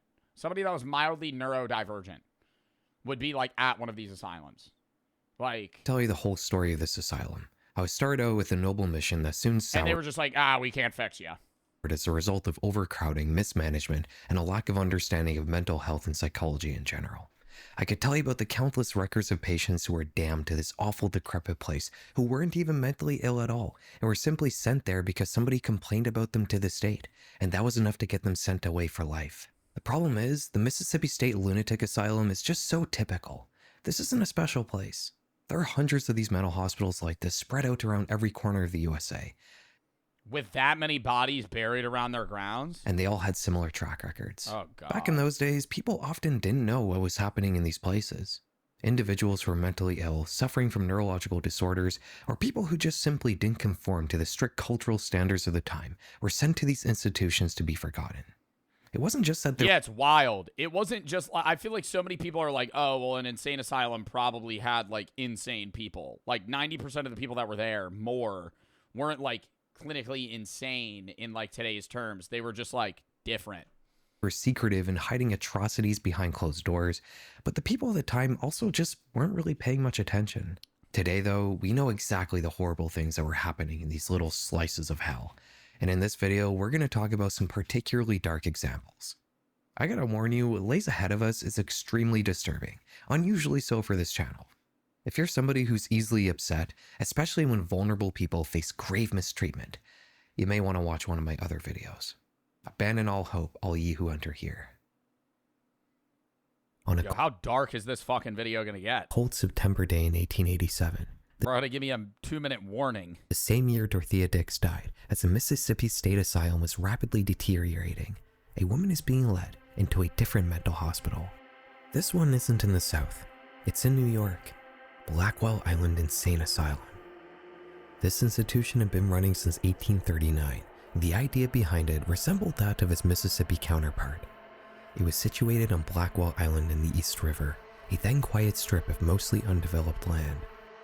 It was intended to be a calm, therapeutic environment, but just like in Mississippi, overcrowding and neglect would swiftly ruin that mission. The facility was designed to house around 200 patients, but by 1870, it was home to 1,300. Wow. They'd attempt to solve the overcrowding problem by removing all the men, making the hospital women only.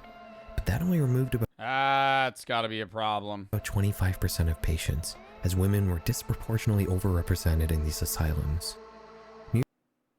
Wait, they removed all men and only 1/4 of the people ended up leaving? New York City in this era was Yeah, that shit's fucked. Because there's probably so many instances. I guarantee there are instances of, like, unhappy husbands that were just like, my wife's insane. And then they fucking send her away. Because it was like women had literally no rights. So you would just be like, oh, really? Yeah. And then they just took her. being strained from an influx of new immigrants from the old world, and they were hard up for cash as a result. To save money, the city would use convicts from a nearby prison to act as nurses and attendants. Oh, what a great idea. Being strained from an influx of new immigrants from the old world, and they were hard up for cash as a result. To save money, the city would use convicts from a nearby prison to act as nurses. Male prison convicts being sent to be carers towards potentially, mentally disabled women. Oh, wow. And attendants to the What could go wrong? Patients in Blackwell. Instead of hiring doctors, they would hire students that were still in medical school. This was the facility Nellie Brown was now being led into.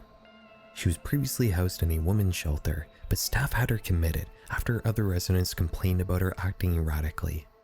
In less than 48 hours, Nellie had gone from the women's shelter to standing in front of a judge at a courtroom to seeing a doctor for a physical examination to walking in the front doors of Blackwell.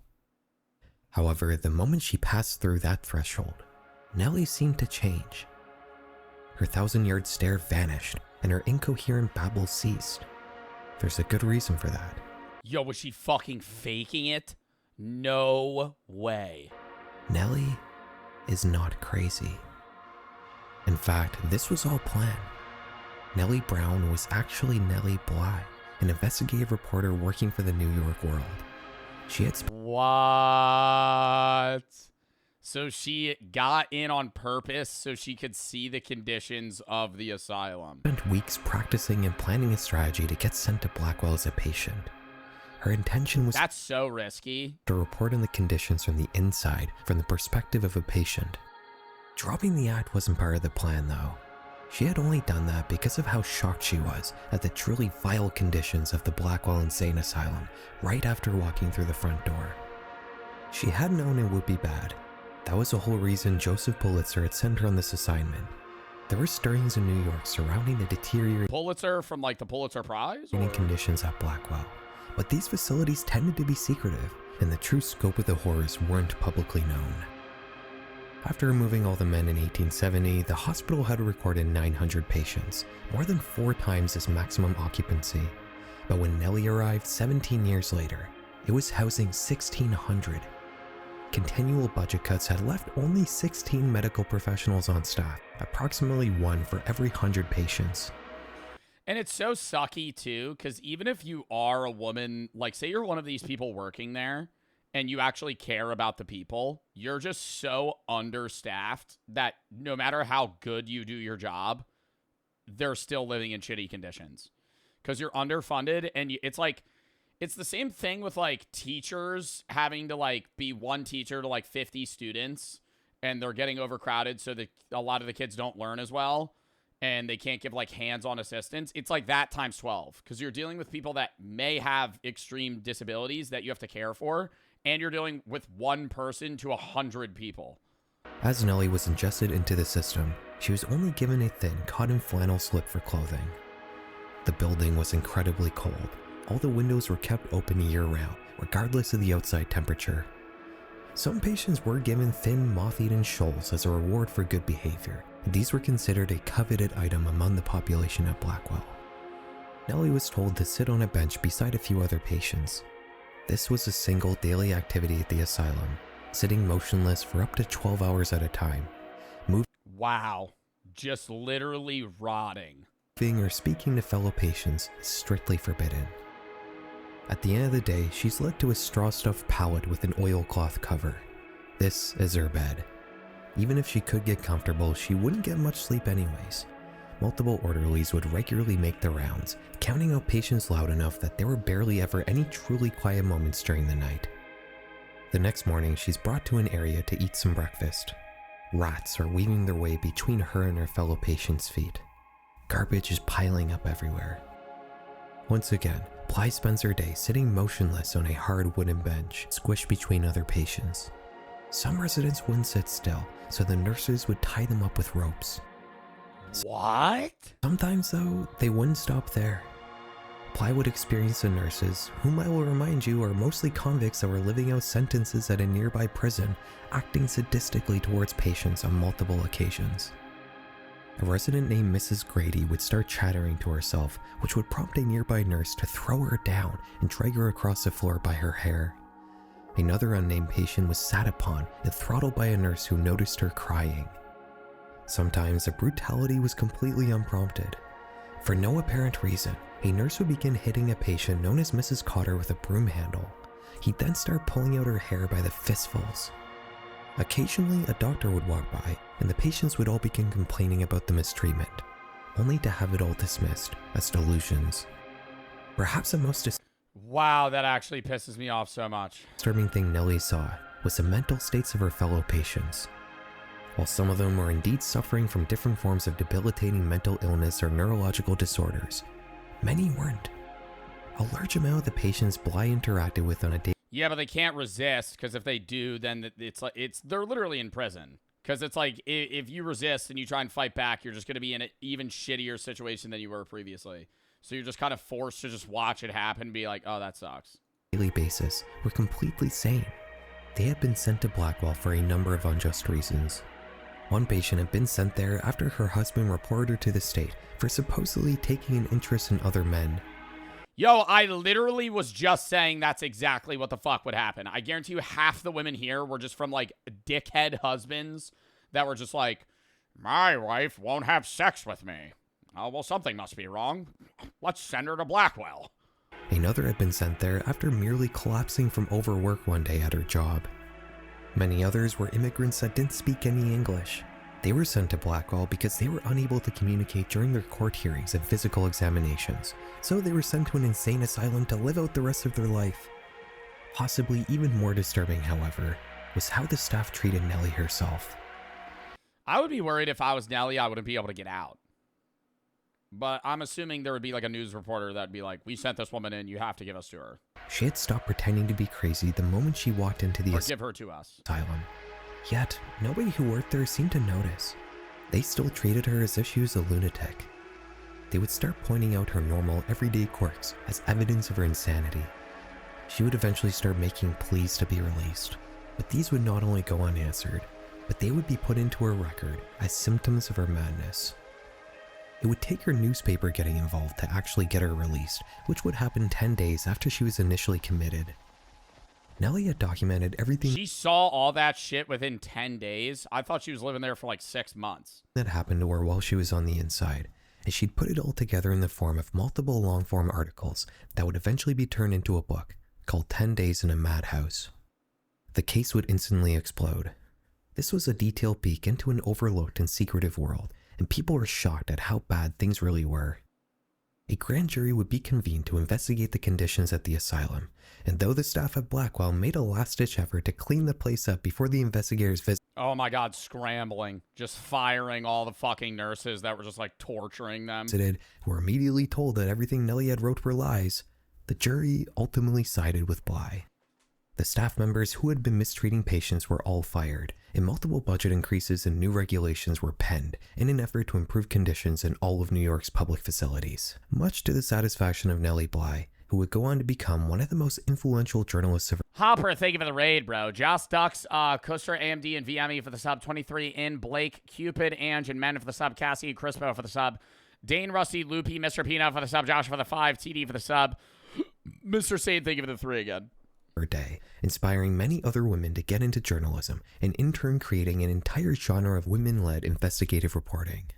Nellie Bly's investigation into Blackwell may have been the first peek we've gotten behind the walls of a typical insane asylum. But it wouldn't be the last. More information about other such institutions would come out How do such bad nurses even get the job even nowadays? Short staffing. in the decades that followed. Some contemporary for their time, but many would only surface years. If you need an employee and you have such a demand for employees but a little supply, you start reaching out to people that are worse.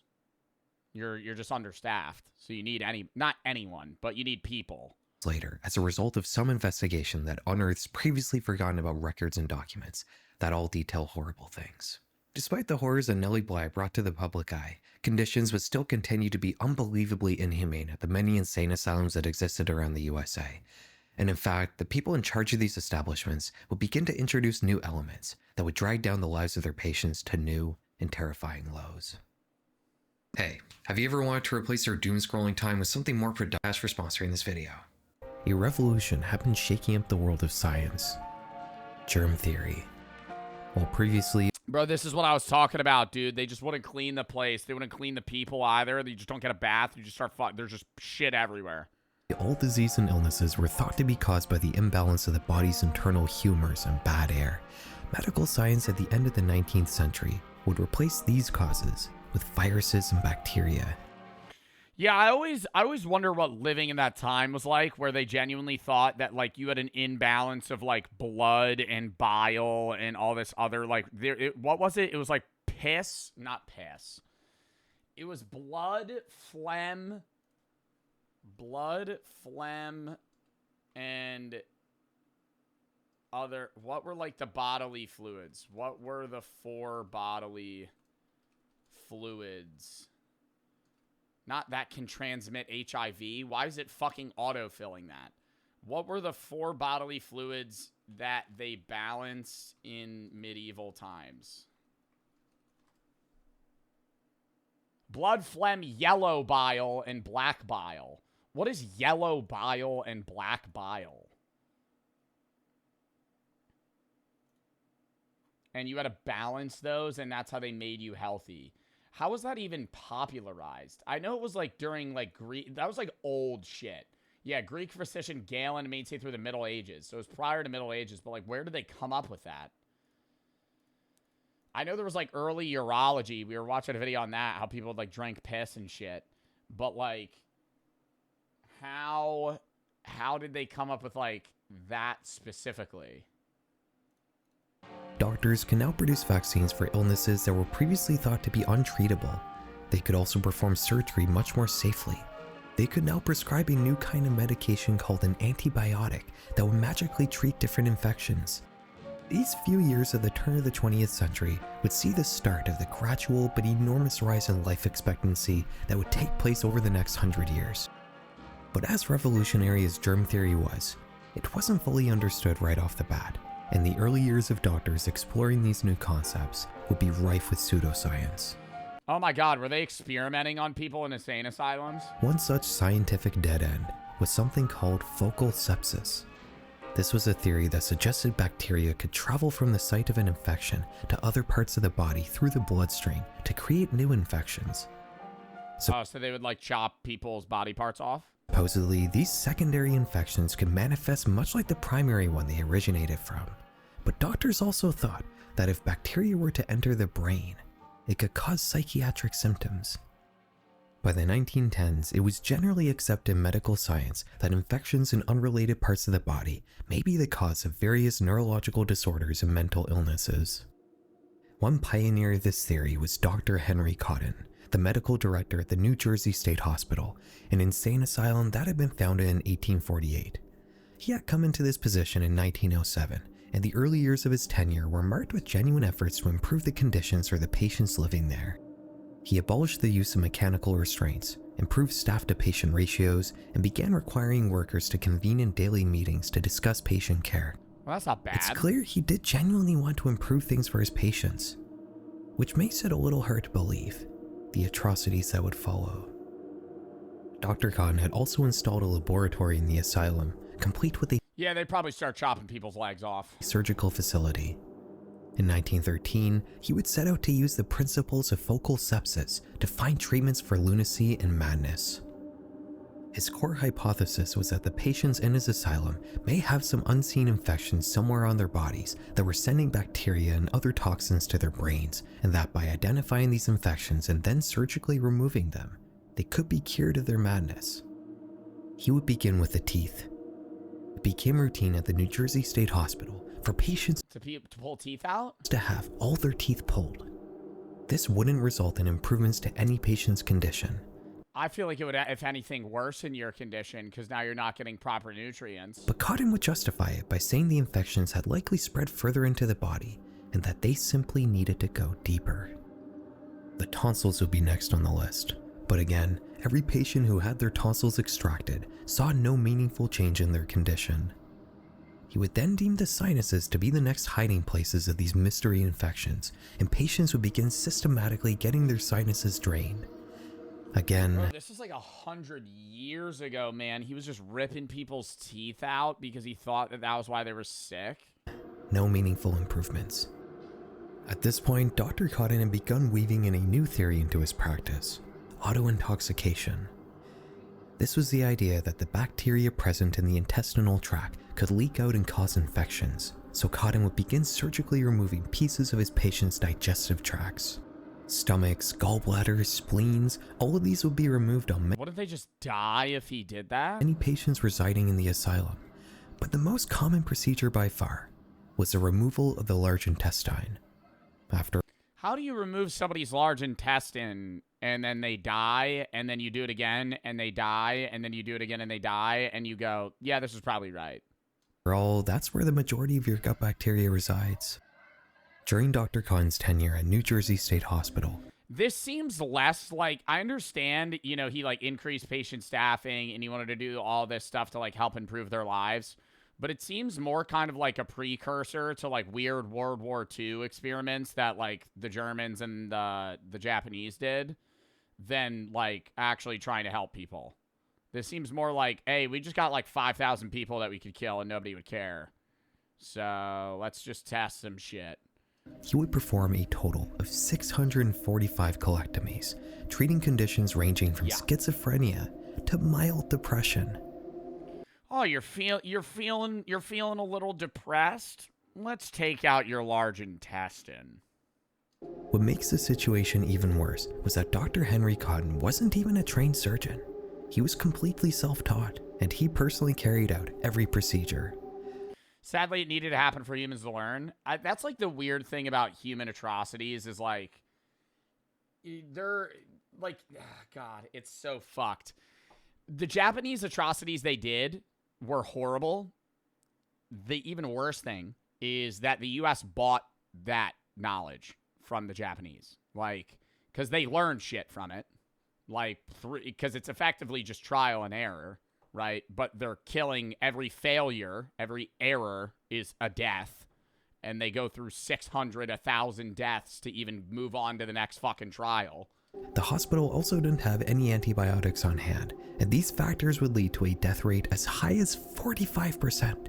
Wow. Hundreds of patients had died during surgery, and the thousands that did survive were left permanently maimed. Like this And he never went, oh, this is wrong. 18-year-old girl, whom we only know about as a result of her. How's that worse than less people would die? I'm saying it's worse that the U.S. bought it and then as a means of just like not like a lot of the people in that time were not prosecuted because the U.S. used that information that they learned and gathered. I'm saying there would have been other ways to test it, and it's fucked up. But it's like now the alternative is like animal testing. Usually you do like a lot of more background research, but if they think something will work, instead of performing it on a human, they test on like rats and other shit first. Cover patient records. She had entered the asylum because of her agitated depression, and over the course of her stay, Dr. Cotton would remove all her teeth. They use plecos now? Well, yeah, plecos are also extremely invasive. In her tonsils, drain her sinuses, remove her cervix, and cut out a large section of her intestinal tract. Wow. These surgeries would result in no improvement to her psychiatric condition, and they would only serve to greatly worsen her physical health. What are plecos? Type of fish that you have in a fish tank? It wouldn't be hard to come to the conclusion that Dr. Cotton was simply a sadist, somebody who enjoys hurting other people. But he very likely did genuinely believe in everything he was doing. He would also experiment on his own family, having all the teeth pulled from his wife's and both of his sons' heads. He would also perform a colectomy on his younger son. These procedures... Bro, like, literally, he pulled his entire family's teeth out of them. Like, this guy's just a fucking psychopath. Like, must have proven to be... I mean, like, there's no way he's just like, oh yeah, this is working. unthinkably traumatic, as both of his sons would take their lives. Dr. Khan would die a celebrated and venerated figure in 1933, the true breadth of his atrocities not yet known to the general public. He himself had claimed an 85% success rate for the procedures he performed, even though that was in all likelihood a completely made-up number. The truth wouldn't be publicly known until the 2000s, when sociologist Andrew Scull would begin meticulously reading through patient records, letters, and asylum archives, an effort that would result in his 2005 book, Madhouse, a tragic tale of megalomania in modern medicine. It's worth mentioning that everything Conan did had been performed without the consent of his patients. People who were kept in these asylums did not possess legal competence, and thus doctors were basically free to do whatever they wanted to them without any sort of permission. And it's not even like, it doesn't make it any better if they were more mentally disabled. But I'm trying to make the point that, like, there were people that were most definitely competent enough to be like, don't do this. And they just went, no, and then just did it anyway.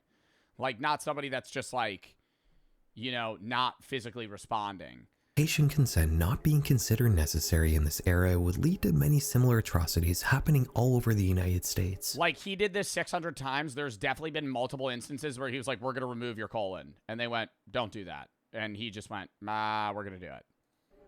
Possibly the most unsettling of these human experiments, and undoubtedly the most disturbing thing I've ever read about, is the Willowbrook hepatitis experiments on children.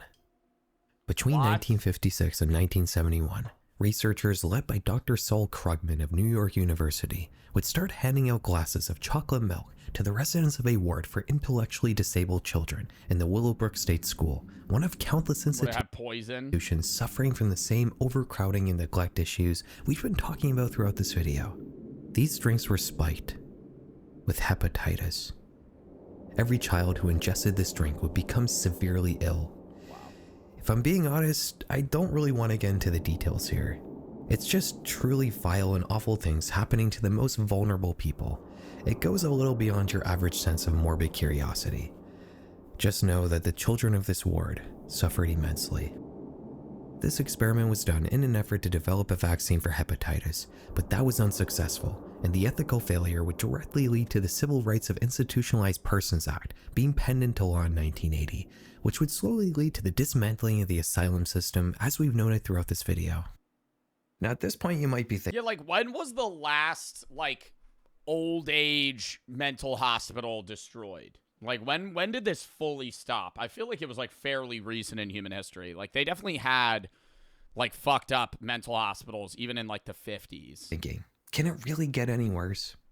Maybe not this bad, right, to the extent where they're performing, like, weird experiments, but... Those human experiments... Like the 1980s? Yeah, I would assume around that time.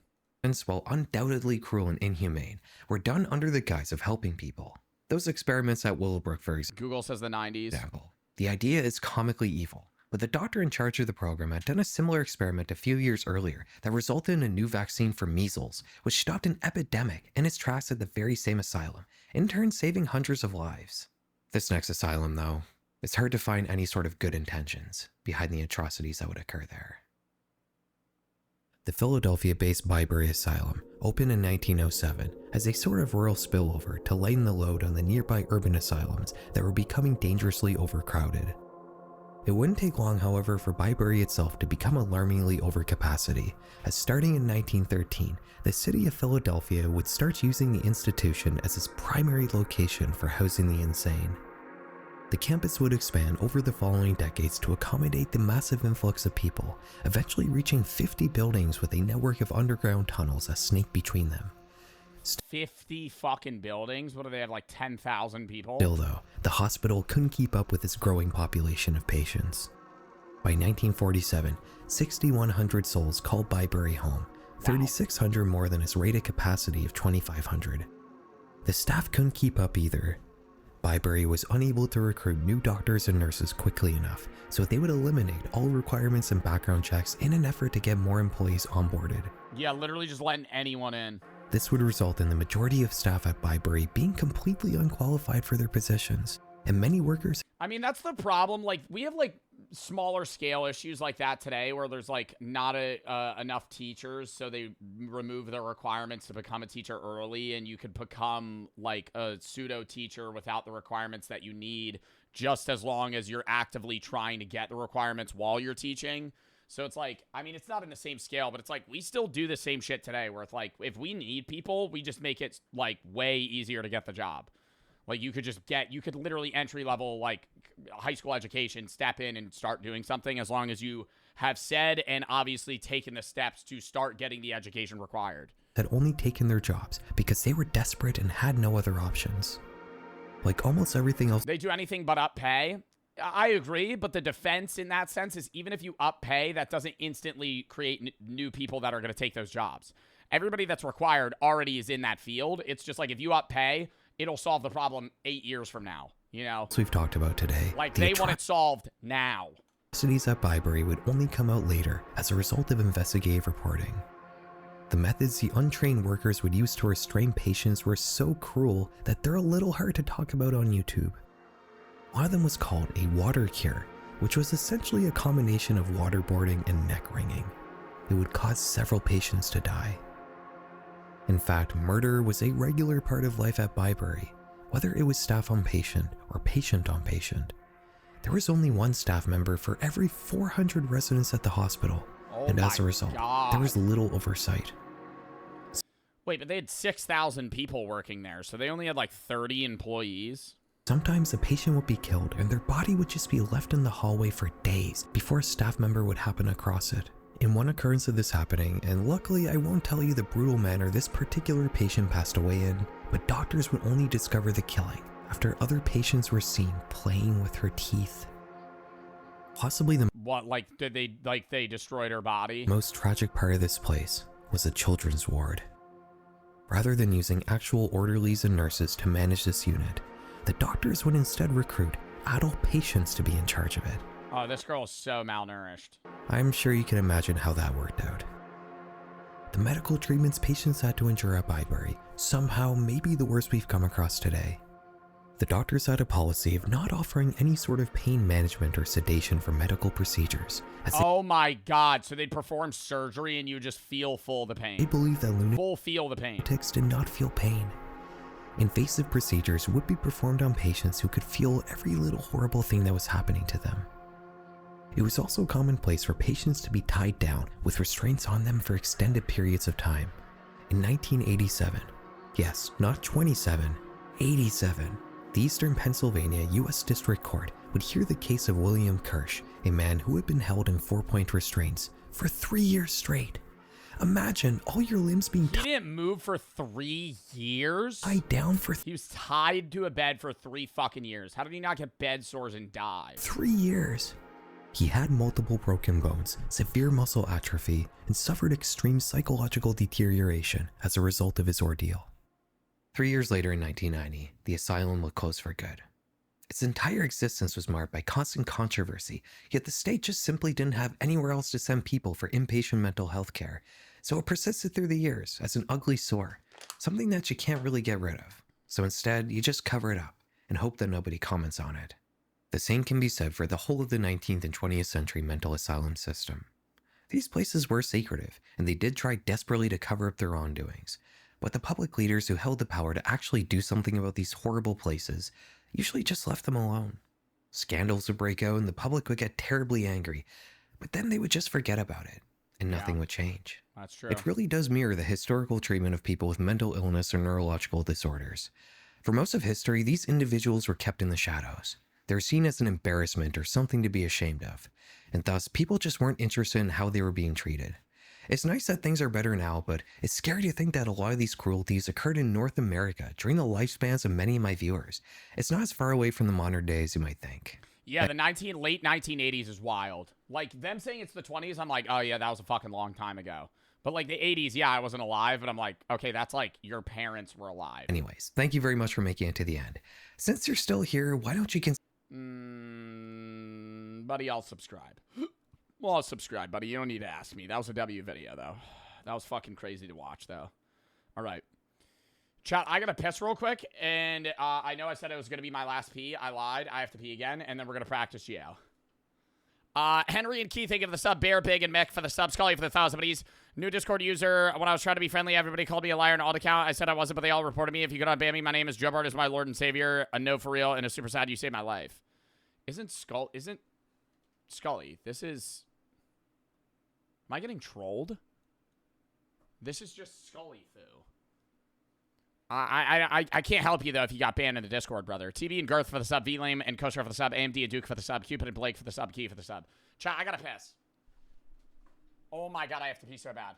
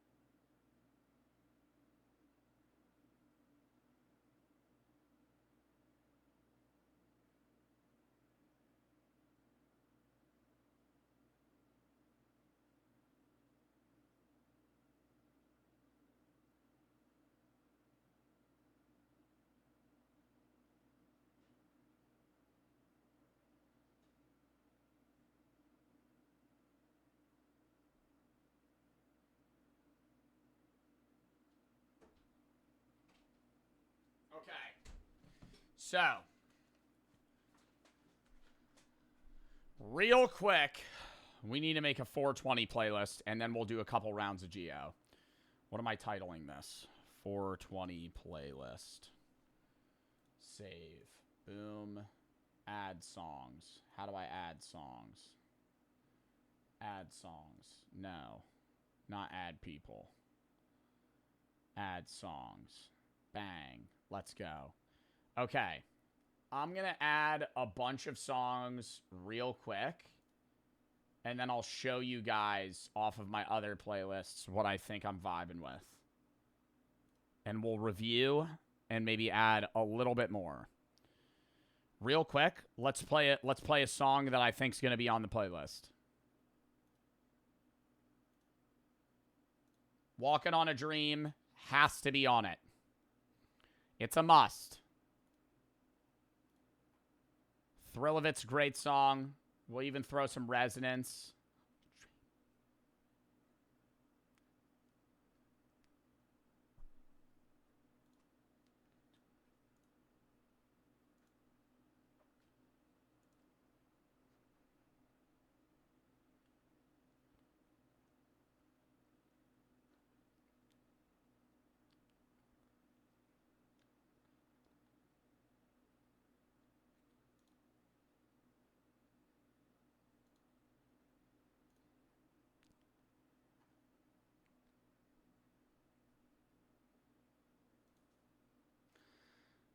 Hold up.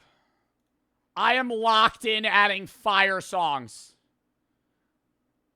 Oh my god, wait, not on the 420 playlist. Great song, though. Oh. Beautiful song.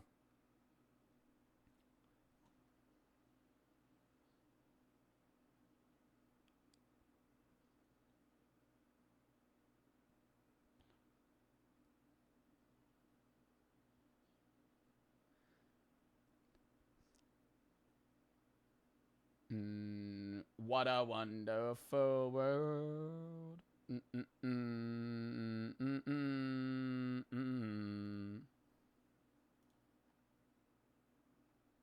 Are you high? No. I'm preparing a playlist for when I am high tomorrow. The bright, blessed day. The stars say goodnight. And I think to myself, What a wonderful world.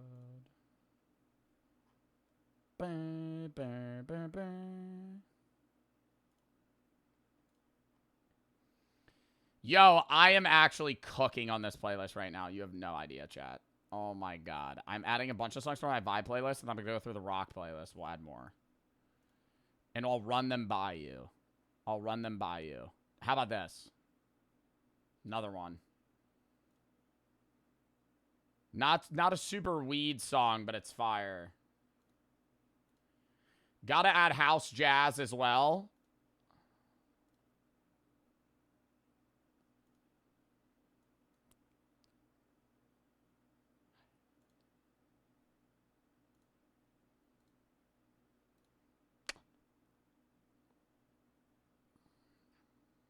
Yo, another old song? Not gonna be on the weed playlist, though. Doesn't make the cut. Shaboom.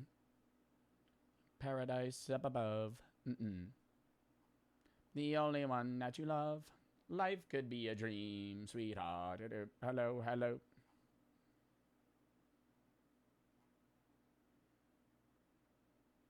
Yeah, those guys are dead.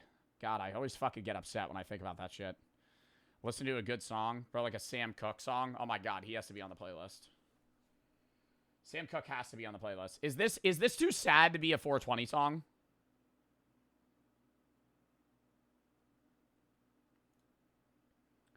If I go a million miles away. It's too sad. Each and every day is honey, nothing can ever change this love I have for you.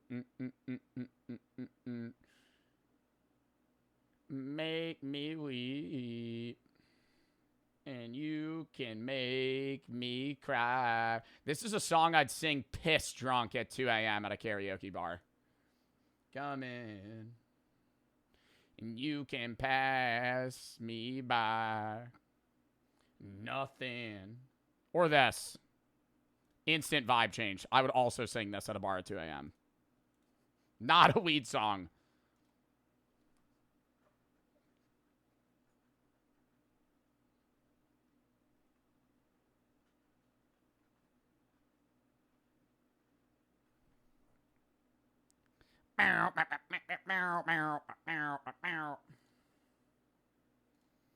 Okay. Wait, I have some foreign songs I have to add. And then I'll show the playlist.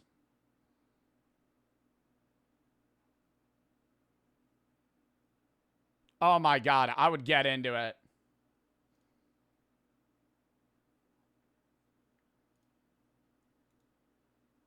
You be grabbing the mic?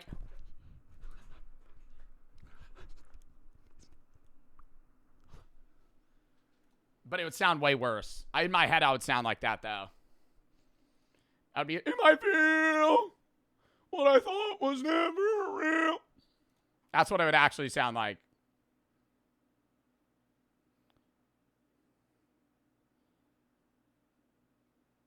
Okay.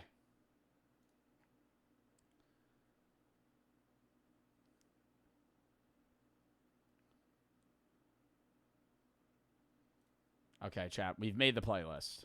There's definitely going to be songs that need to be added. I have 29 songs in the playlist.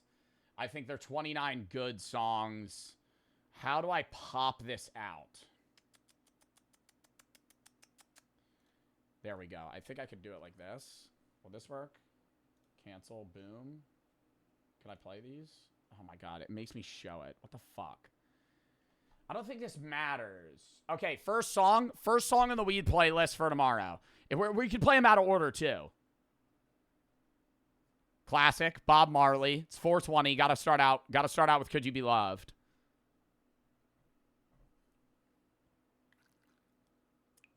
Transition into Let the Weed Bun. It's gonna be a lot of reggae, by the way. Quite possibly top three reggae song. Oh my god, welcome to Jam Rock. I don't have that. Somebody said that. Good pick. Good pick. Another fire song. Smokin' Love. It's another good song. I feel like I'll show less of the reggae just because they're all automatically in. Walking on a Dream I already showed. Resonance.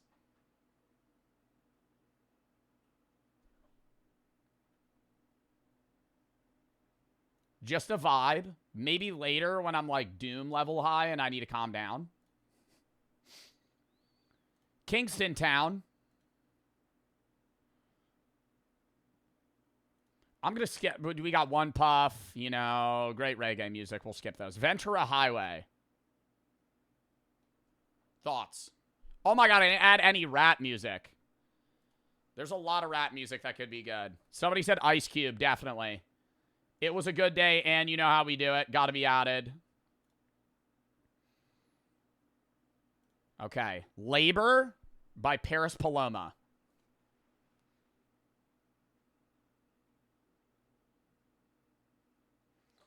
Let It Cook. Let's get... Wait, Let It Cook? Right here. No, not here. Right here. What is this?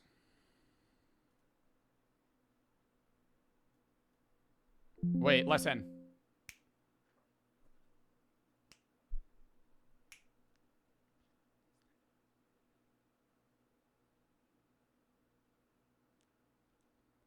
It's going to be the Hills song, bro. I'm not opening that. All right. I Swear by All for One. Cinema.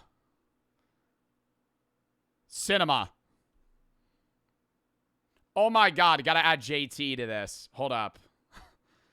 Justin Timberlake.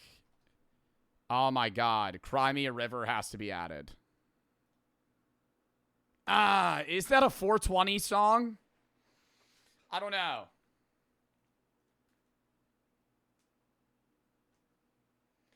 Yo, don't worry for the person saying Electric Avenue. You don't think I have Electric Avenue on the playlist? You're on crack, okay? That's already added.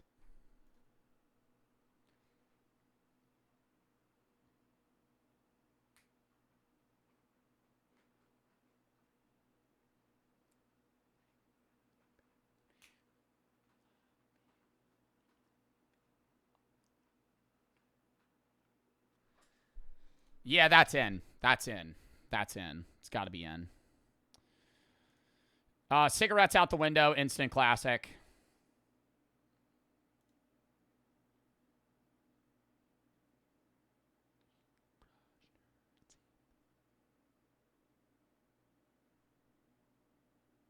Yo, Big Roy Joy, thank you for the 10 gifteds, bro. Scully for the 3. You should add Lounge Act by Nirvana on the playlist. Yo, I'm going to say this right now. Thank you for the 300 bits, Scully Foo. Or for the fake Scully Foo. Don't send bits asking me to add a song. It's not going to increase the chance of me adding the song. Vin, Lucas, and Scotty for the sub. Marcus for the sub. MSX for the sub. Santi, Cliff, Soren, and Coyote for the sub. Izzy for the song. Or Izzy for the sub. We Are the People by Empire of the Sun.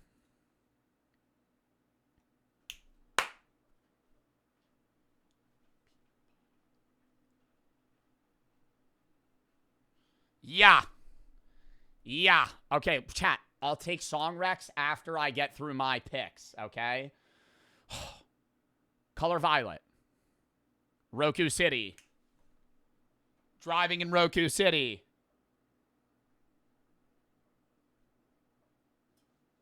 Yeah. It's in. Okay, then we have House Jazz. A mixture of songs.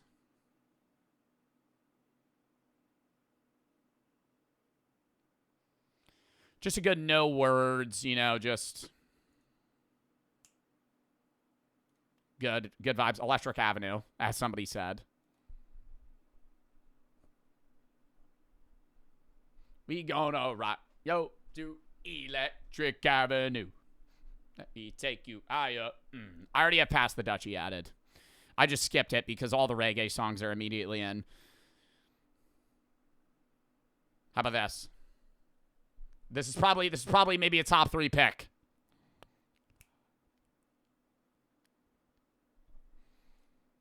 Inner Circle.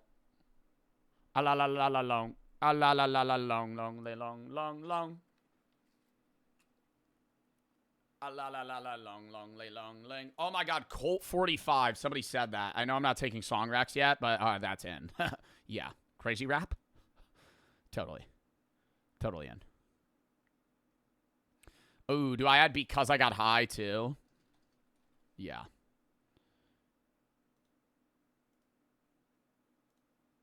Okay. Yeah.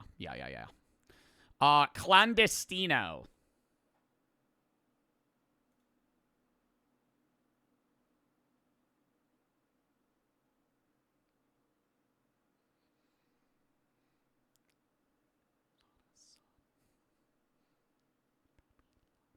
Bamboleo.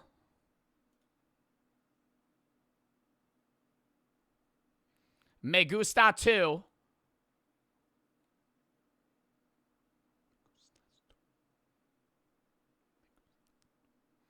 Welcome to Jamrock. Yeah. It was a good day. We'll add gin and juice as well. Dude, I was watching some fucking movie. What was I watching? No, it wasn't a movie. It was the TED show, and in the TED show, it's obviously based in, like, the 80s or whenever TED is filmed, and they were playing Gin and Juice, and I was like, wow, imagine being 21 when Gin and Juice dropped, and being in a bar, and this being, like, the equivalent of, like, just, like, a popular rapper playing today.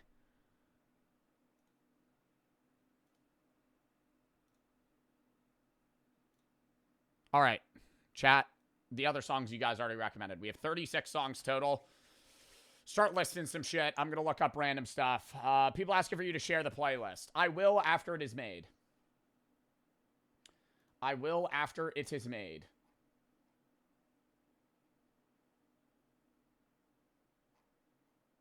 Actually, yeah, yeah.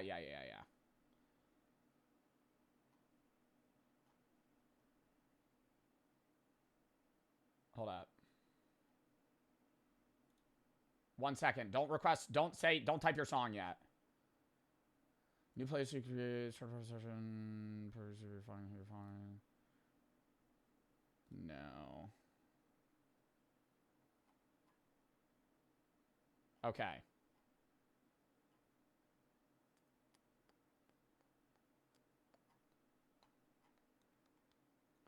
Is sharing a playlist safe on Spotify? Are you guys going to be doing that weird Jason the Ween shit where people like be like spam stalking what I'm listening to?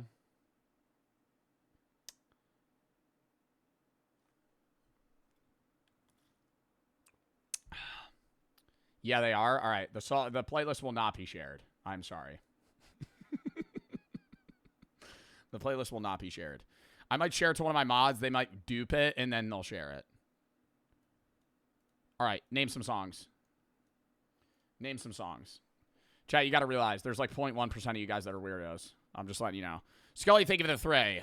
Joey for the 3. Uga for the 3. And thank you for the 3. Keesis for the 3. Pixel, thank you for the raid. Face and Rockchef for the sub. New Bop and the thank you for the sub. Big thank you for the 10 gifteds. Chat, list some songs. Please don't send bits asking for a song. I'm going to just be reading chat right now. Please don't send bits asking for a song because you're trying to get me to be more likely to add your song. I just said that already. Please don't send bits. Gigi, thank you for the 3. I'm not reading any bits of song requests. Pin that. I'm not reading any bits of song requests. Do not send bits expecting me to add your song. Just type your song. Somewhere over the rainbow. Fire. Yeah.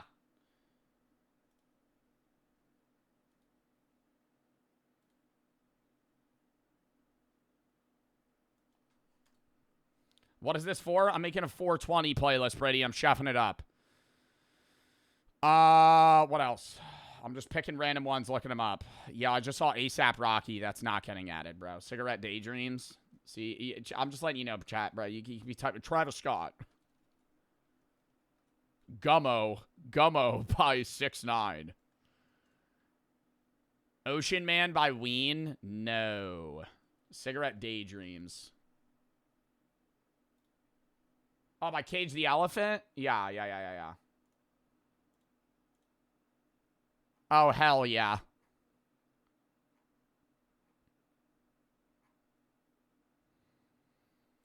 New Heights.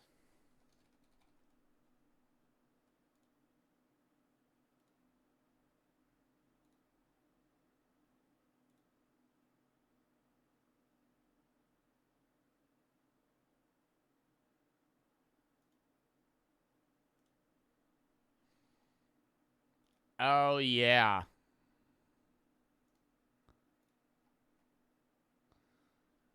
Yo, I just saw a motherfucker type Mo Chicken. I love that song. That is not a 420 song. Bro, I'm going for, like, vibes right now.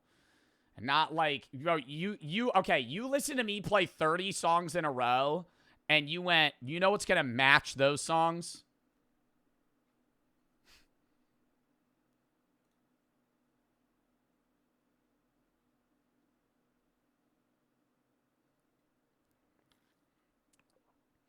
Maybe if I was aura farming while I was smoking, but, like, I feel like, I don't know. There's, like, two different, like, I could go that route, but we've already definitively not gone that route. You know what I mean? Like, I could go that route and then, yeah, be playing, like, some shit that's on that vibe. Like, I could play, like, I could add this.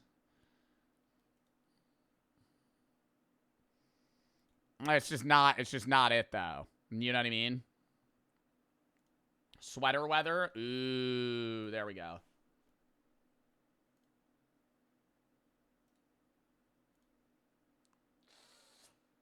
Yo, 1 for yes, 2 for no.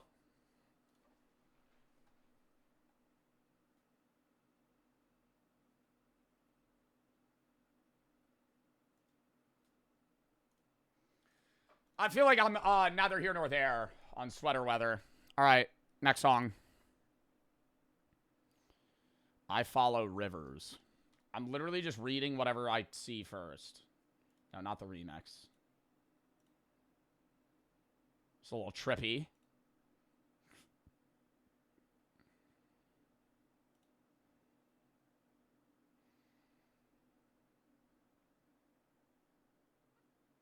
No.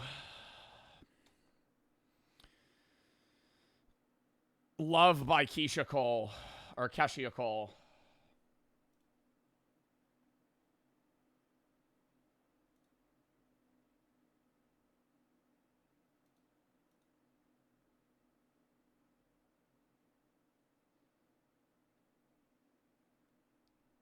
No. I'm sorry. No. California Dreams, we don't have added. Yup. Bro, here's the thing. Here's the thing. If you're going like old, if you want to go rap, you got to go like old school rap.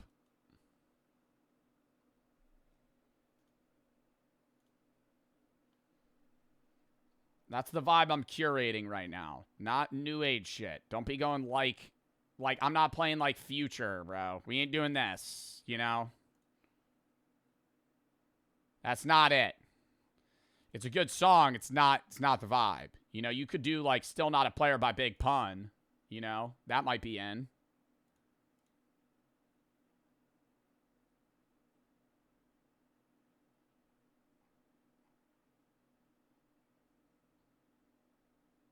All right. Dracula Tame. Or Tame Impala. Do I have any other Tame Impala songs?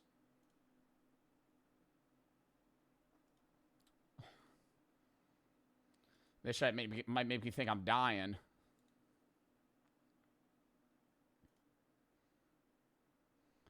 I added it.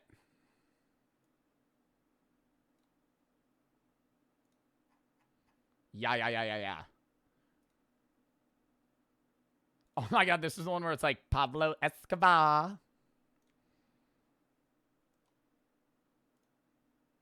Yeah, it's still in now. Bro, but Tame Impala has other songs that should be in. Like this. Let It Happen as well, maybe? No, Borderline.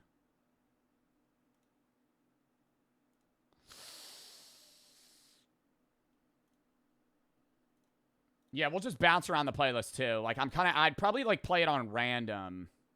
Like, I'd enable shuffle. Amber by 311.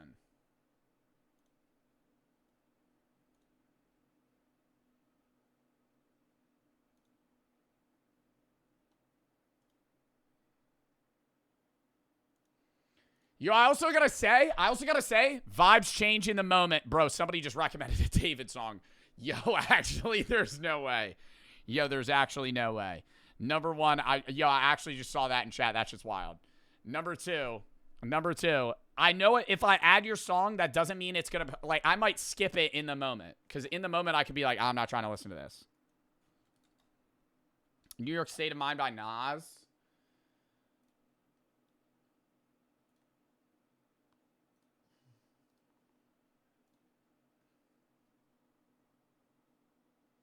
See, yeah, that works, bro. That works. Oh my god, I didn't add any Biggie, bro. Hypnotize.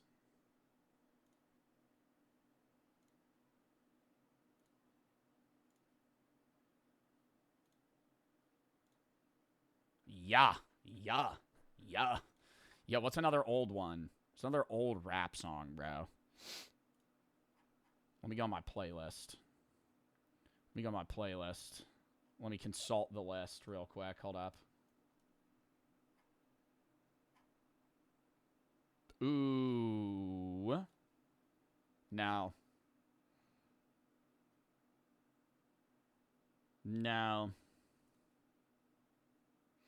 Yo, honestly, like, I could go Big X. That wouldn't be bad.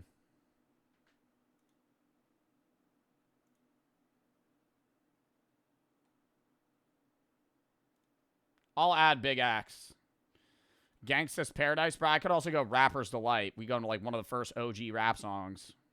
Sugar Hill Gang.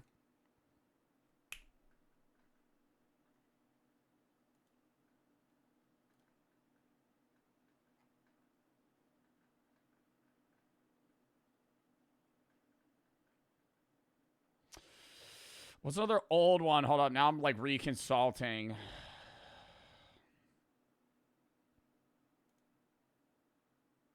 Hell no. Humpty Dance? I don't know. Yo, one or two. My name is Humpty. Pronounced with a umpty. Oh, ladies. Oh, how I like to funk thee. On the rappers in the top 10, please allow me to bump thee. I'm stepping tall, y'all. I feel like I know the words to this song. Like, word for word. Oh my god, Selly Sell.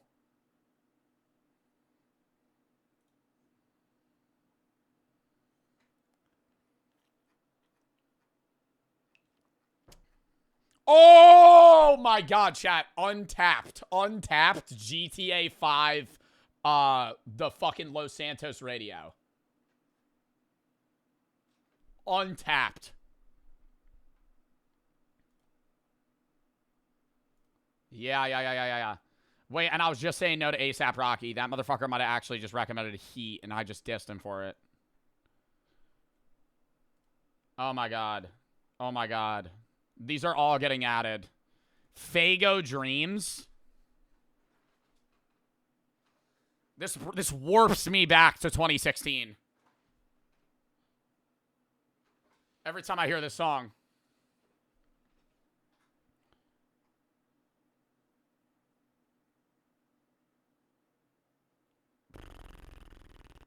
What else? Oh.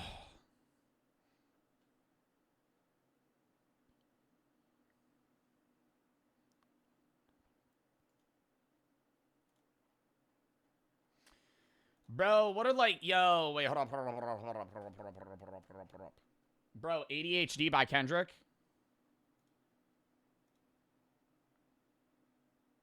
Oh my god, collard greens. Okay, now what? I'll take like a few more suggestions. Now we're actually coming up with great shit. Money trees, another one. Somebody just said. W chatter. Added. Add more than 5. 2 princes.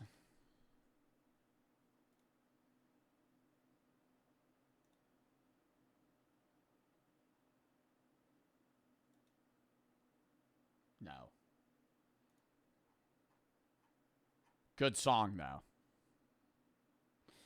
I don't know. I feel like there's like a certain type of like classic rock. I could be in the mood though. I mean, the vibe might change. I'll add it because I might be in the mood for it. Time of. Like, there's a lot of rock songs that could be good.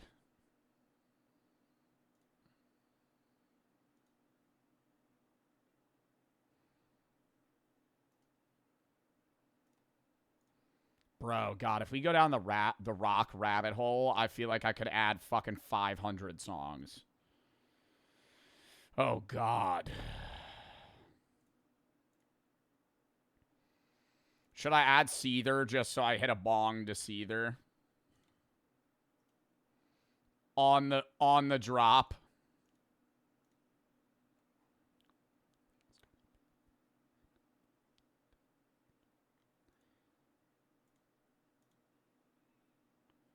Oh my God. God, dude, I just love music, man. I just love music. I feel like most of this shit could actually work. Mac DeMarco, I have nothing of. Another good shout. Another good shout. Chamber of Reflection. Is that too sad?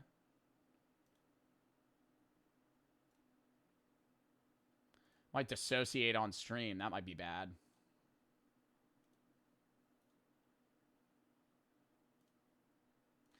Nah, it fits. It's going to be quiet. Like, this will be like, if I'm talking, this will probably be the volume of the music. Like, tomorrow. Like, well, I just ripped ass. Well, I don't know if you heard that. Yo, this will be, like, the volume of the music. Psychedelic funk. Because it's not going to be full blasting, because I'm obviously going to be talking the whole time. Not the whole time, but a lot. Psychedelic funk.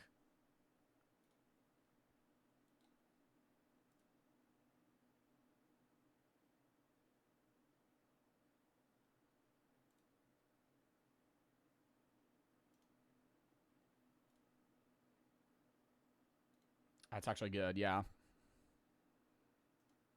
That works, that works, that works. Hey, Joe, what did Libby just say? What did Libby just say? That shit, like, disappeared.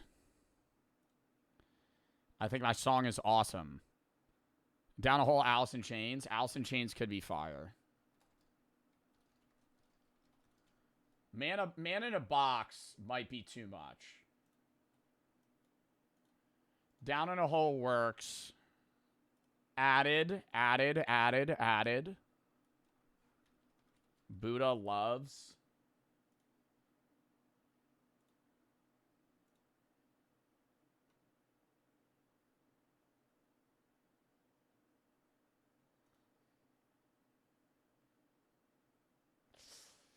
One or two.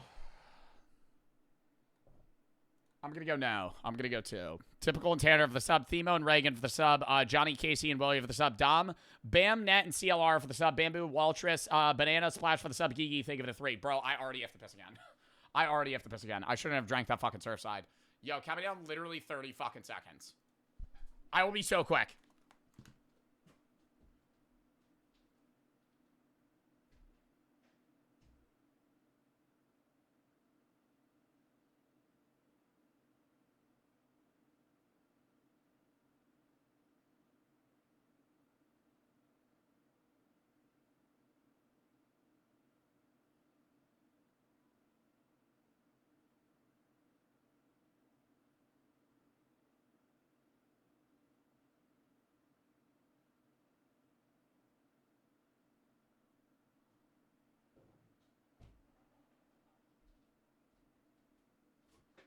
All right.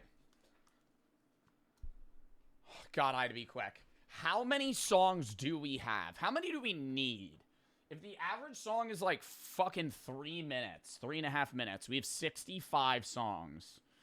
65 times 3 is 195 divided by 60. That would be 3.5 hours. I assume tomorrow's stream's probably going to be like 4 to 4.5. Let's add like 5 more. 2 more? Yeah, so it's 67? No. The Spins? Yep, good shout. That's just an easy add.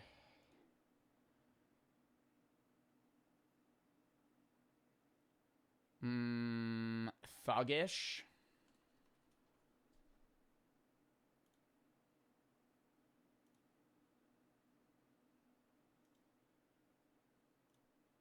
Yep, added. Someday the Strokes.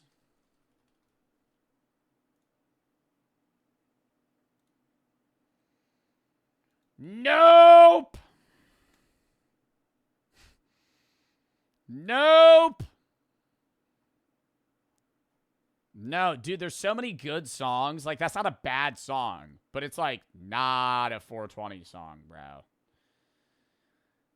Like, somebody being like, yo, let's add fucking Speak Up by Ellis O'Kenny. Let's add Speak Up by Ellis O'Kenny. Let's add Rich Flex. That actually wouldn't be that bad. All right, that was a bad example. That was a bad example. Nightfall. Ooh. By Kavinsky. Bit of a trippy song, but I like it. It's my other playlist.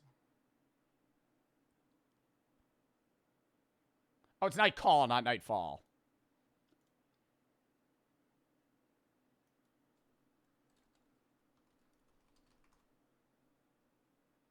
Summer Jam. No. Down Under.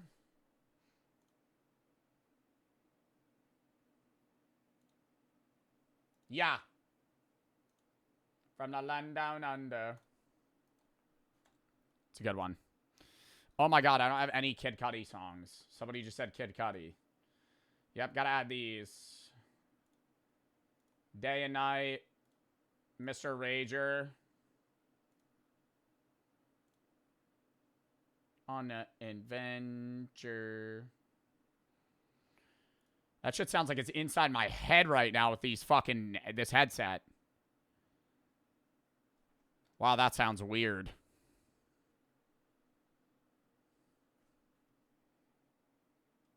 Oh my god, dude. Somebody said Witchy Woman. I would add Witchy Woman. I feel like... Oh.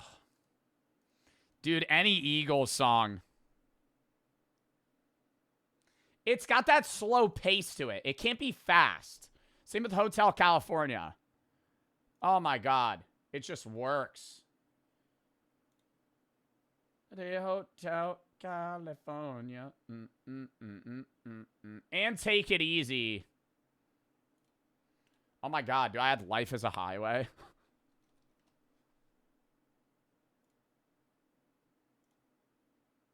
Hell no. Sweet Home Alabama?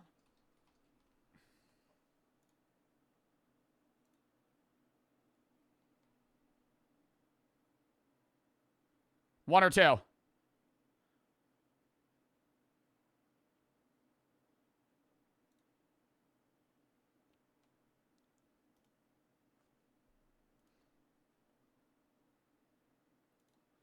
God, what's another song that's like, oh my god. We were just talking about West Virginia the other day.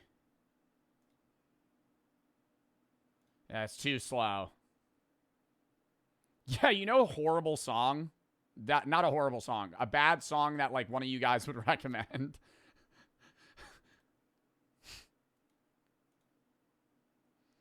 Joe, add Duty Low.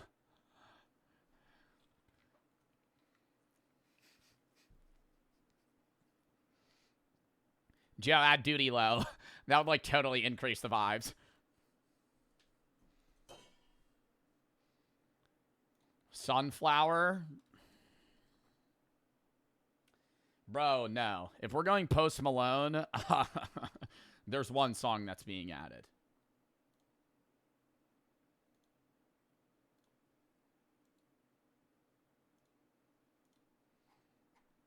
It's White Iverson. Give Me the Loot. Notorious B.I.G.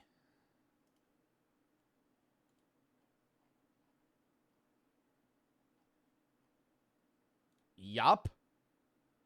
Oh, dude, add Big Moochie Grape. Oh, dude. Oh, dude. Oh, dude. Add. Oh my God, dude. You know be a great song. Oh my God. Yeah. Oh my God. Wait, I'm looking through my rap playlist, but I feel like most of my rap playlists would be fine. Oh, dude, add Kuda by 6ix9ine.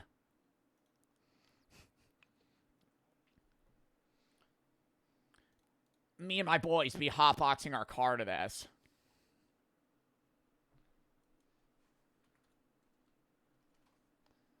Champagne Supernova. Yeah.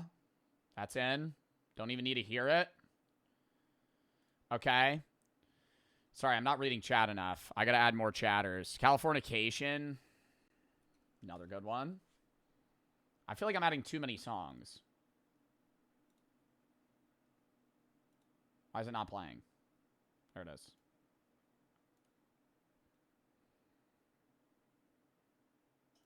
Bro, stop recommending that shit. What are we doing?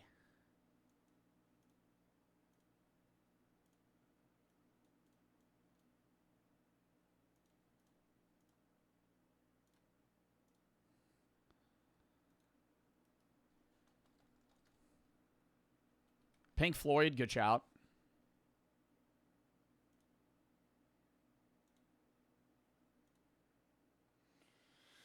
Actually, no.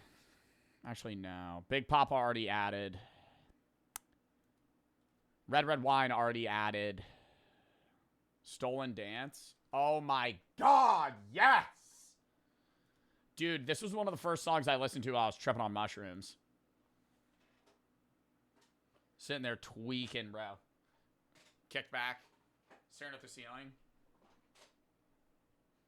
Listen to this on slowed, though. Do they have that slowed? It's better slowed. It's so much better slowed. Wait, listen to it slowed. It's like trippy.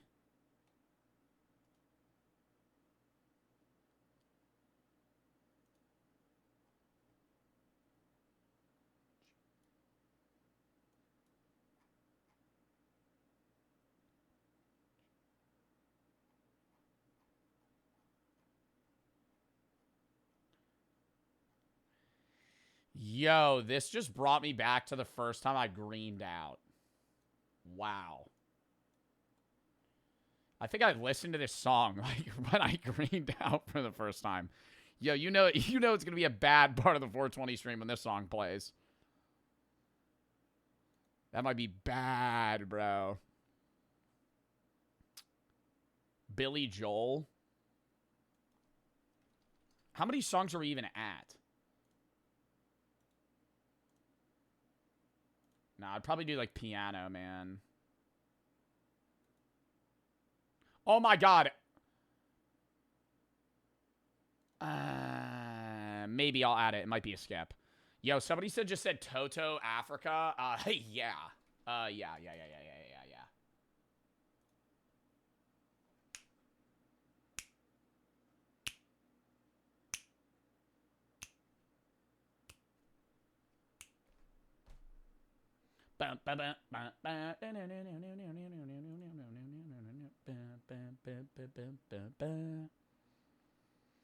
Rocket Man. Bro, what are other songs like Resonance, though? What other songs like Resonance that would be crazy good?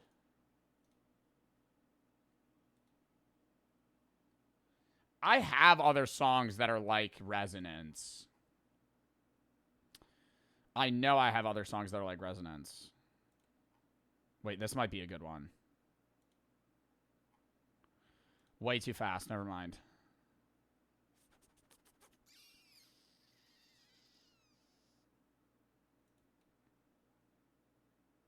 Oh my God, Sparks Coldplay. Interstellar. It's too slow. It's too slow. It's too slow.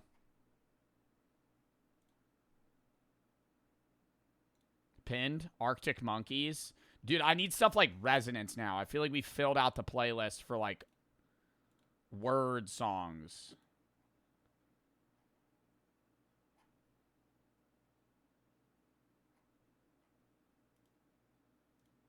Oh my god.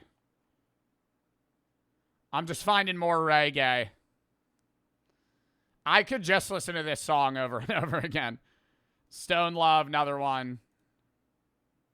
Oh my god, man. Wow, wait. Here's one. Oh no.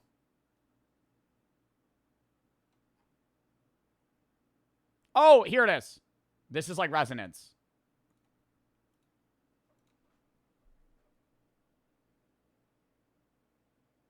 Like, what genre of music is this?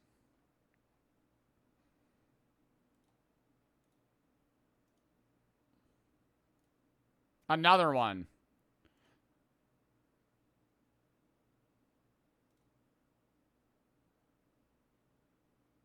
Like, what genre is that?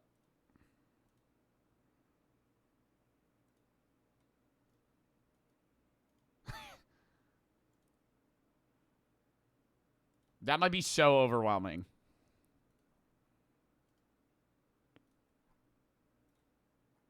I kind of do want to add Ocean Man. Put easier if we fly there.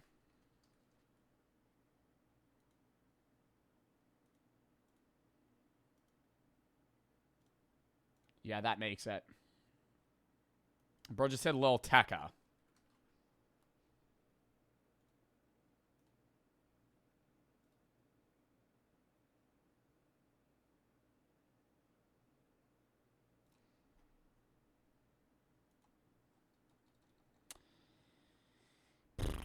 Flashing lights. Ooh, yeah. Yeah. All right, only like two more. How many are we at? Let's see how many we're at. We could get like a round number. We're at 92. 8 more. We'll get 100. Daft Punk. No. Need to Pine Grove. Yep, added. Don't even need to hear it. But I'll listen to it.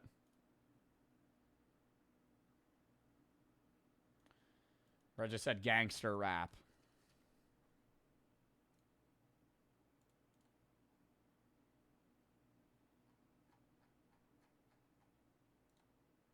I'm not. That's just not getting added, bro. No world that gets added. Self-care.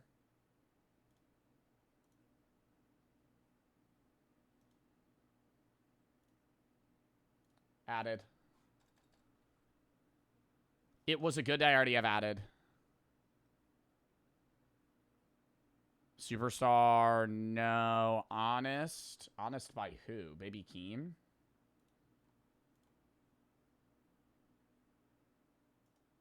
Not bad. See, that works. That works.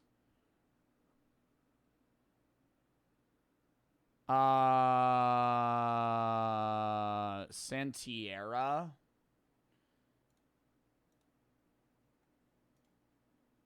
Hey, yeah, mod that guy.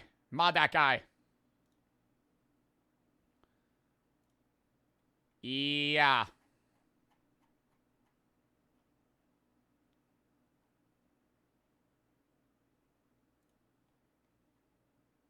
All right, 4 more spots. We're doing around 100, and that's it. Close to the sun. Oh, wait, what is close eye? Wait, this.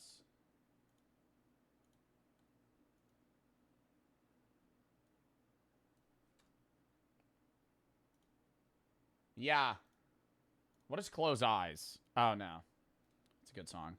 Dude, I wish funk music wasn't horrible to smoke, too. Because I love funk music.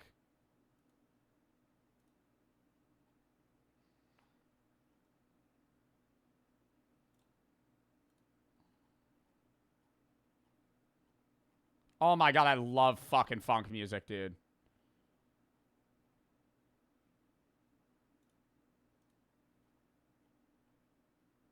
Gotta get my heart rate up. That would be bad. Are there any funk music that wouldn't suck? Maybe? No. It's too deep. It's too deep. How many are we at? I think we only gotta add like 2 more. 3 more. Southern Nights. I was playing Southern Nights the other day. I feel like it works. I'll add it. Dude, there could be some good country songs, man. I'm not even gonna lie. Green River? No. Oh my god. Old Number 7? Nah, you guys will complain. No, you know what would work? Black Creek.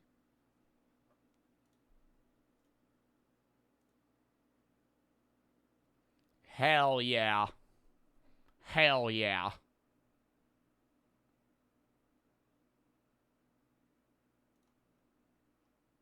One more song. One more song. Golden Brown. Chat, thoughts on Golden Brown for the last song?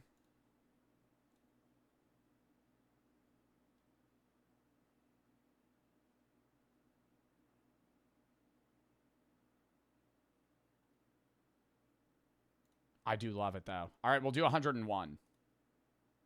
Oh, my God, no. I just added a whole new playlist for just this song. How do I remove that? Delete.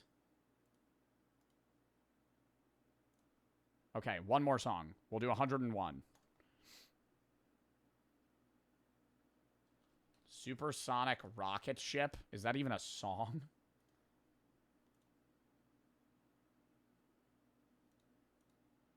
No. The song that needs to be added last needs to shock me. Scar Tissue. I just fucking added that. Oh my god. Lowrider. Oh. Yeah. The George Lopez.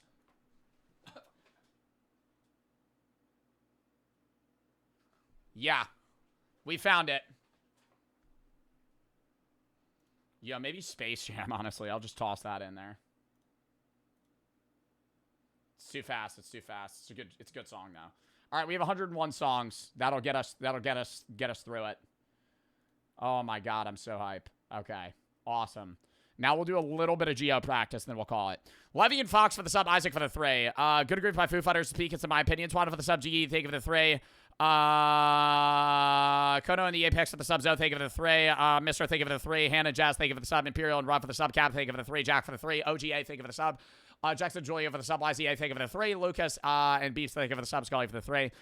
Sorry, I all the people that just said donos that I read for biddies, you guys all requested songs. I was saying at the beginning, I appreciate the bits, but I was saying at the beginning, I'm not reading bit song requests. I'm sorry. Burn, thank you for the sub. Because it just delays how long it is, because then I have to pause and read it, and then more people just keep sending them, so. All right. Chat, W playlist. Let's rip a Geoguessr round. We'll play till we lose, like last time. Regular duels. Lock it in. Chat, we need to get our rating up. Right now I'm at a 494. It's not good. Not good. We need to be at like 550, 600 in the next few days, and I'll feel confident for tourney. If me and Chris are both 600 ELO players, then we will not definitely win, but we'll be like top 4. 323 duels by this chud. Oh my god. Metalliche. Run of prediction. Northern Hemisphere. Matera Bari Toronto. This jerk off just thought we were in Toronto, Canada. I'm sure of it.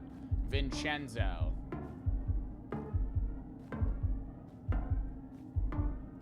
I mean, this has to be like Mexico. Or like Colombia.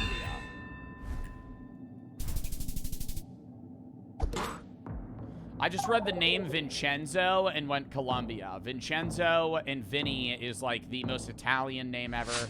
Okay, it's a warm-up game, chat. If I lose this one, it won't count. It will count for predictions, though. Sorry. Tough shit. Yeah, we're in South America, and I think we're in Ecuador. Fuck this guy. Oh, there's a sign right there. Doesn't help him at all. Doesn't help him at all. Buddy already knew we were in a Spanish-speaking country. Didn't even need to see the sign. Driving on the right, air and climate. He goes Colombia. Horrible gas. Horrible gas. Horrible gas. GG. Thank you.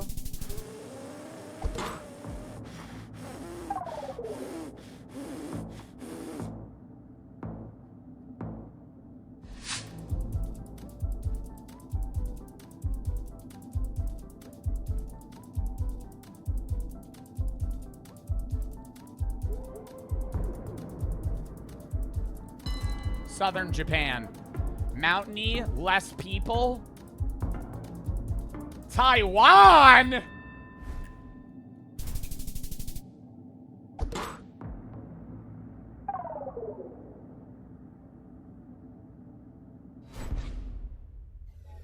All right, run it back. Play till we lose now. Play till we lose starting now. Chat, I will be in tip-top shape at the start of the tournament. Trust me. Northern Hemisphere. We're in Europe.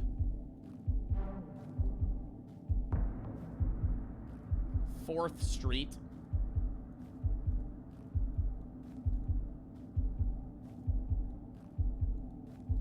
We could be in the UK. Or somehow in the US? I don't think so, though. They're driving on the left. 2nd Avenue. Northern Hemisphere. Has to be UK. Can I read this car? Rebel? Let me look at the dude. It's empty. Love it. See, that's weird. There's so much English, but this doesn't look like the UK at all. Like, oddly nothing like the UK. Maybe Ireland. Maybe we're in Ireland. We're not in Australia, chat. It is the Northern Hemisphere. We're in the Northern Hemisphere. We could be in the United States. It isn't Canada, though. I don't think we're in the United States in Indiana. That did not look like we're in Canada. Okay, so he got 1,000 points off that. That's fine. I just did not feel comfortable guessing the U.S.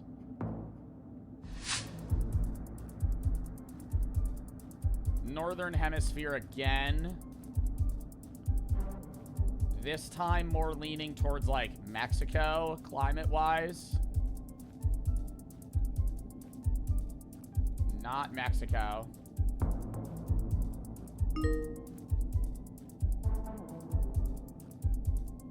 Zimmer. Seplach. France. In a more mountainy region of Dijon mustard, France. Romania. Yo, fuck. Why everybody's saying I'm just sucky at the game? I just can't read chat. Bro, Ukraine? See, please get... And then he just switches to fucking Austria. Yo, like, we're in Bosnia. You're washed. I'm not fucking washed, chat. I'm serious. I will be in tip-top shape. I'm not even joking. Southport, domestic and sexual violence is not tolerated in this community.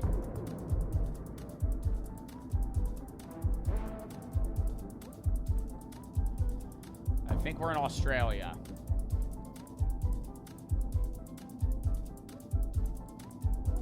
Maybe? We're not in the US. That's for certain.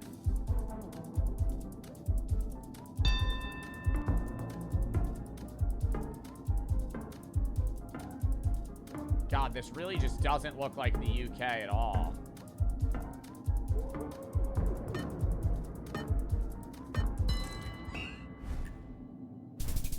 Oh, thank fuck. This guy sucks. We were in Brisbane. I knew Melbourne was too south, but I just didn't want to go Perth, because Perth is just like a wild guess.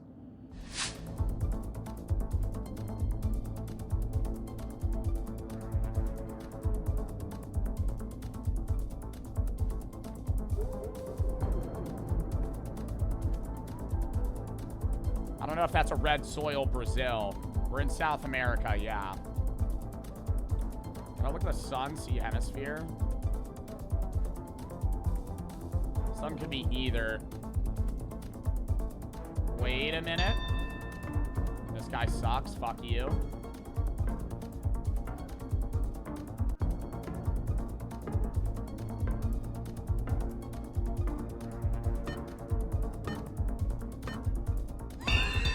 It looked way too... it's not there. I'm wrong. Yeah, it's fucking Brazil, dude. I knew it. And I lose. Damn it!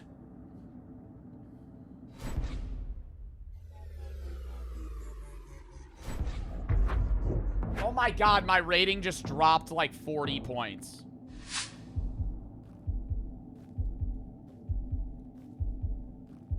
That's Portuguese.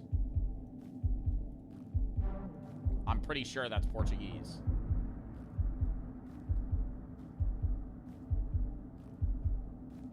I don't think we're in Portugal, though. I think we're in Brazil.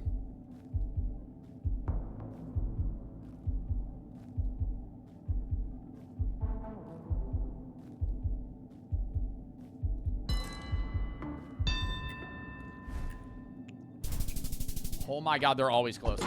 Oh my god, they're always closer. Oh my god, they're always closer, and they're just guessing. They're just guessing. They're just literally fucking full guessing. He just literally just randomly went and then just fucking pooped that spot out and just got it fucking right.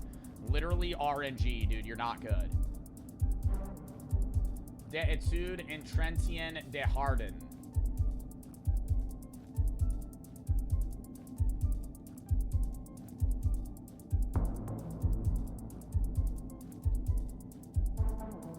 They have that, which is odd. Penier. They got mountains in the distance. We're in Europe. It's not Spain. Châteauneuf, Les Roussettes. I would say we're in like France, if anything, bro. But I don't know if French people have that double dot over shit.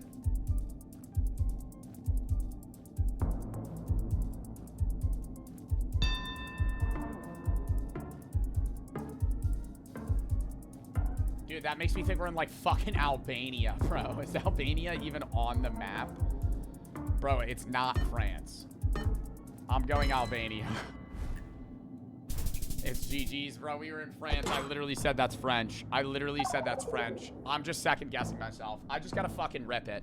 I just gotta rip it and go, oh, France.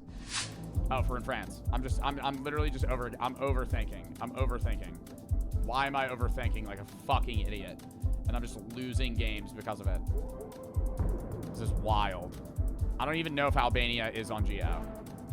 I know, like, Bosnia is, and Montenegro, Croatia.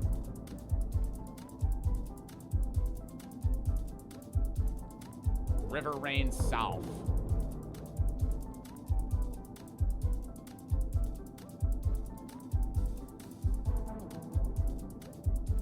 Remborses. We're in France.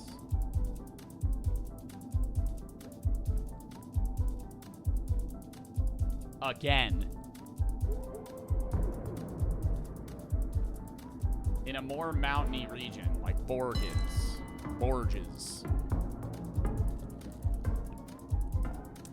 Libby crochets because she's 60. Crocheting's a lost art. And I'm closer, dickhead. And I'm talking shit.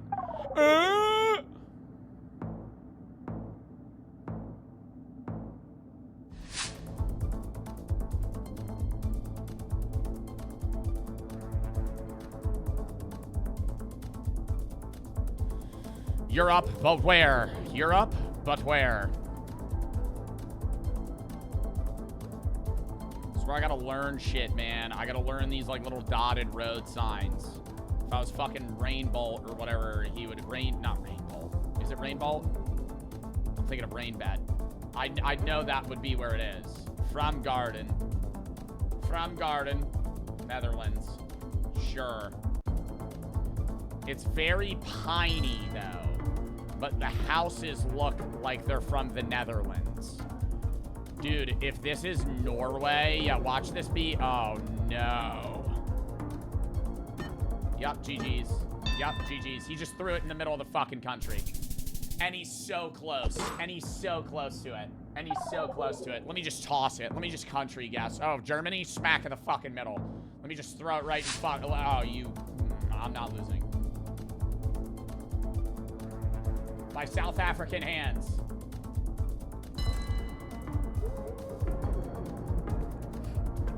I just threw. We're not in South Africa. Yo, we're not gonna be in South Africa. Watch. We're gonna be in, like, the UK. Oh, it's cooked. Oh, it's actually cooked. Oh, it's actually cooked. In Chile? Actually, GG's. Oh my god, actually, GG's. Oh my god, actually, GG's. Holy fuck. I literally just on a whim went, oh, made by South African hands. We're in South Africa. We're in Asia. Probably like Thailand, Indonesia. I know Asia, chat. That's my specialty. You give me Asia, I don't lose. Show me a language.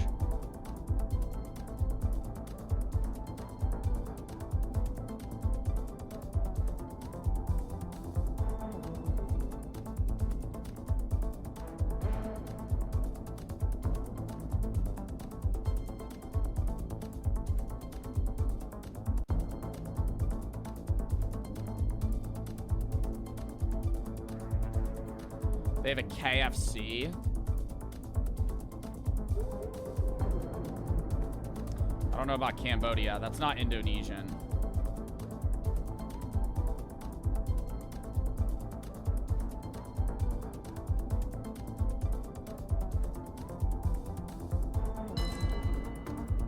I'm gonna go northern Thailand.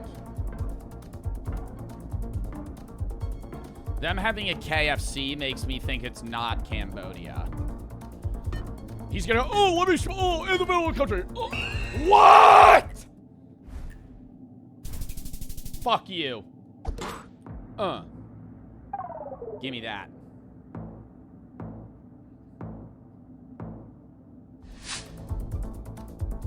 Ipan. Obzerno Poslovny Center. Chill out XD. Yeah, why don't you go fucking fist yourself, jackass? What do you mean chill out? Dovoliheno. Zakosar.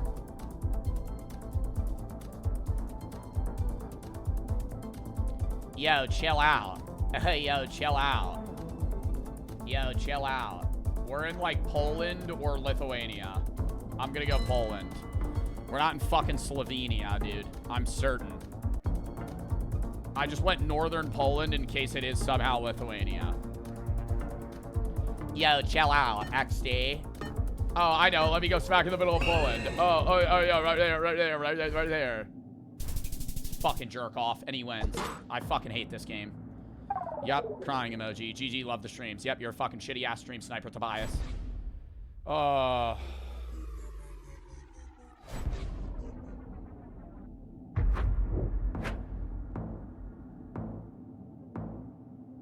I'm sorry, that was rude. You might have not been stream sniping. But you randomly moving towards where I guessed actually pissed me off.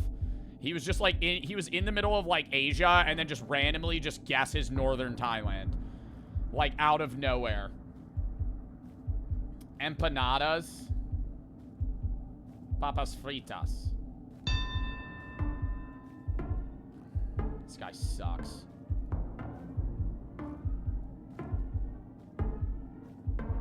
What flag is that?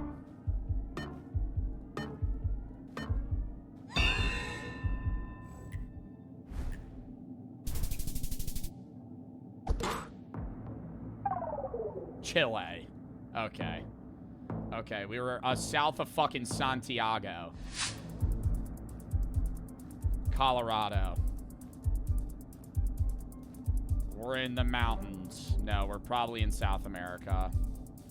It's like, I don't know what it is in this rank or elo, or maybe it's just the RNG I'm getting. It's like every single fucking place is South America.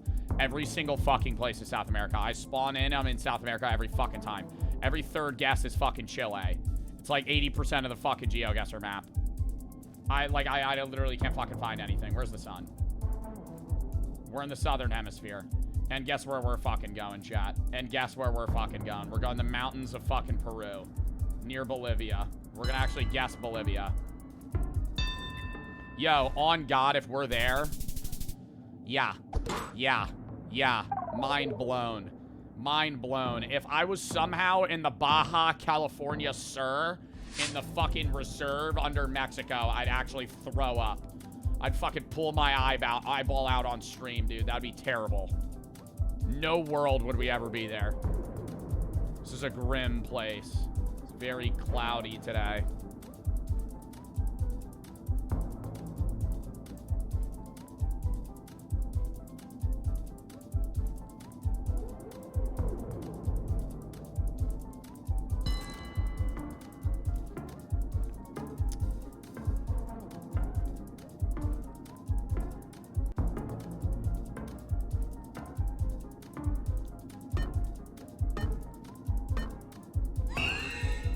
Guess North Korea.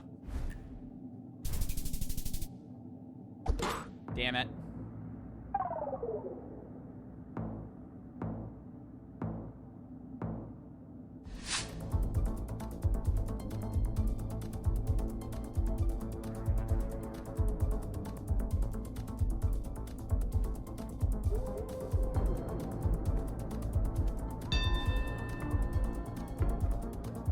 I know he guessed Ukraine.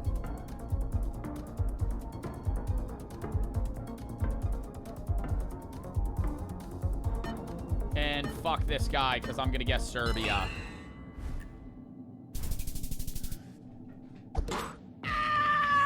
Yo, how do you get 1,000 points on that? He is 2,600 kilometers away. He is nowhere near where we are.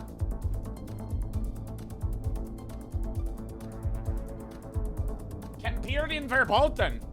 No camping. Joshberg.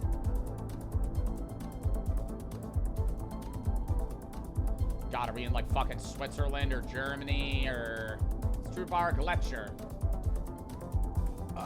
Yeah, I think we're in Germany. I just have no idea where. Oh my god. This has to be famous. Stubayer Gletscher. Einfach.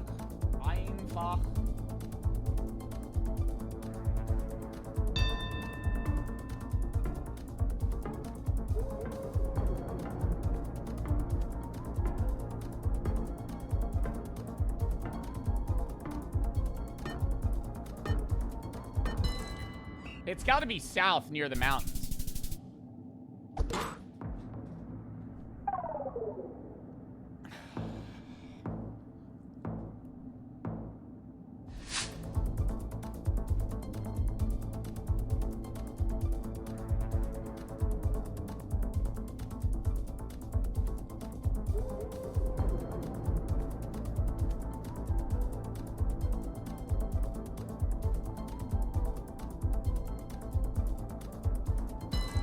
That is a perfect guess.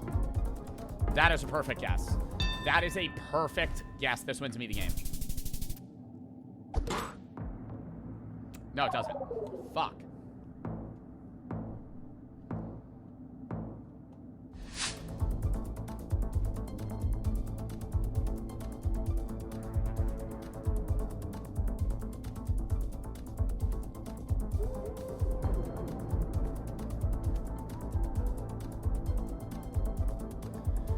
I'm thinking we're in Italy. Cocktail bar. No real hemisphere. We're on the water.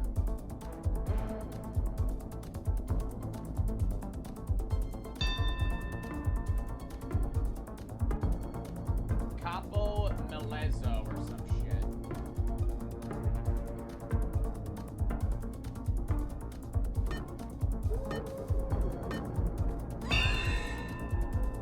I changed it. Oh, no, it didn't let me. Bro, I wanted to go more south. I literally went near, like, Paula. Bro, I would have won the fucking game right there. And then watch me dud this next guess. Yep, it's GG's. I'm about to get fucking fisted. Francisco Mezcal. We're in South America. I know a Mezcal margarita, buddy. I know a fucking Mezcal margarita.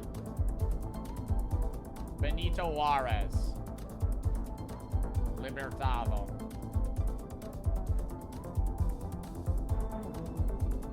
Coca-Cola, we're in Mexico.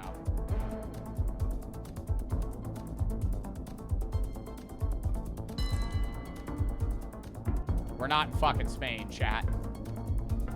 You are an idiot if you think we're in Spain. You're an actual idiot if you think we're in GG's.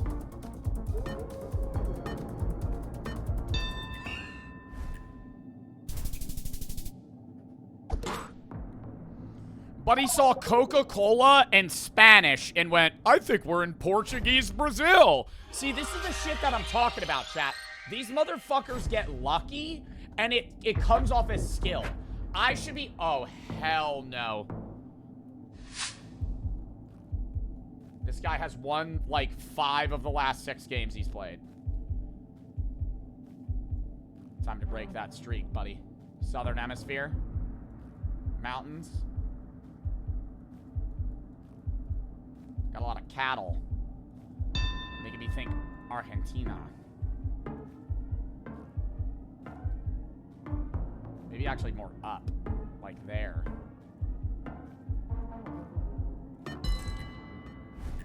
What? See, this is shit that I'm talking about. How does this guy not know Sun Tech and he guesses fucking Mongolia near Ulaanbaatar? This guy, like, how am I in the same fucking rank as this guy? Like, I don't understand this shit. Like, I just have shitty fucking knowledge. Coca-Cola truck. Yaki Fest. 199. That could be pesos. Oh my god, this looks like Mexico. I just want to see if I could get a sign near where we are. I would say we're like down in southern Mexico. Pamilas a Acaponete.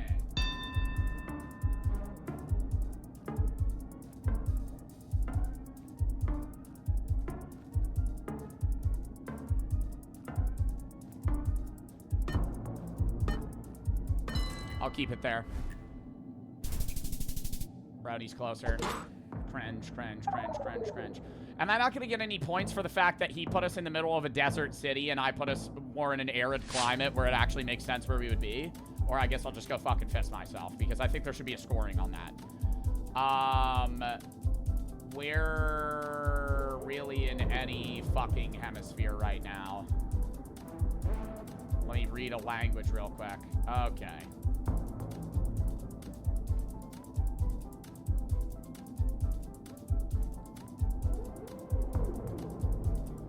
The car's not very low. Actually, the car is kind of low. We're probably in Japan.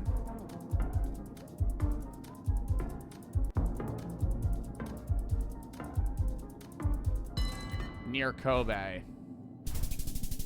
Oh my god, I'm just getting fisted. He guessed in the middle of a fucking mountain.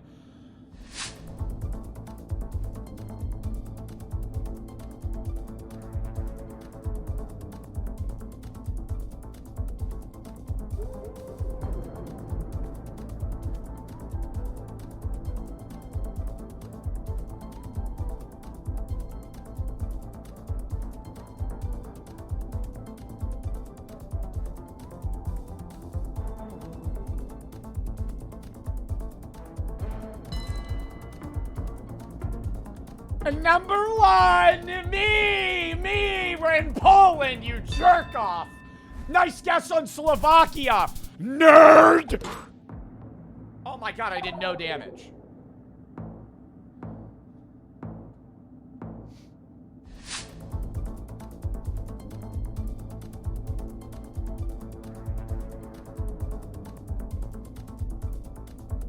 Assuming Northern Hemisphere, not 100%.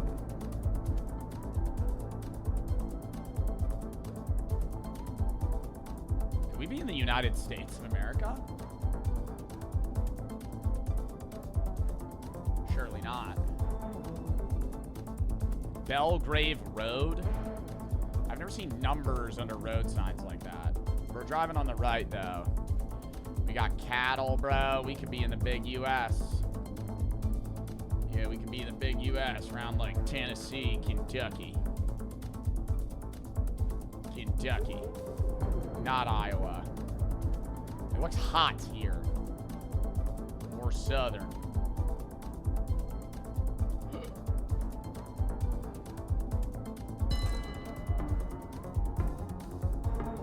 Oh my god, Auburn. Wait, no, that might just be a road name. Yep, that's me. Yep, that's me. Yep, that's me. We were in Canada. I was wrong. But we were right outside of fucking Michigan, so.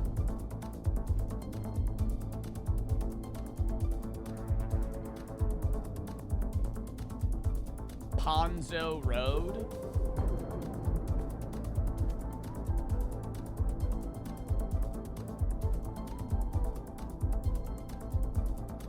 They have kilometers, but English. And it's more tropical. Australia.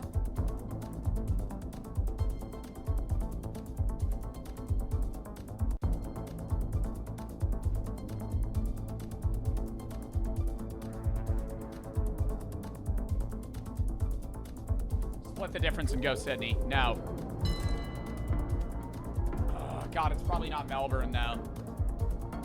I'm just not good with Australia. He's going to be closer because we're going to be in fucking Brisbane.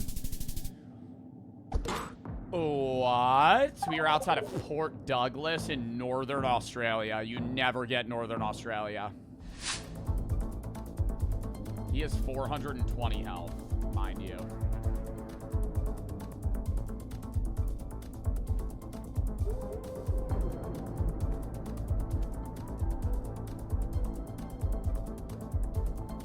What the fuck is this place? I'm in a country club.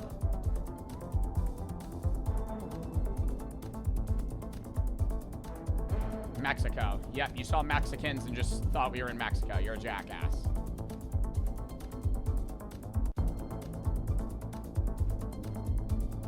There's English everywhere.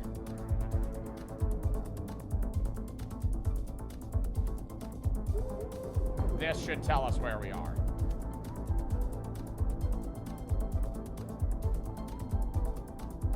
Tarawara Museum.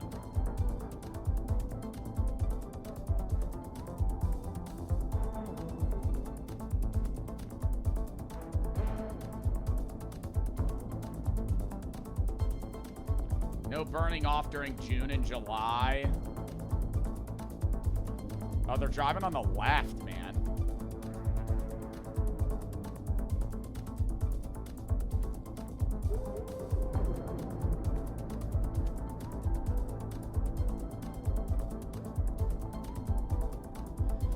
Yeah, it's either Australia or New Zealand.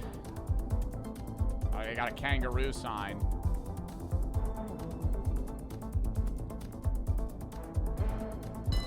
I'm just gonna go to the same place. They got a kangaroo sign. Yeah, that's gotta be somewhere specific. Oh my god, I'm typing GG's.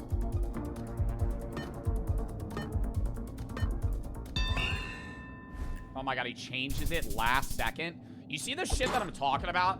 Like, that doesn't make, like, I don't want to say this guy's fucking stream sniping or some shit, but it's like, that last guy did the same shit. It's like, you're in the UK, and then 3 seconds left, you go, Australia, Australia. It's like, bro, like, I feel like you're seeing my guesses. Like, I feel like he's seeing my guesses. Has to. Now it's play till we lose. One win, a bunch of losses.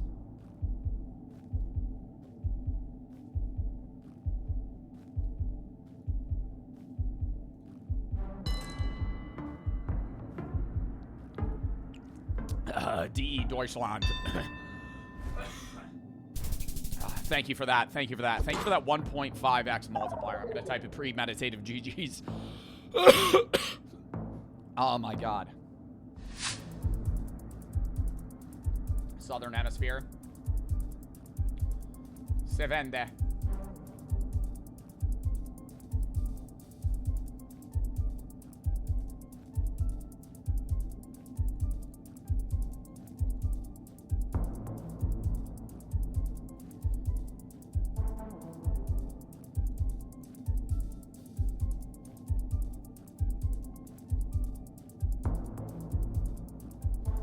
Like a Native American like head statue there. That's what's throwing me off. They have honey here. Canete.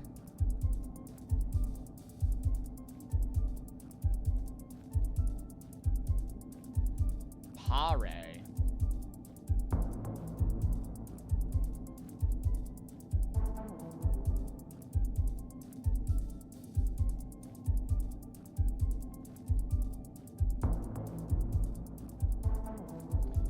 It's so wet here.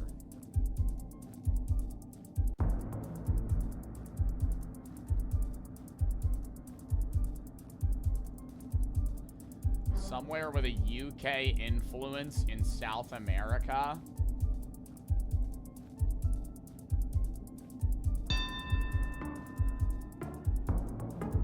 Mountainy but wet.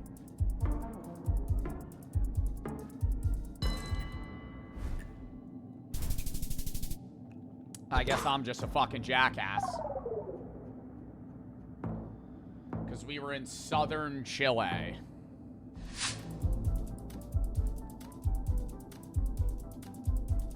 Yeah, good luck. Oh, there's a language right there I might have thrown. Wait, that actually might be Indonesia. I might have actually clutched. He gets Malaysia. God, I'm so good. God, I'm so good on my Indonesia knowledge. It's one of my strongest countries.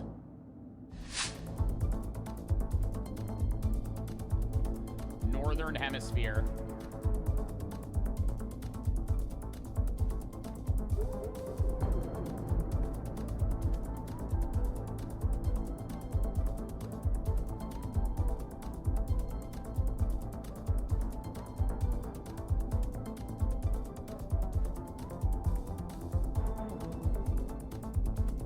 Did he play retro today? I did not. Wow. Instant vibe change after seeing that.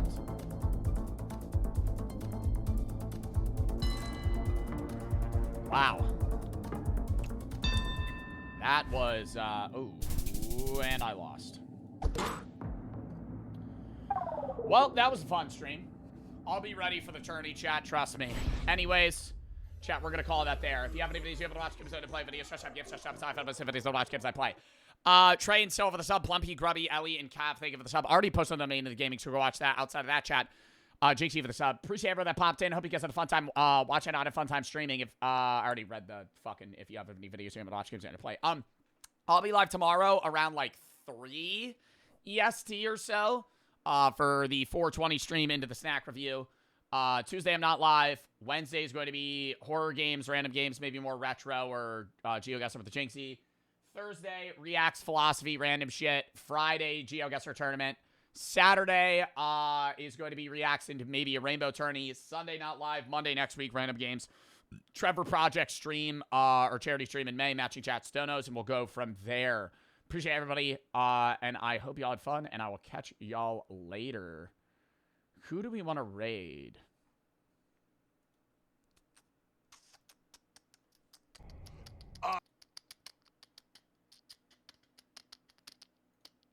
Oh my god, we were in Wee Hoopin' stream the other day. We got to raid him today. All right. We're raiding Wee Hoopin'. Jaybird for the subs, down over the sub. Appreciate y'all. Hope you have fun.